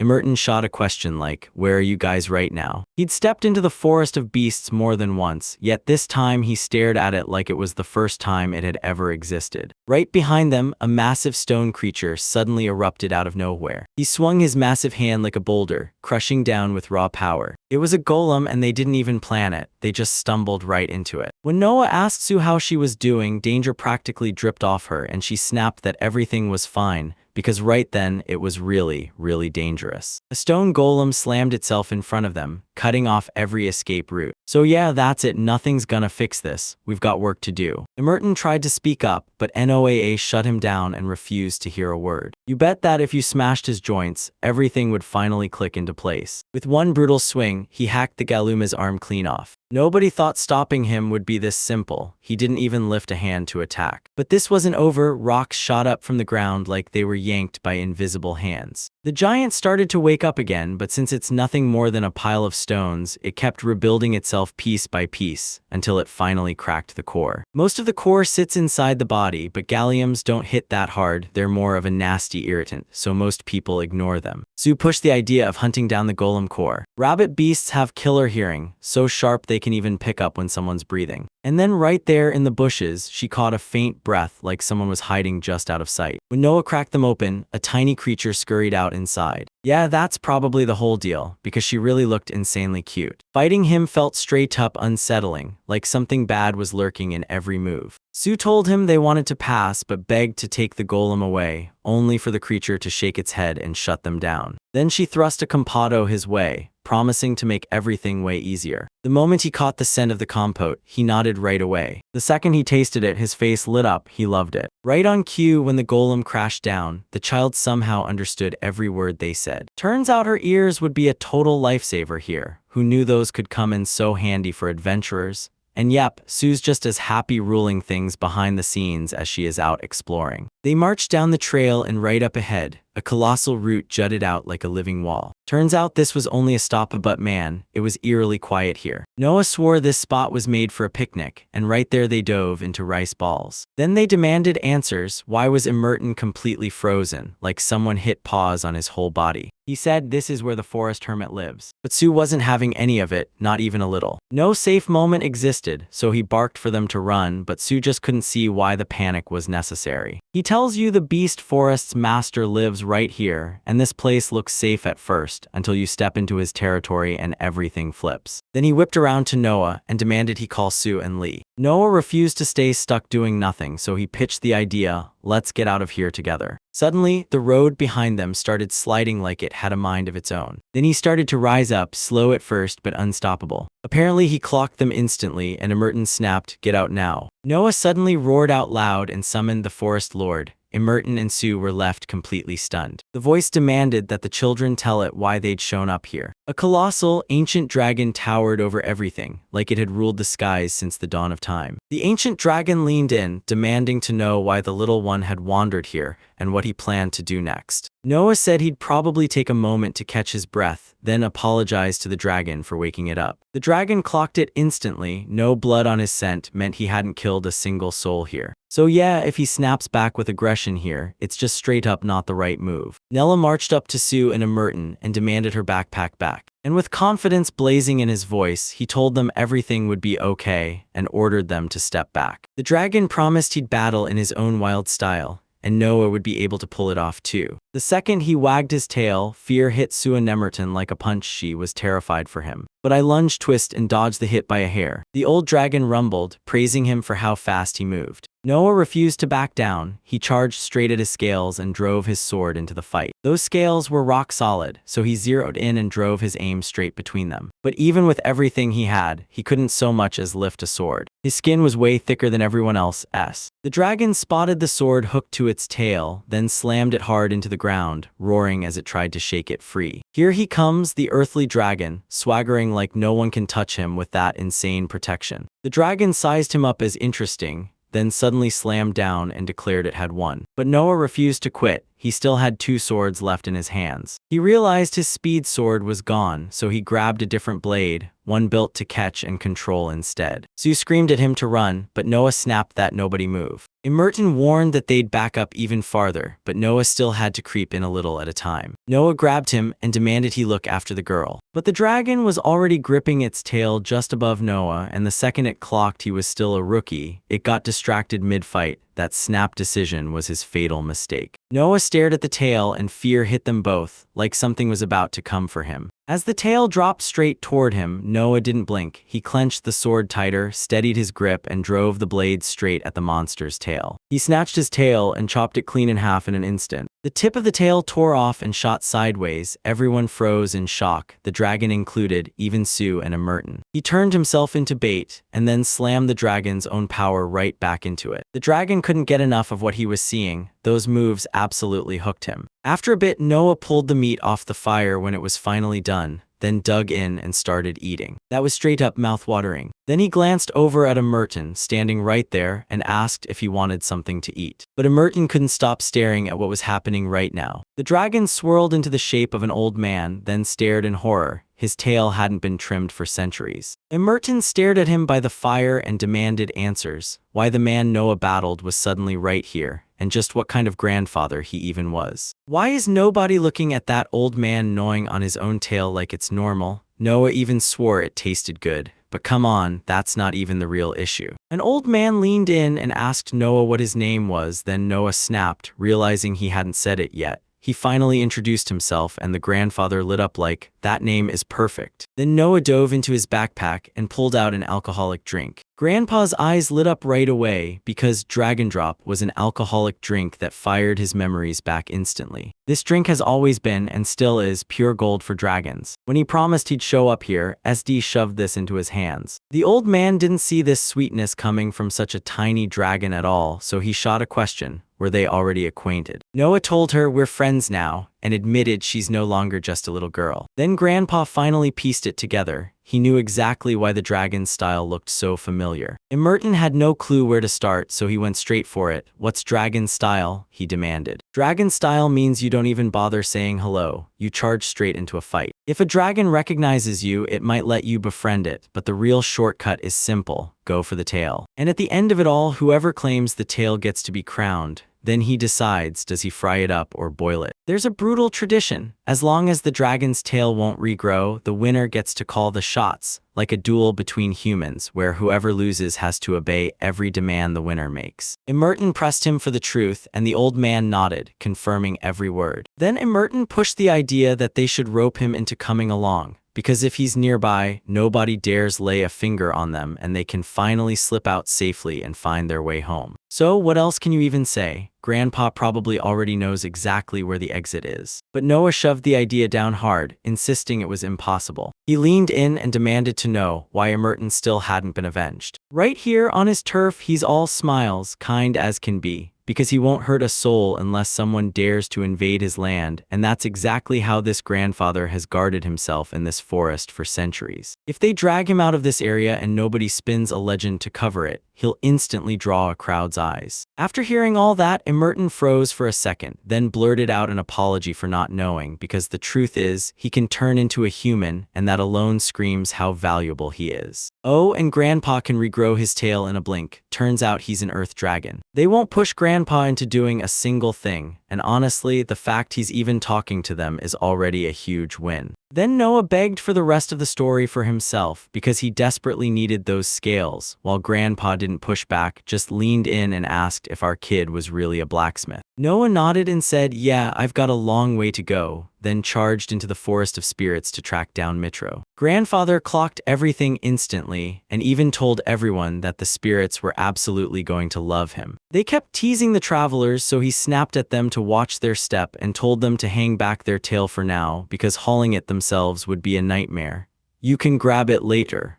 Noy thanked them because he still had to carry the girl on his back. Merton stared at Sue and demanded to know what on earth had happened to her. She sat there like reality had dropped her out of nowhere, until Merton snapped her back to her senses. She said it had to be a dream because everyone swore that giant dragon would crush Noah, until it snapped into a grandfather out of nowhere, and the whole crowd started devouring his delicious tail. Yeah, it totally felt like a real dream. And now she has to drag herself to the guild today, yet she still can't wake up. That hit on his head was absolutely brutal. At that exact moment, Sue shot up awake, staring around like, "What am I doing here?" But she didn't have to go with them. Noah nodded, then shot her a question. Would she stick around here and wait for them? When she met her grandfather's gaze, he told her he wouldn't eat her, because she mattered to them, though you could tell he was fighting the urge with everything he had. Sue snapped her decision on the spot and jumped in with them. No way she'd let it turn into a boring two-person thing. Then they pressed on and kept going, no stopping now. Then the grandfather finally snapped. He remembered he'd totally forgotten to tell them about the spirit guardian. He was so sure she'd manage it all by herself, like the tiny powerhouse she was. They pushed deeper and deeper, hunting for the entrance to the forest of spirits. But nope, I've never ever seen anything like this. And yeah, it turns out the demons were nowhere to be seen. Yet their terrifying sounds were screaming through the air. Merton said you don't even need a door, an entrance can be anything. Noah felt it in his gut the moment they crossed into the forest of spirits. If his grandfather was right, it should have been painfully obvious, with the scenery changing instantly, especially those trees. Noah snapped his attention to something, yet Merton was already convinced he'd struck gold, because all he could see were plants that would taste amazing once they hit the fryer. They're broke, so they've got the whole food list memorized, what you can chew, what you absolutely can't, because even other plants thrived here, parsley and coltsfoot. And just like that, nobody bothered checking anymore. Summer had clearly arrived. Seeing coltsfoot in the middle of summer was downright weird. This place only grows spring plants, but that's not even the real bombshell. And just imagine this, different seasons are happening at the same time, right here together. They were completely lost until out of nowhere, Sue heard a terrifying noise creeping up from behind. It sounds like the sick, ragged growl of a dying dog. Deep in the forest, they spotted a woman, and just as Noi opened his mouth to call out, Merton snapped in front of him, barking for him to look closer. The woman's pointed ears twitched, and then her dress snapped into a swarm of furious, snarling dogs. That was true mastery, no doubts, no shortcuts. Has Scylla ever snapped and gone on the attack, straight up hurting people? She won't creep toward you herself, get too close, and she explodes into a brutal attack that hits like a storm.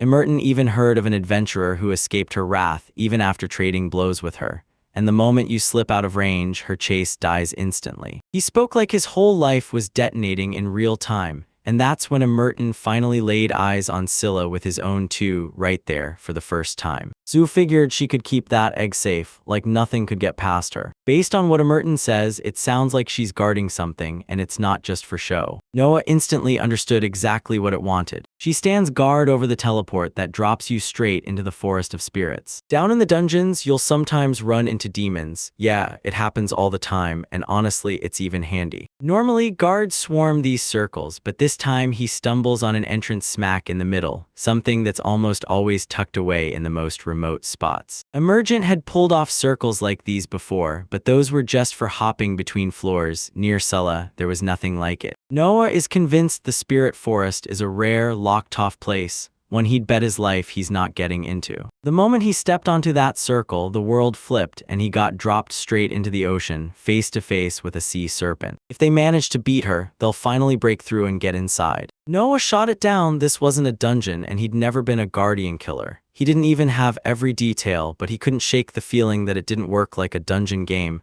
Beat the boss today, and you'd have to face him all over again next time. So even if they wipe out Scylla, someone new could pop up as the next guardian the very next time. Then Merton straight up asked, "Can we just not kill the guardians and stand in the circle to teleport?" Noah snapped back that he wasn't even fighting. He was just dodging, sprinting, and looping around, like he could teleport anytime he wanted but chose to burn through the pressure anyway. Merton stared in disbelief at the boy's words. How on earth could something like that even be happening? He had zero clue what was going on, but when he realized their enemy was Scylla, he roared at the top of his lungs. Noah leaned in and asked, "Don't you think Scylla is a little weird?" Her whole vibe screams, "I'm not okay," like something's really bothering her. They never once thought about what demons feel. Then they stumbled onto the entrance of the Forest of Spirits, and now all they can do is push through and beat the guardian Scylla just to reach it. Sue was seconds away from stepping in, but Noah swore she was somehow tied to the spirit forest itself. The heroes snapped off another answer, but now the real question hits hard. Could he have actually beaten her for real? Nobody even questioned it, because he looked like the kind of guy who couldn't do a single thing. They're gonna try and shut her down at first, but it won't last. Noah smashed the dragon not because he was the strongest, but because he understood exactly how to handle it right. Merton snapped, calling the dragon a lizard, and somehow, nobody even realized that would torch the dragon's temper. He's got zero skills for fighting. He just grips the weapon, swears that all he can do is bolt away. Then he turned to Merton and demanded he wait right here while he and Sue raced into the spirit forest. After everything, everyone is going to trust her way more than they ever trust him. But Sue shot a question back, "Can I go?" Then Noah told her she'd stay back here by herself and wait for them. Still, she had no idea when the demons would finally show up. She couldn't stand the idea of sitting there, so she went with him, and Merton definitely wouldn't want her to feel like a burden. Then he swung Sue onto his back and barked at Merton to stay locked in on everything, because if anything went wrong, Merton had to immediately make sure they were all okay. Then they bolted off at once. He sprinted ahead fast, even while Sue insisted she wasn't mentally ready, and they were already way past late. The moment the force clocked them, it snapped its attention right toward their direction. Noah and Sue came racing toward her, with him soaring through the sky on his back. The second he touched down in front of her, Scylla snapped her fingers and launched her dog straight at them. They lunged in to bite, and Noah slipped away like lightning, dodging every jaw. They had eyes and a nose and, honestly, I couldn't help but wonder what was actually wrong with them. And Scylla always strides forward with her eyes shut tight. She wasn't kidding, this is exactly what she meant when she talked about dogs with colds. Out of nowhere, a second dog head ripped in from the side. Noah didn't see it coming, so Sue snapped a warning just in time. But Noah didn't lose his cool, he sprang up in a flash. Suddenly, the dog jerked its head up and charged straight toward them. They never expected him to stretch like a rubber band. Still, he snapped out of the way and kicked a foot straight onto his head. Merton lurked at a distance, watching everything unfold, and the worry for both of them gnawed at him the whole time. Noah couldn't believe it went on that long, and he snapped to Sue, asking if she was hurt. She wasn't hurt, but fear ripped through her, and all she could think was getting home as fast as humanly possible. Right when everything hit silence, someone shouted Scylla.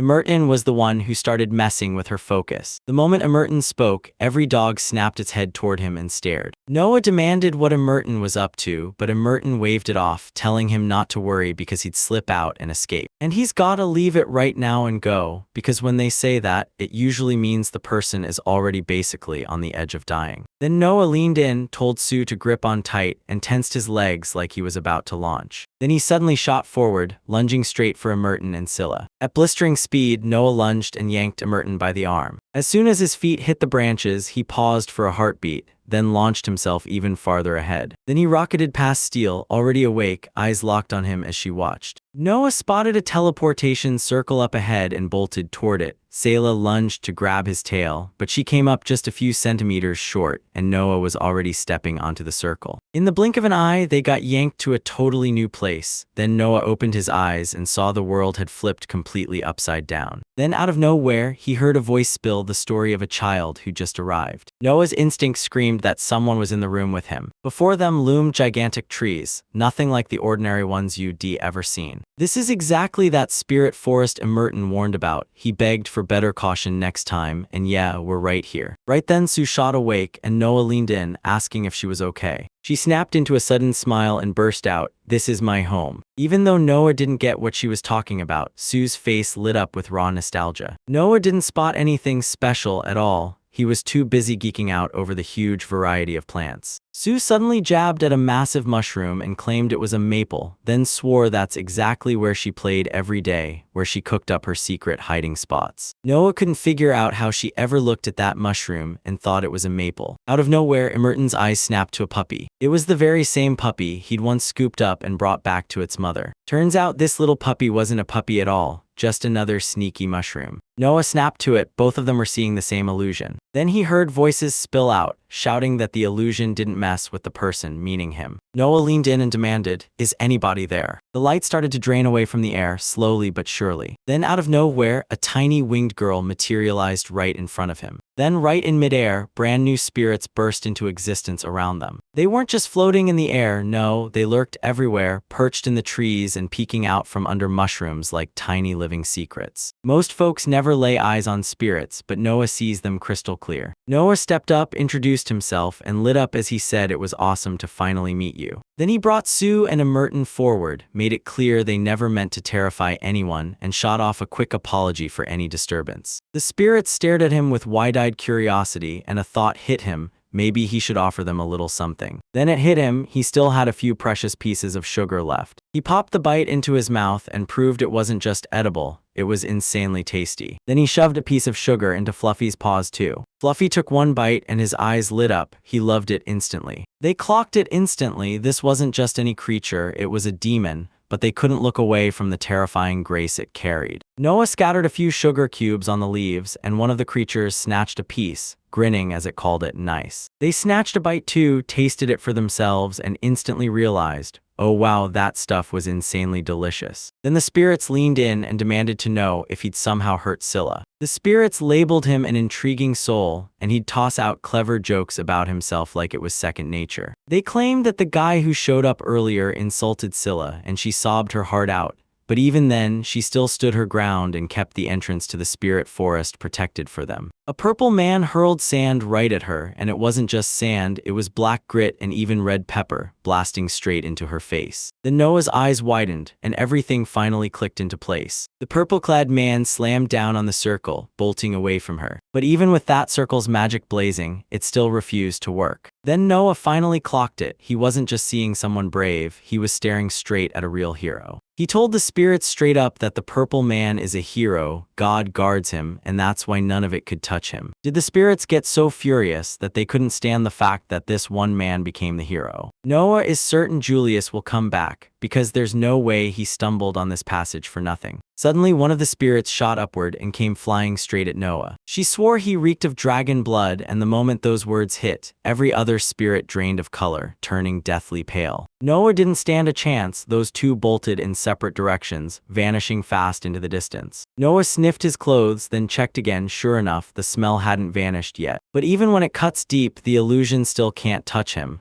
because a dragon stands guard over him. He told me they became friends because, by tradition, he chopped off his own tail and scarfed it down too. Noah didn't even bother to pretend. He sliced the dragon's tail clean off. One spirit even shot upward and shouted, confirming the protection is absolutely still there. It was a scale the old dragon once tucked into his pocket to keep it out of anyone's reach. Then another tiny spirit slithered right up to him, snatched the sword, and demanded to know if he really won everything with that blade. Noah nodded, and the spirit beckoned him to step closer so it could study him more closely. He didn't care at all. He yanked his sword free from its sheath. That spirit got blown away by how incredible it was. Turns out the hero wasn't just a stranger. He was a boy named Raoul, and he was a spirit of the earth who could craft anything he wanted. Nobody caught it, but the moment he arrived, he sized up the work and froze. There were people in a place like this who actually knew blacksmithing. Raoul couldn't get enough of that sword, and then it hit him. This was it.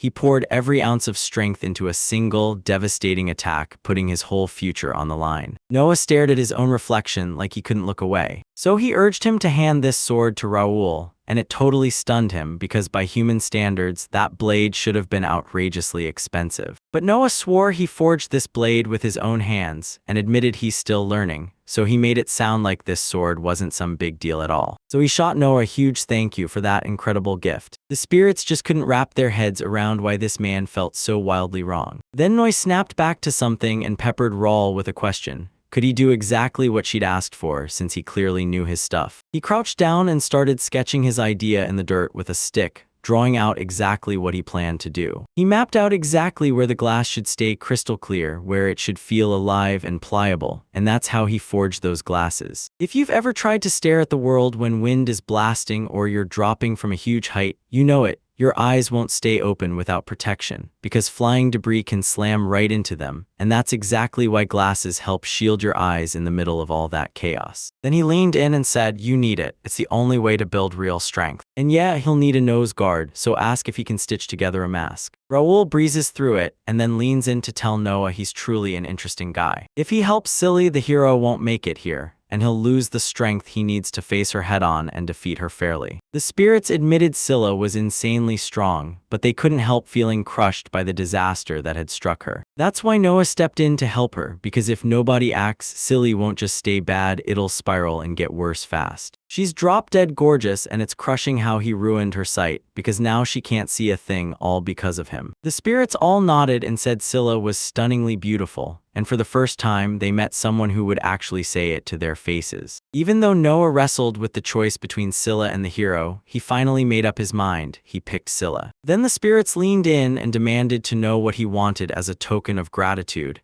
and it all happened because Noah had stepped in and helped Silly. Before all this, she was either a spirit or a breathtaking nymph, and the god of the sea couldn't resist, craving to claim her for himself. But Scylla turned him away, and in that instant, the curse of the one who loved the sea god snapped onto her, twisting her into the monster she became. Noah snapped with shock and demanded, so why not just curse God himself? These nightmare creatures have tons of heads and they look terrifying, but here's the twist. They're not as unbeatable as they seem because their nose, eyes, and mouth are loaded with weak spots. Selassie have skin way more sensitive than other animals, so when pain hits, it slams into them harder than anyone else. The entrance guards instantly shove their wounds back into place and they tell themselves they can still hold the line, but gritty sand keeps burning in their eyes and that strength has been soaked in pain the whole time. So that's why they're desperate to thank him for stepping up and joining Scylla. And that's when the spirits started to swarm in, each one gripping a different stone in their hands. They hauled in lapis lazuli, platinum, topaz, ruby, sapphire, and a whole pile of other dazzling jewels. They hauled in those precious gems because they knew everyone would lose their minds, and those stones still glittered like pure magic. It was an absolute goldmine of treasures. Then Noah spotted a spirit clutching a black stone in its hands. He grabbed the stones, realized exactly what they were, and demanded they bring him more of the same. This stone sits deep in the forest, totally dull and lifeless. No glow, no warning, just an ordinary rock that blends in like nothing at all. Noah blurted out that this was the exact mithril he'd been hunting for years. He's a blacksmith, he hunts stones like that for a living, but he's never once touched a single piece of mithril. The spirit said the stone never lights up, but the sword does, and then demanded, "So you're telling me this blade is really forged from that stone?" Noah said that's exactly how it works, then smirked and showed them right there using his skills. Using his swim stroke genius, he turned the stone into pure mithril, and the moment it formed, it burst into a blazing glow. They swore it was a miracle until Noah shrugged and insisted he was nothing more than a plain old blacksmith. The spirits kept the gifts coming, then they dumped in a whole pile of mithril right on top of it. Noah leaned in and asked if he could come here and grab the mithril for himself. A spirit told him the moment Scylla decided he was her friend, the gates would never shut, he'd always be welcomed in. But once the dragon's protection vanishes, he starts getting hit by illusions, and then he can't collect a single one of those stones anymore. No, it has no idea how long these scales will hold, so don't pin your hopes on them every single day. After that, the spirit leaned in and told Noah to face a brutal trial. The spirits hadn't run a single test in ages, and now everyone's on the edge of their seat,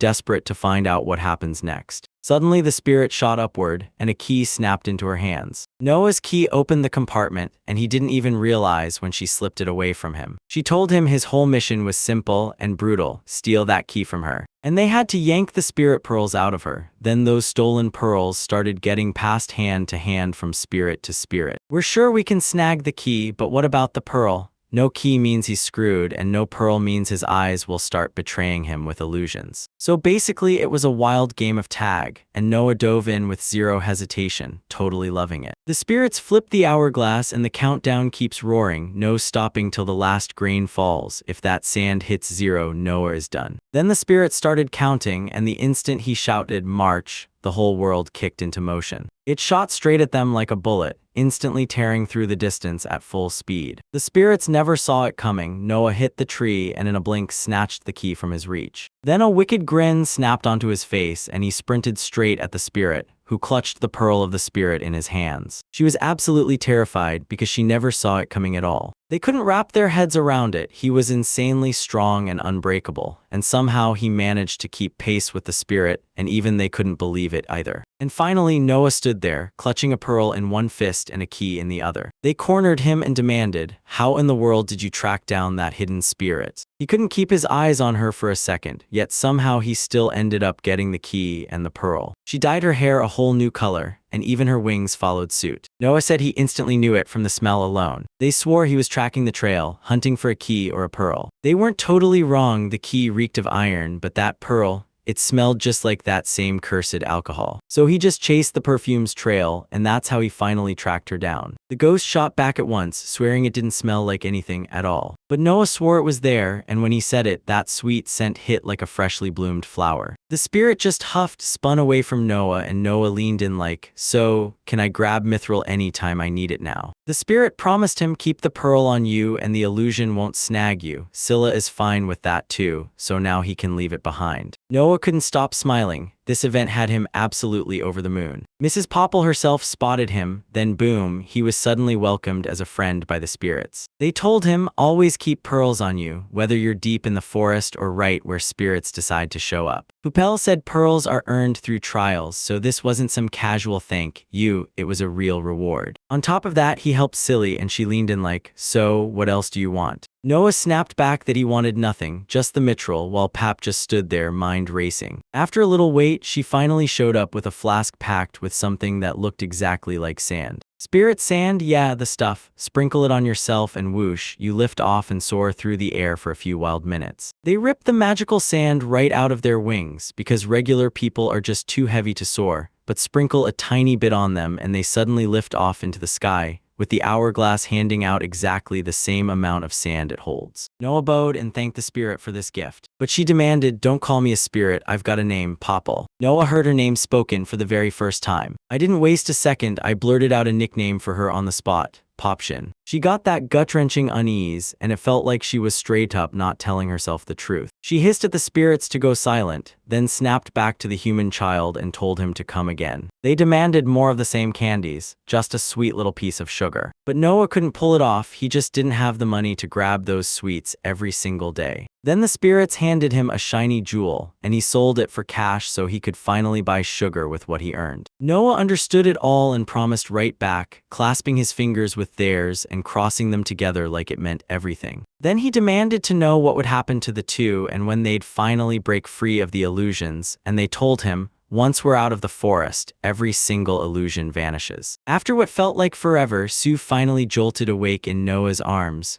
while Emerton stayed right behind them, still out cold. Noah leaned in and told her they were heading straight for the exit. When she heard that, she snapped, what happens to the forest of spirits? And right away, she demanded to know what happened to Scylla. Noah hurled himself back into the past, and there he stood before Scylla, clutching Sue and Emerton in his arms. She didn't attack a single one of them, and Noah leaned in, asking if she'd heard everything. Then she nodded like it was all locked in her mind. She swore that next time she'd dig in harder than ever, and she would not, under any circumstances, let him down. Noah didn't argue, he even told her to give it her all, then leaned in and warned, next time the hero comes back, he'll have a sword already forged by my father. And it all comes down to this, he's still their client, those wild swords are still flying off the shelves, and he never breaks a promise. Noah let out a relieved breath, then when she handed him the glasses, he demanded she show him exactly what Kuska's mom looked like. So here's the move, it can't be only the hero who gets into the spirit forest, someone else has to learn the way too. Then Scylla wakes back up, and that's when even the hero won't be able to step in anymore. Sue just had to brush him off calmly, because once she did, he couldn't show up here anymore.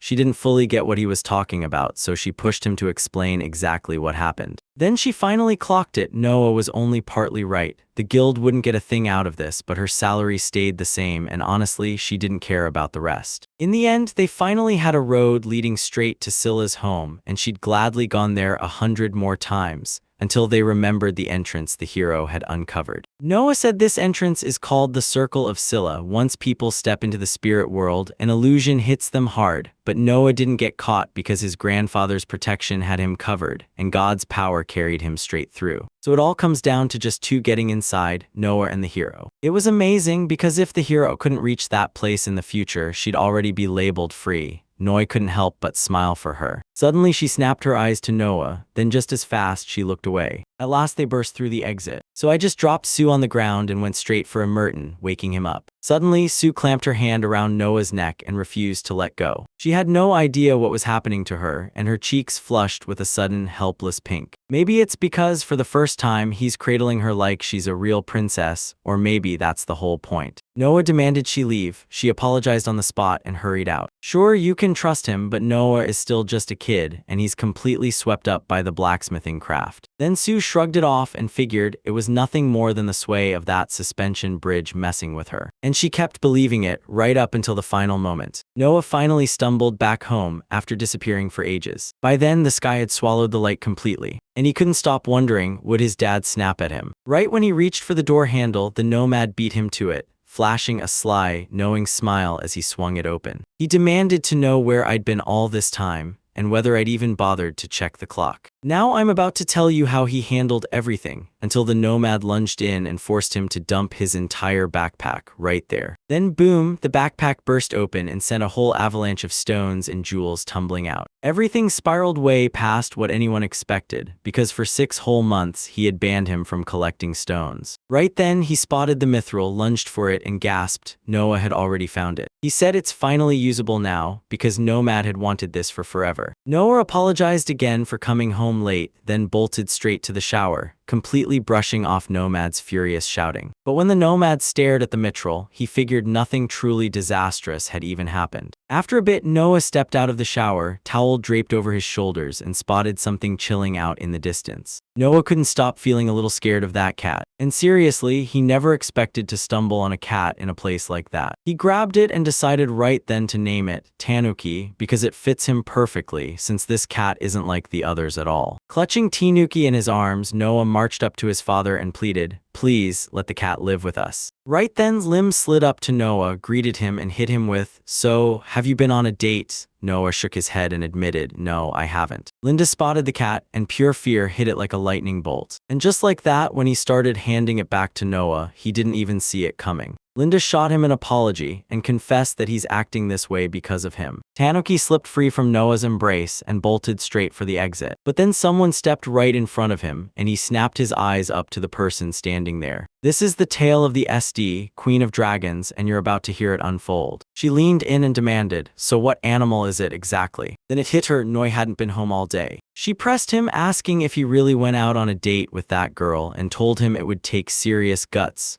But once again, Noah snapped right back that there was no date at all. SD didn't buy a single excuse. He grabbed him by the momentum and forced him to clock in, even though the guy had barely just stepped out of the shower. The nomad snatched the toy and started shouting, "Tanuki," but Tanuki just froze and wouldn't move. While everyone else got swallowed up in their own chaos, Nomad and Limda stayed home. Emerton tended to Zoo, Siu hit the bath, and Noah was out on the hill, training hard with SD. A few days have already ripped by since that wild trek into the spirit forest. Noah shot a glance at the task board and spotted a job posted by that woman with the ears. A blazing urgent job hit the Kanugi workshop. Mimi had to find a black coral monster called Sea Opal, fast, bigger than 3 centimeters, because the pay starts at 200 silver coins and climbs with its size. Looks like they've hit a wall, trust me, something's definitely gone wrong. Then he strode right up to Sue, eager to dig deeper into this task and figure out exactly what it was. But the moment Noah caught it, Sue's face had already flared red, and she shot back too fast, saying she was totally fine. She confirmed this task really came from Kanuga's workshop, but they never say how hard it is, and this coral is so rare that even nobody knows where it grows. Nobody knows which plant or animal this thing belongs to, and the wild part is, it doesn't even show up in the dungeons, so this quest is perfect for beginners. If he's got it, let Noah ship it straight to their workshop, and once the guild gets the message, he'll smash through the task and finish it. Noah suddenly craved to remember the hero, but Sue slammed him back before he could even try. And yeah, like he admitted himself, he can't step into the forest of spirits anymore. Scylla dealt with it, and somehow she did it in the strangest, completely non-devilish way. Now the hero seethes over the loss, and his superiors aren't exactly celebrating either. You grinned the moment you heard the news, and before you even finished processing it, everyone instantly clocked it. She asked the hero if Noah was the reason he lost, but Noah spun away and snapped, "No," and right then it was obvious she'd been lied to. Sue shot him a question, did he at least have a rough idea where Cora was? Because she wasn't even in Dungeons and Seas, and if you're an adventurer, the real boss fight is always finding the treasure. He had a couple ideas and just wanted to help that woman with her trouble, so he asked straight up if she knew who ran the Kanuga workshop. Noah said, "Yeah, I know, because she's Grandma Lou's daughter." After a bit, he finally reached the workshop and started yelling for Aunt Mimi. Out of nowhere, the workshop workers came barreling over and demanded he stop talking like that. Don't even bother asking why he calls the hostess Aunt. If she catches wind of it, the moment's gonna get painfully awkward. Then out of nowhere, someone popped up behind him and fired,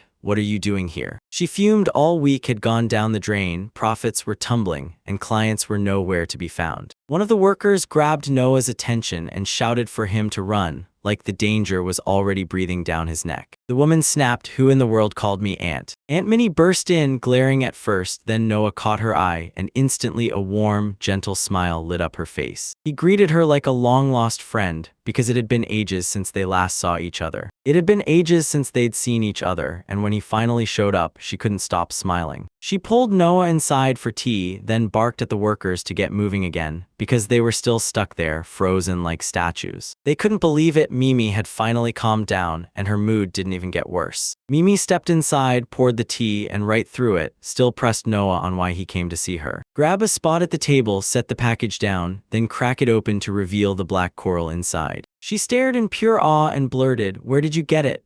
Because it was flawless, 15 centimeters down to the last detail, no scratches anywhere, and for one wild second she even wondered if it was the same Amura coral they'd forbidden her to touch. Mimi leaned in and demanded to know, did Noi really get permission to take that coral? But he shot back that everything was fine, then said he'd settled the whole fight himself. Seriously, this Coralla isn't even in the dungeons of sea, and she's already grilling him like, "So you really stole it, huh?" But Noah fired back, saying everyone was totally wrong, because in the cemetery of sea serpents, he uncovered something that no one expected. Mimi froze when she heard that, then slapped herself, blinked hard, and demanded they say it all again, starting from the very beginning, cool and steady. Even though Noah was already stone calm, the tension still hung in the air. Noah reminded Mimi that she'd applied for a job at the guild, because she totally forgot all about it herself. He felt it something was off about her, so he dropped everything and went to check where his gut was screaming, because even if it was urgent, it mattered for forging the sword. Mimi yanked him to a stop and demanded to know what that gut feeling meant, and she made it clear this was the most important thing of all. "So Noah tells you this, if you step onto a magical teleportation circle sitting in the middle of a never-ending desert, bam, you're instantly dumped into the northern sea, right where the sea serpents make their home." And he even claimed that black coral is actually the leftover bones of a sea snake. Mimi stared in shock because nobody before had a clue what that coral even was, just stone, or a piece of some animal, and there was zero writing about it. She'd never even imagined it could be a sea serpent's bone. And yeah, she'd seen the sea serpent's bones too, but get this, they weren't just any color, they were totally different. Yeah, don't think that's some random sea snake tooth, this is a fossil, a relic bone from ages ago. From childhood, he kept wandering into the endless desert,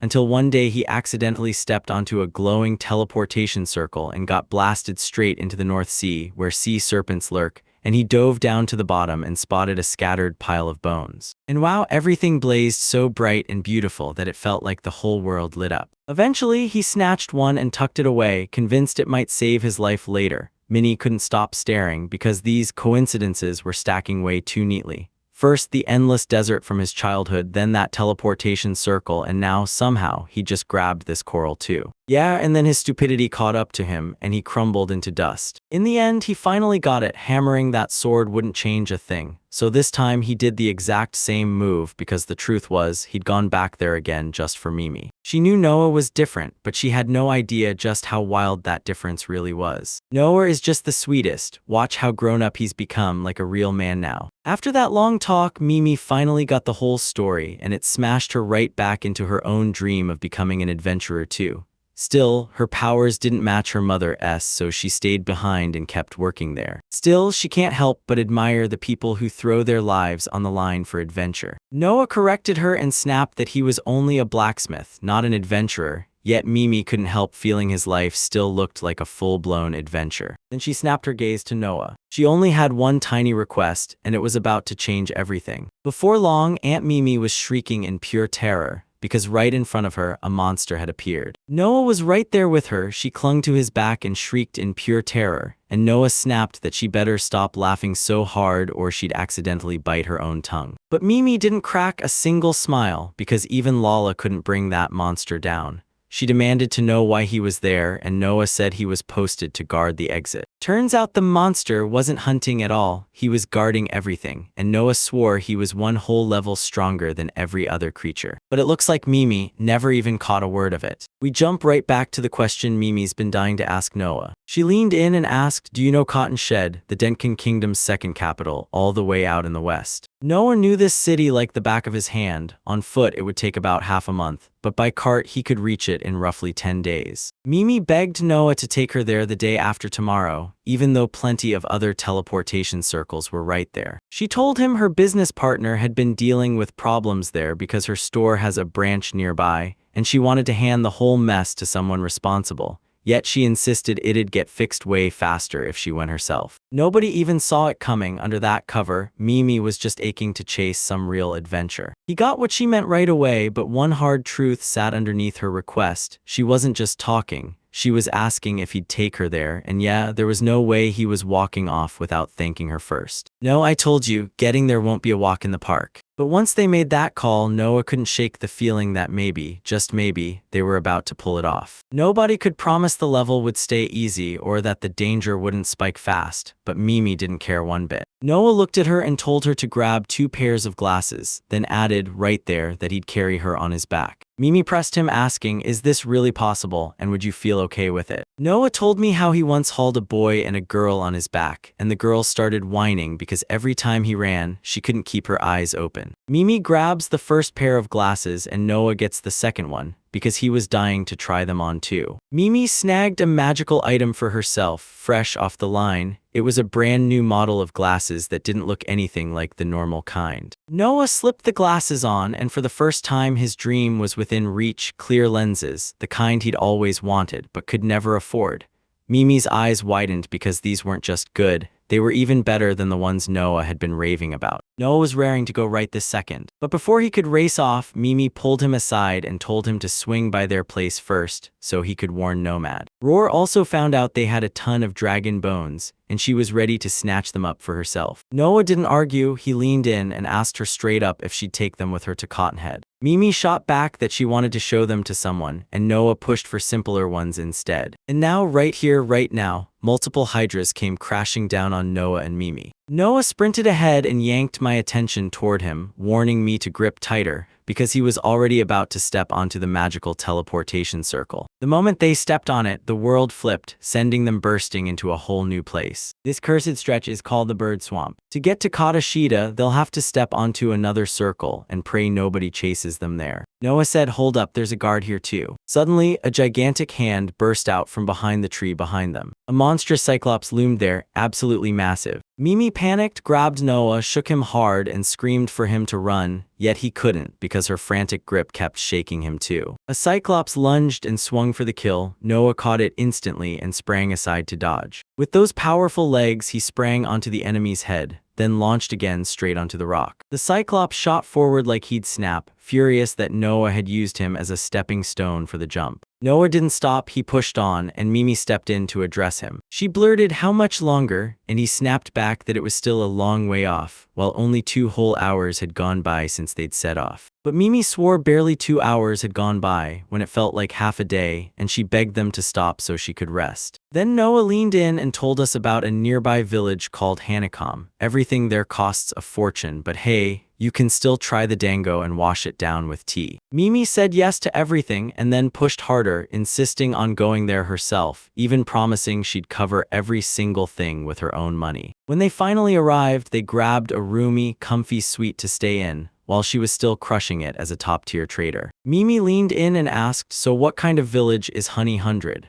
Because it's gotta be on the exact opposite side of Cottonhead, right? Noah whipped out a map, confirmed it was Kane Besta, then jabbed at Cotton Sheet before aiming at Gonikindle northeast of Kane Besta, and somehow it all looked insanely far away. Out of nowhere, Mimi snapped, Noah, where'd you get that map? So if anyone else gets that kind of card, they can just use it, and cards like that never should end up in the hands of ordinary people. He said he snatched this card straight out of Amura's room, his own mother. And then Mimi finally got it. Amura wasn't just anyone, he was a knight. Noah waved it off and said the teleport circles are linked by special spots. Then he explained how they'd have to step onto the nearby circle to reach the cotton canvas. Mimi couldn't shake the fear that tomorrow Noah would pull the exact same tricks all over again. They got slammed by a real cyclops and a hydra, straight up monster chaos. But NOAA didn't lose sleep over it. They just wanted to reach their destination in 2 days instead of 10, and those little problems weren't going to stop them. The very next day, a new monster snapped onto their trail, an awful thing like a horse, but with a fish tail. Yep, Kelpie blasted them with magical rays. But somehow I dodged them, slipped past Kelpie, and sprang onto the teleportation circle like I'd timed it perfectly. Mimi jolted awake, blinked, and demanded where they were, then Noah shot back, hang on tight. Now they were way up in the sky, thousands upon thousands of kilometers above the ground. Noah warned Mimi it was going to get high, but even she couldn't wrap her head around just how ridiculously high it would get. Noah jabbed his finger toward the horizon and shouted that Cottonhead was right there. Mimi couldn't even figure out how they were supposed to get there, and she was already seconds away from quitting. She desperately tried to turn back, but the option was gone for good. To make this work, they've got to step out of the circle, stay put, and nothing happens. But the second they take even one step, they drop instantly. But Noah didn't hesitate. He leapt down, and Mimi went completely stunned. He warned that something big was about to hit, yet Mimi still had no clue what he meant. And Noah slammed down on something that cushioned the impact and saved him. Mimi snapped into action, scanning the room like she needed answers for what just happened. And right when it hit her, she realized this was a wyvern nest, and Noah had just slammed onto the head of one of them. Ivrinis pass out if their heads take a hit, but even when they're unconscious, they can still keep flying. So yeah, Mimi realizes they can basically work like a hang glider, and Noah shocks her with how insanely smart and quick he figures out the whole problem. But while everyone else is still conscious, the danger is real. So they're forced to step straight over every wyvern's head, and Mimi's already counted around 40 of them. He clocked just how perfectly she could count, then leaned in and asked if even flying squirrels could do the same. But Mimi leaned in and demanded to know where Noi had ever spotted squirrels soaring through the sky at tens of thousands of kilometers high. Out of nowhere, Lily, this girl, vaulted straight onto the roof, because her nose caught Mimi's scent. Finally, they pushed through and arrived at Cotton Shit. Then they headed straight for the Kanugi workshop branch. Noah finished the job, then grinned and said,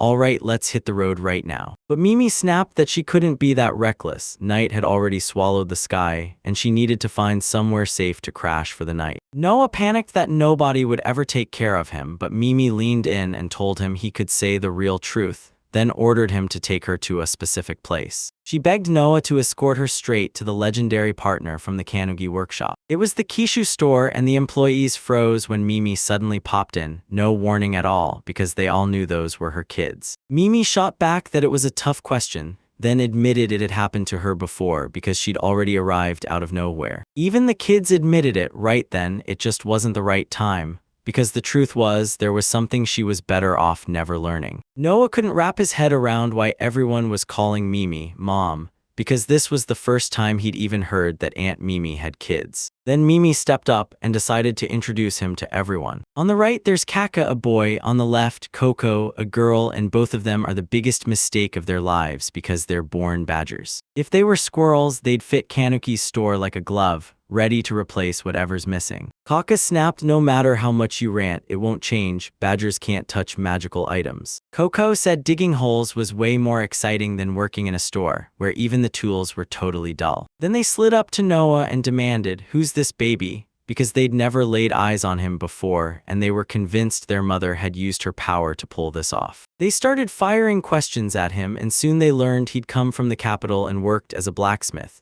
Then they demanded he craft a fresh, convenient shovel, but Mimi shut it down and told them not to bother Noah. Then it hit her this new thing suddenly mattered, and she demanded they spell out what an unfortunate moment even meant, all while asking whether Sister Lily was with them. They had no clue what she meant, and it looked like Lily hadn't been seen in years. They never managed to break the habit of tugging at their hair when they lied, like it was just as pointless as him being there. Right behind her, a voice snapped, asking if she'd called Yohei from the Kashua store, only to hit her with, "Why would you do that?" A man stood there gripping a stick in one hand, only his right leg wasn't right because a prosthesis replaced it. Of course, Mimi showed up again. No one called her, not a soul. But Mimi didn't deny it at all. She even admitted she hadn't seen him in ages, and you could clearly tell he'd aged a ton. Then she dove her hand into her pocket, pulled out a dragon bone, and fired a question at him. What did he think? while saying she didn't need him at all because she could sell that bone and live like a queen. Yogi leaned in and demanded a closer look at that bone. When he grabbed that bone, shock hit him hard. It wasn't some dragon's weak bloodline at all, but the real deal, and the magic in it felt nothing like even the mightiest dragons. He questioned Miyano about where she got it, but she shut him down, only saying they'd had the chance and that was enough for them to grab it. Kaka blurted out that Yoth is the real father from the Kashua store. Mimi's mom's ex-husband seems to finally be clicking with them, maybe because they're living separate lives and neither side is trying to force a reunion. Noah felt like they were truly working as one, and Coco nodded, saying, "Yeah, you could say it like that." Her mom runs the shop that sells magical tools, while their dragon bone store brings the raw materials that make it all happen. They forge the magical instrument with a mithril mold, then carve special magic channels into it using a material that drinks in mana. And once it's done, it sucks up every ounce of magical energy inside a person and turns it into power on command. So dragon bones are the perfect choice because they channel magical energy better than anything else. Even though they're called dragons, the truth is brutal. Real dragons are nearly unbeatable, and only a handful of lone adventurers can bring them down, which is exactly why that dragon bone shop exists. Ever since Kishua opened his shop, the dragon cemetery has been his bread and butter. They're nothing like the air, fire, or other dragon types, because under a super ancient layer of earth you'll find the bones of their own descendants. People call these spots cemeteries, but nobody knows for sure if dragons truly buried relatives there.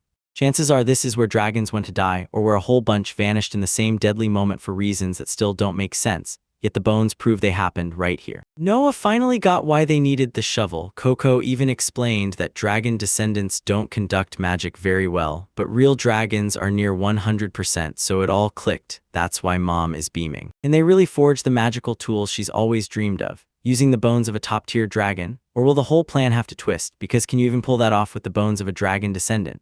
Kaka says it, Coco backs her up, and sure, Dad calls it a secret, but Mom still daydreams about making it real. Still, are they kidding themselves thinking high-level dragon bones are basically impossible to get? Noah calls the mountains home, and he totally could have hauled them supplies, but he chose to keep quiet and never even brought it up. Yohei was fuming because the bone was only available with a measly 20% discount, so he demanded time to think. Then Mimi basically shrugged and decided he'd already rejected the deal. And then it hit her, he'd always been a greedy scoundrel, all cheap talk and nothing but a master at digging himself deeper. Yohei is so worn out from getting blasted with the same offensive words that he can't take it anymore. Right between them, a girl suddenly popped into view. She snapped, "Stop the fight right now." Mimi was on the hunt for Lily's youngest little sister. When Noah locked eyes with her and heard her name roll off her lips, it hit him like a memory, like he'd heard that exact name somewhere before. She greeted Mimi like they hadn't seen each other in forever, even though it barely had been any time at all, because Mimi had just heard that Lily had suddenly vanished from her mother's house. After hearing all of that, Noah finally clicked. Lily wasn't just anyone, she was Aunt Mimi's older sister. Lily snapped that there was no reason to argue out front, waved everyone inside, and steamrolled right over Yukai's objections. Mimi stared at him like, "Wait, Dragon Bone." And when he pushed that idea, she shut it down and insisted they stick to the normal price because she hated the last offer. Noah couldn't wrap his head around how they even pulled this off and agreed in the first place. Yo swore Mimi always acts like this, anything to dodge them, even dropping to her knees and begging a bone from a truly respectable dragon. Yohei thought it was kinda sweet, like Mimi only brought this thing here for one single, obvious reason. And now Mimi decided it was time to reintroduce Noah to everyone again. There were three of them, Mimi, the youngest and the third child, CC, the middle daughter, and Lily, the oldest. He lit up the moment he met her and immediately asked if he could drop the formal Lily-san and call her just Lily. Lily called him a strange kid, and the second people learn she's Mimi's older sister, they immediately start asking if she's Mimi's brother's wife. Mimi couldn't figure out why he said Lily like it was nothing, until she realized he meant her aunt. Now he'll just call her Mimi, simple as that. Yohei leaned in and told Mimi to brew some tea, but she started screaming at him, even though nobody had asked him for anything. After everyone cleared their throats, Mimi leaned in and spilled it all at once. Out of the three sisters, only Lily inherited their father's dragon blood. Her kids were completely blindsided when she suddenly opened up about it. But she insisted everything was okay because Noah was the only child Amora had left and he had a great connection with his mother. So this time, she dragged him here to ask Noah for help. She also said he's close with the Queen of Fire Dragons and that his father used to teach at a top-tier dragon's forge. Noah stood there totally lost. Everything unfolding around him sounded like straight-up nonsense. Mimi told him that once he really looked, he could see it. 3 of them with their sisters, but none of them even remotely looked like their older sister. It all began 60 years ago. Out of pure curiosity, my mom cooked up this wild thought. Could a human and a dragon really have kids together? The whole chat circled around Grandma La Liu and her rare connection to an air dragon. When times got tough, she turned to him and those thoughts never left her, so that's where everything really began. No, it didn't make sense to him at all, because in his mind, dragons could only be born from tiny little dragonlings. Noah leaned in and asked her, so, were you really born from a dragon? Mimi backed all that up and then dropped the truth. She's not a dragon, not really. She's a beast-human-dragon mix. She was born in human form, so she'll never turn into a dragon, but she's got one huge twist that ordinary people don't. Years pass, but she doesn't budge a bit. People claim that by 100, dragons already look grown, yet her sister, who's 60, has finally aged to a more mature look, and still, she's stuck at 6. While other dragons surge forward with time, she matures at a painfully slow pace. Noah demanded to know if anything could be done, but Mimi shut him down fast. No, she doesn't age or get sick at all, it's just a weird trait of her body and she wants him to stop poking at it. And her sister? She's stranger still, white hair, red eyes, and bat-like wings, so if you didn't know she was a dragon, you'd swear she was a vampire. That's exactly what everyone assumed. Because her sister was born with unreal fair skin, strangers swore she must be a vampire, and ever since ancient times her strange eyes pulled people in so hard she even got branded as a monster. At first, the sister stayed with her and the kids in the Kanyuki shop, but 10 years back the capital installed a device that could detect magical creatures, and that shook their shop and every business nearby, so Lily had to run, leaving home behind. Even though Mimi never speaks, the regret keeps clawing at her, because with that kind of look, she's always feared she'd get thrown out. That crushed her, and now she couldn't stop wondering if coming back to the capital was even worth it. That's why she pushed Noah to unleash his taming skill and test whether the capital's magical creature identifier could spot her, because she had to know once and for all if she was truly a monster. The trainer can straight up tell if the sister is a magical creature. Noah leaned in and asked, what if you ended up being some kind of magical creature? But even he could barely believe it, because sure, she was a dragon, yet she still felt more like a beast human than anything truly magical. Even if things stay the same, Noah still has to sign a taming contract with her just to get back to the capital. So in Nima's eyes, it's all fair game and any choice will do. Noah wasn't just okay with it, he was ready to try full throttle. They stepped outside and Noah was already standing there, ready to slap a contract down in front of her. Lily only nodded like it was a done deal. Then he shot his hand toward her, and it was almost enough to touch her. But the moment he stretched his hand toward her, nobody caught a thing. The wild part, the trainer didn't even clock it, no matter how skilled he was. Most of the time, this power kicked on the moment he struck a bargain with a pitch-black fluffball or a blazing fire dragon. If you really think about it, you'll realize Lily is either one of the people or her rank sits way above theirs, and that leaves one burning question, which is it. Lily claimed she hit level 200, which meant she was way below Noah. But nobody told him what rank he had, so he figured it out. Lily must have been the one who sized him up. Lily had already blasted her way to level 200, yet Noah's level was even higher, and that was the part that really shocked me. Turns out Lily's sister is a beast person too, so the magic creature detector in the capital won't even register her. That meant they could finally move in together with her sister, and Mimi's panic melted away. But out of nowhere, Lily blurted, "Mimi, do you hate me?" And Mimi froze, staring back in shock. Why would I ever hate my own sister? She told me Mimi built a magical device to block Lily from entering the city, and she swears Mimi keeps sighing every time she so much as looks her way. The king ordered a monster detection device straight from himself, because if Mimi's workshop, the most famous magical tool maker in the realm, didn't build it, he'd be throwing dice. After all, this thing can even spot her the moment Mimi steps into the magical world. Mimi finally confessed she was jealous. Lily always stays gorgeous. Even as the years stack up, the youngest of the 3 sisters, Mimi, is already showing age, even though everyone used to swear she still looked young. She straight up admits that every second age keeps slamming back into her life. She says it as she finally takes her seat. Yake told Mimi you get prettier every single year, and then he winked at Lily like, she's just special, so don't worry about a thing. Noah snapped into a sudden thought and blurted out to Mimi, if you're Lily's sister, does that mean you've got air dragon blood running through you too? Mimi confirmed it, then grinned and added, yeah, but I've also still got more squirrel blood. They called him Dad, but the truth hit different. His whole drive was pure curiosity. Could a dragon really have children? And for 10 years, her father only showed up now and then until one day he vanished for good, gone forever. And yeah, Mom was an adventurer too, so the three of them clung together, living side by side and keeping each other safe. And yeah, her sister looked tougher, but when it was just the two of them, it was always Lily. She was the one holding everything together. You can't help but fall head over heels for a sister like that. I just had this shock. Lily looks like a tiny kid, but she's actually 60 years old. Nobody can say for sure if it's dragon blood, but by the time she's around 2 years old, she already looks almost exactly like she does now. Here's another reason she's getting mixed up with a vampire, but that mystery won't magically solve itself, so she has to roll with it. The good news is she met Noah, because even if people see Lily as some kind of magical creature, she'll be totally safe as long as he's right there beside her. Then the sister could turn into a magical creature and strike a powerful pact with Noah. So if he steps up as the guarantor, his sister can finally breathe easy and live in the capital in peace. Noah wasn't new to this. He'd already struck deals with Esty so she could go shopping, and with Linda so he could practice blacksmithing. Noah snapped that he doesn't see it being used for good, but Yohei is convinced Mimi's a born traitor, sharp enough to outsmart anyone in her way. Even so, she's still someone he can count on, so he's sure they'll work together calmly. When you check Yukai's recent conversation, you can tell he wasn't convinced at all, because Yukai brushed it off as personal feelings.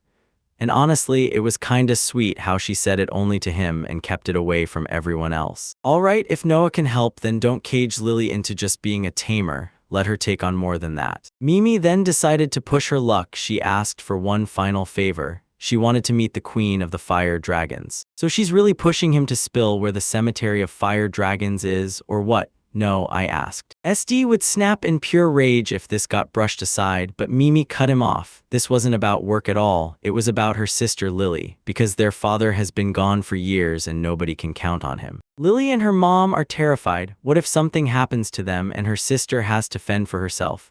Lily's even setting her up with most of her money, but she knows it won't be easy, because her sister will still struggle to land a job just because of how she looks. Kaka told Mom, don't worry, no fire dragons needed. We'll handle Lily ourselves, and Mom's like, good, because I'm absolutely living to 100 years old. Mimi thanked them for the help, but she flat out admitted she can't possibly live another 100 years. Nobody had a clue when that sister would finally grow up, and with that body, everyone dismissed her like she didn't even matter. They've got to figure out how many living people she'll still have left to call her friends. To say thank you, Mimi let Noah name anything he wanted, and if he had the cash, she'd churn out as many thousands as he dared to ask for. But Noah snapped back that he wanted nothing, needed nothing at all. Then he leaned in and demanded what Lily would have done if she'd been in his shoes. She shot back that she didn't care if she even had one familiar dragon. What mattered was one thing: Mimi couldn't hate her. That was all she needed. Mimi was freaking out, but now somehow, she's finally breathing easier. Lily's curiosity snapped into overdrive, and she just had to ask Noah where he works. She'd heard the fire dragons would team up with humans, but she couldn't shake the feeling that they despise humans, or that these fire dragons were nothing like the rest. She leaned in and demanded to know if they truly work as a team,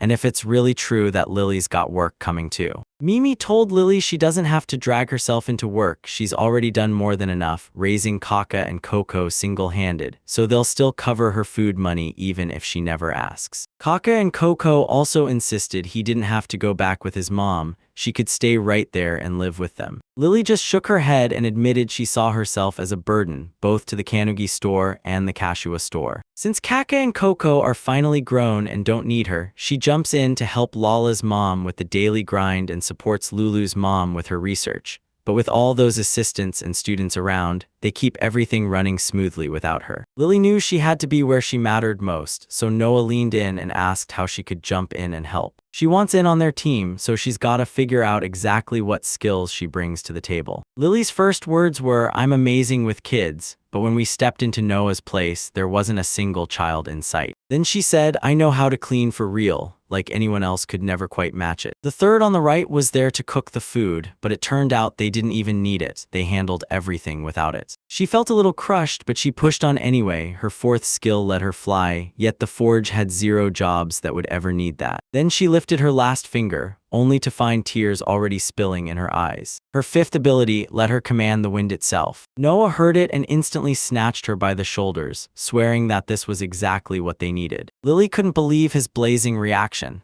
Then joy hit her like a wave and she was over the moon. In the forge, the fire never goes quiet. It's cradled in the hearth to blast the metal hot, and once it's ready, they slam it with hammers to forge swords, spears, and more. And yeah, they need a fierce airflow to keep the heat roaring. If she can master control of it, it'll change everything for them, big time. Lily was bursting with confidence and couldn't wait to try. Mimi couldn't even remember the last time her heart was this fired up. She couldn't believe it, dragons actually work too, so now she's finally ready to use her wind power for real. While she battled alongside the fire dragons, Lily crossed paths with brand new people, and she couldn't stop loving every second of it. So yeah, he was crying because even after they all vanished, the spot where the fire and wind dragons had forged their bond could still live on forever. Sister Lily's future came out of nowhere, and it blew their minds in the most unexpected, unbelievable way. Right as Yake rounded the corner, one of his employees burst through the door behind him and blared that Akaba, the store owner, was already there. Outside, shrieks rang through the night, shouting Yo's name and begging him to come out. Armed men were waiting outside, pressing threats on him and demanding he step out right now.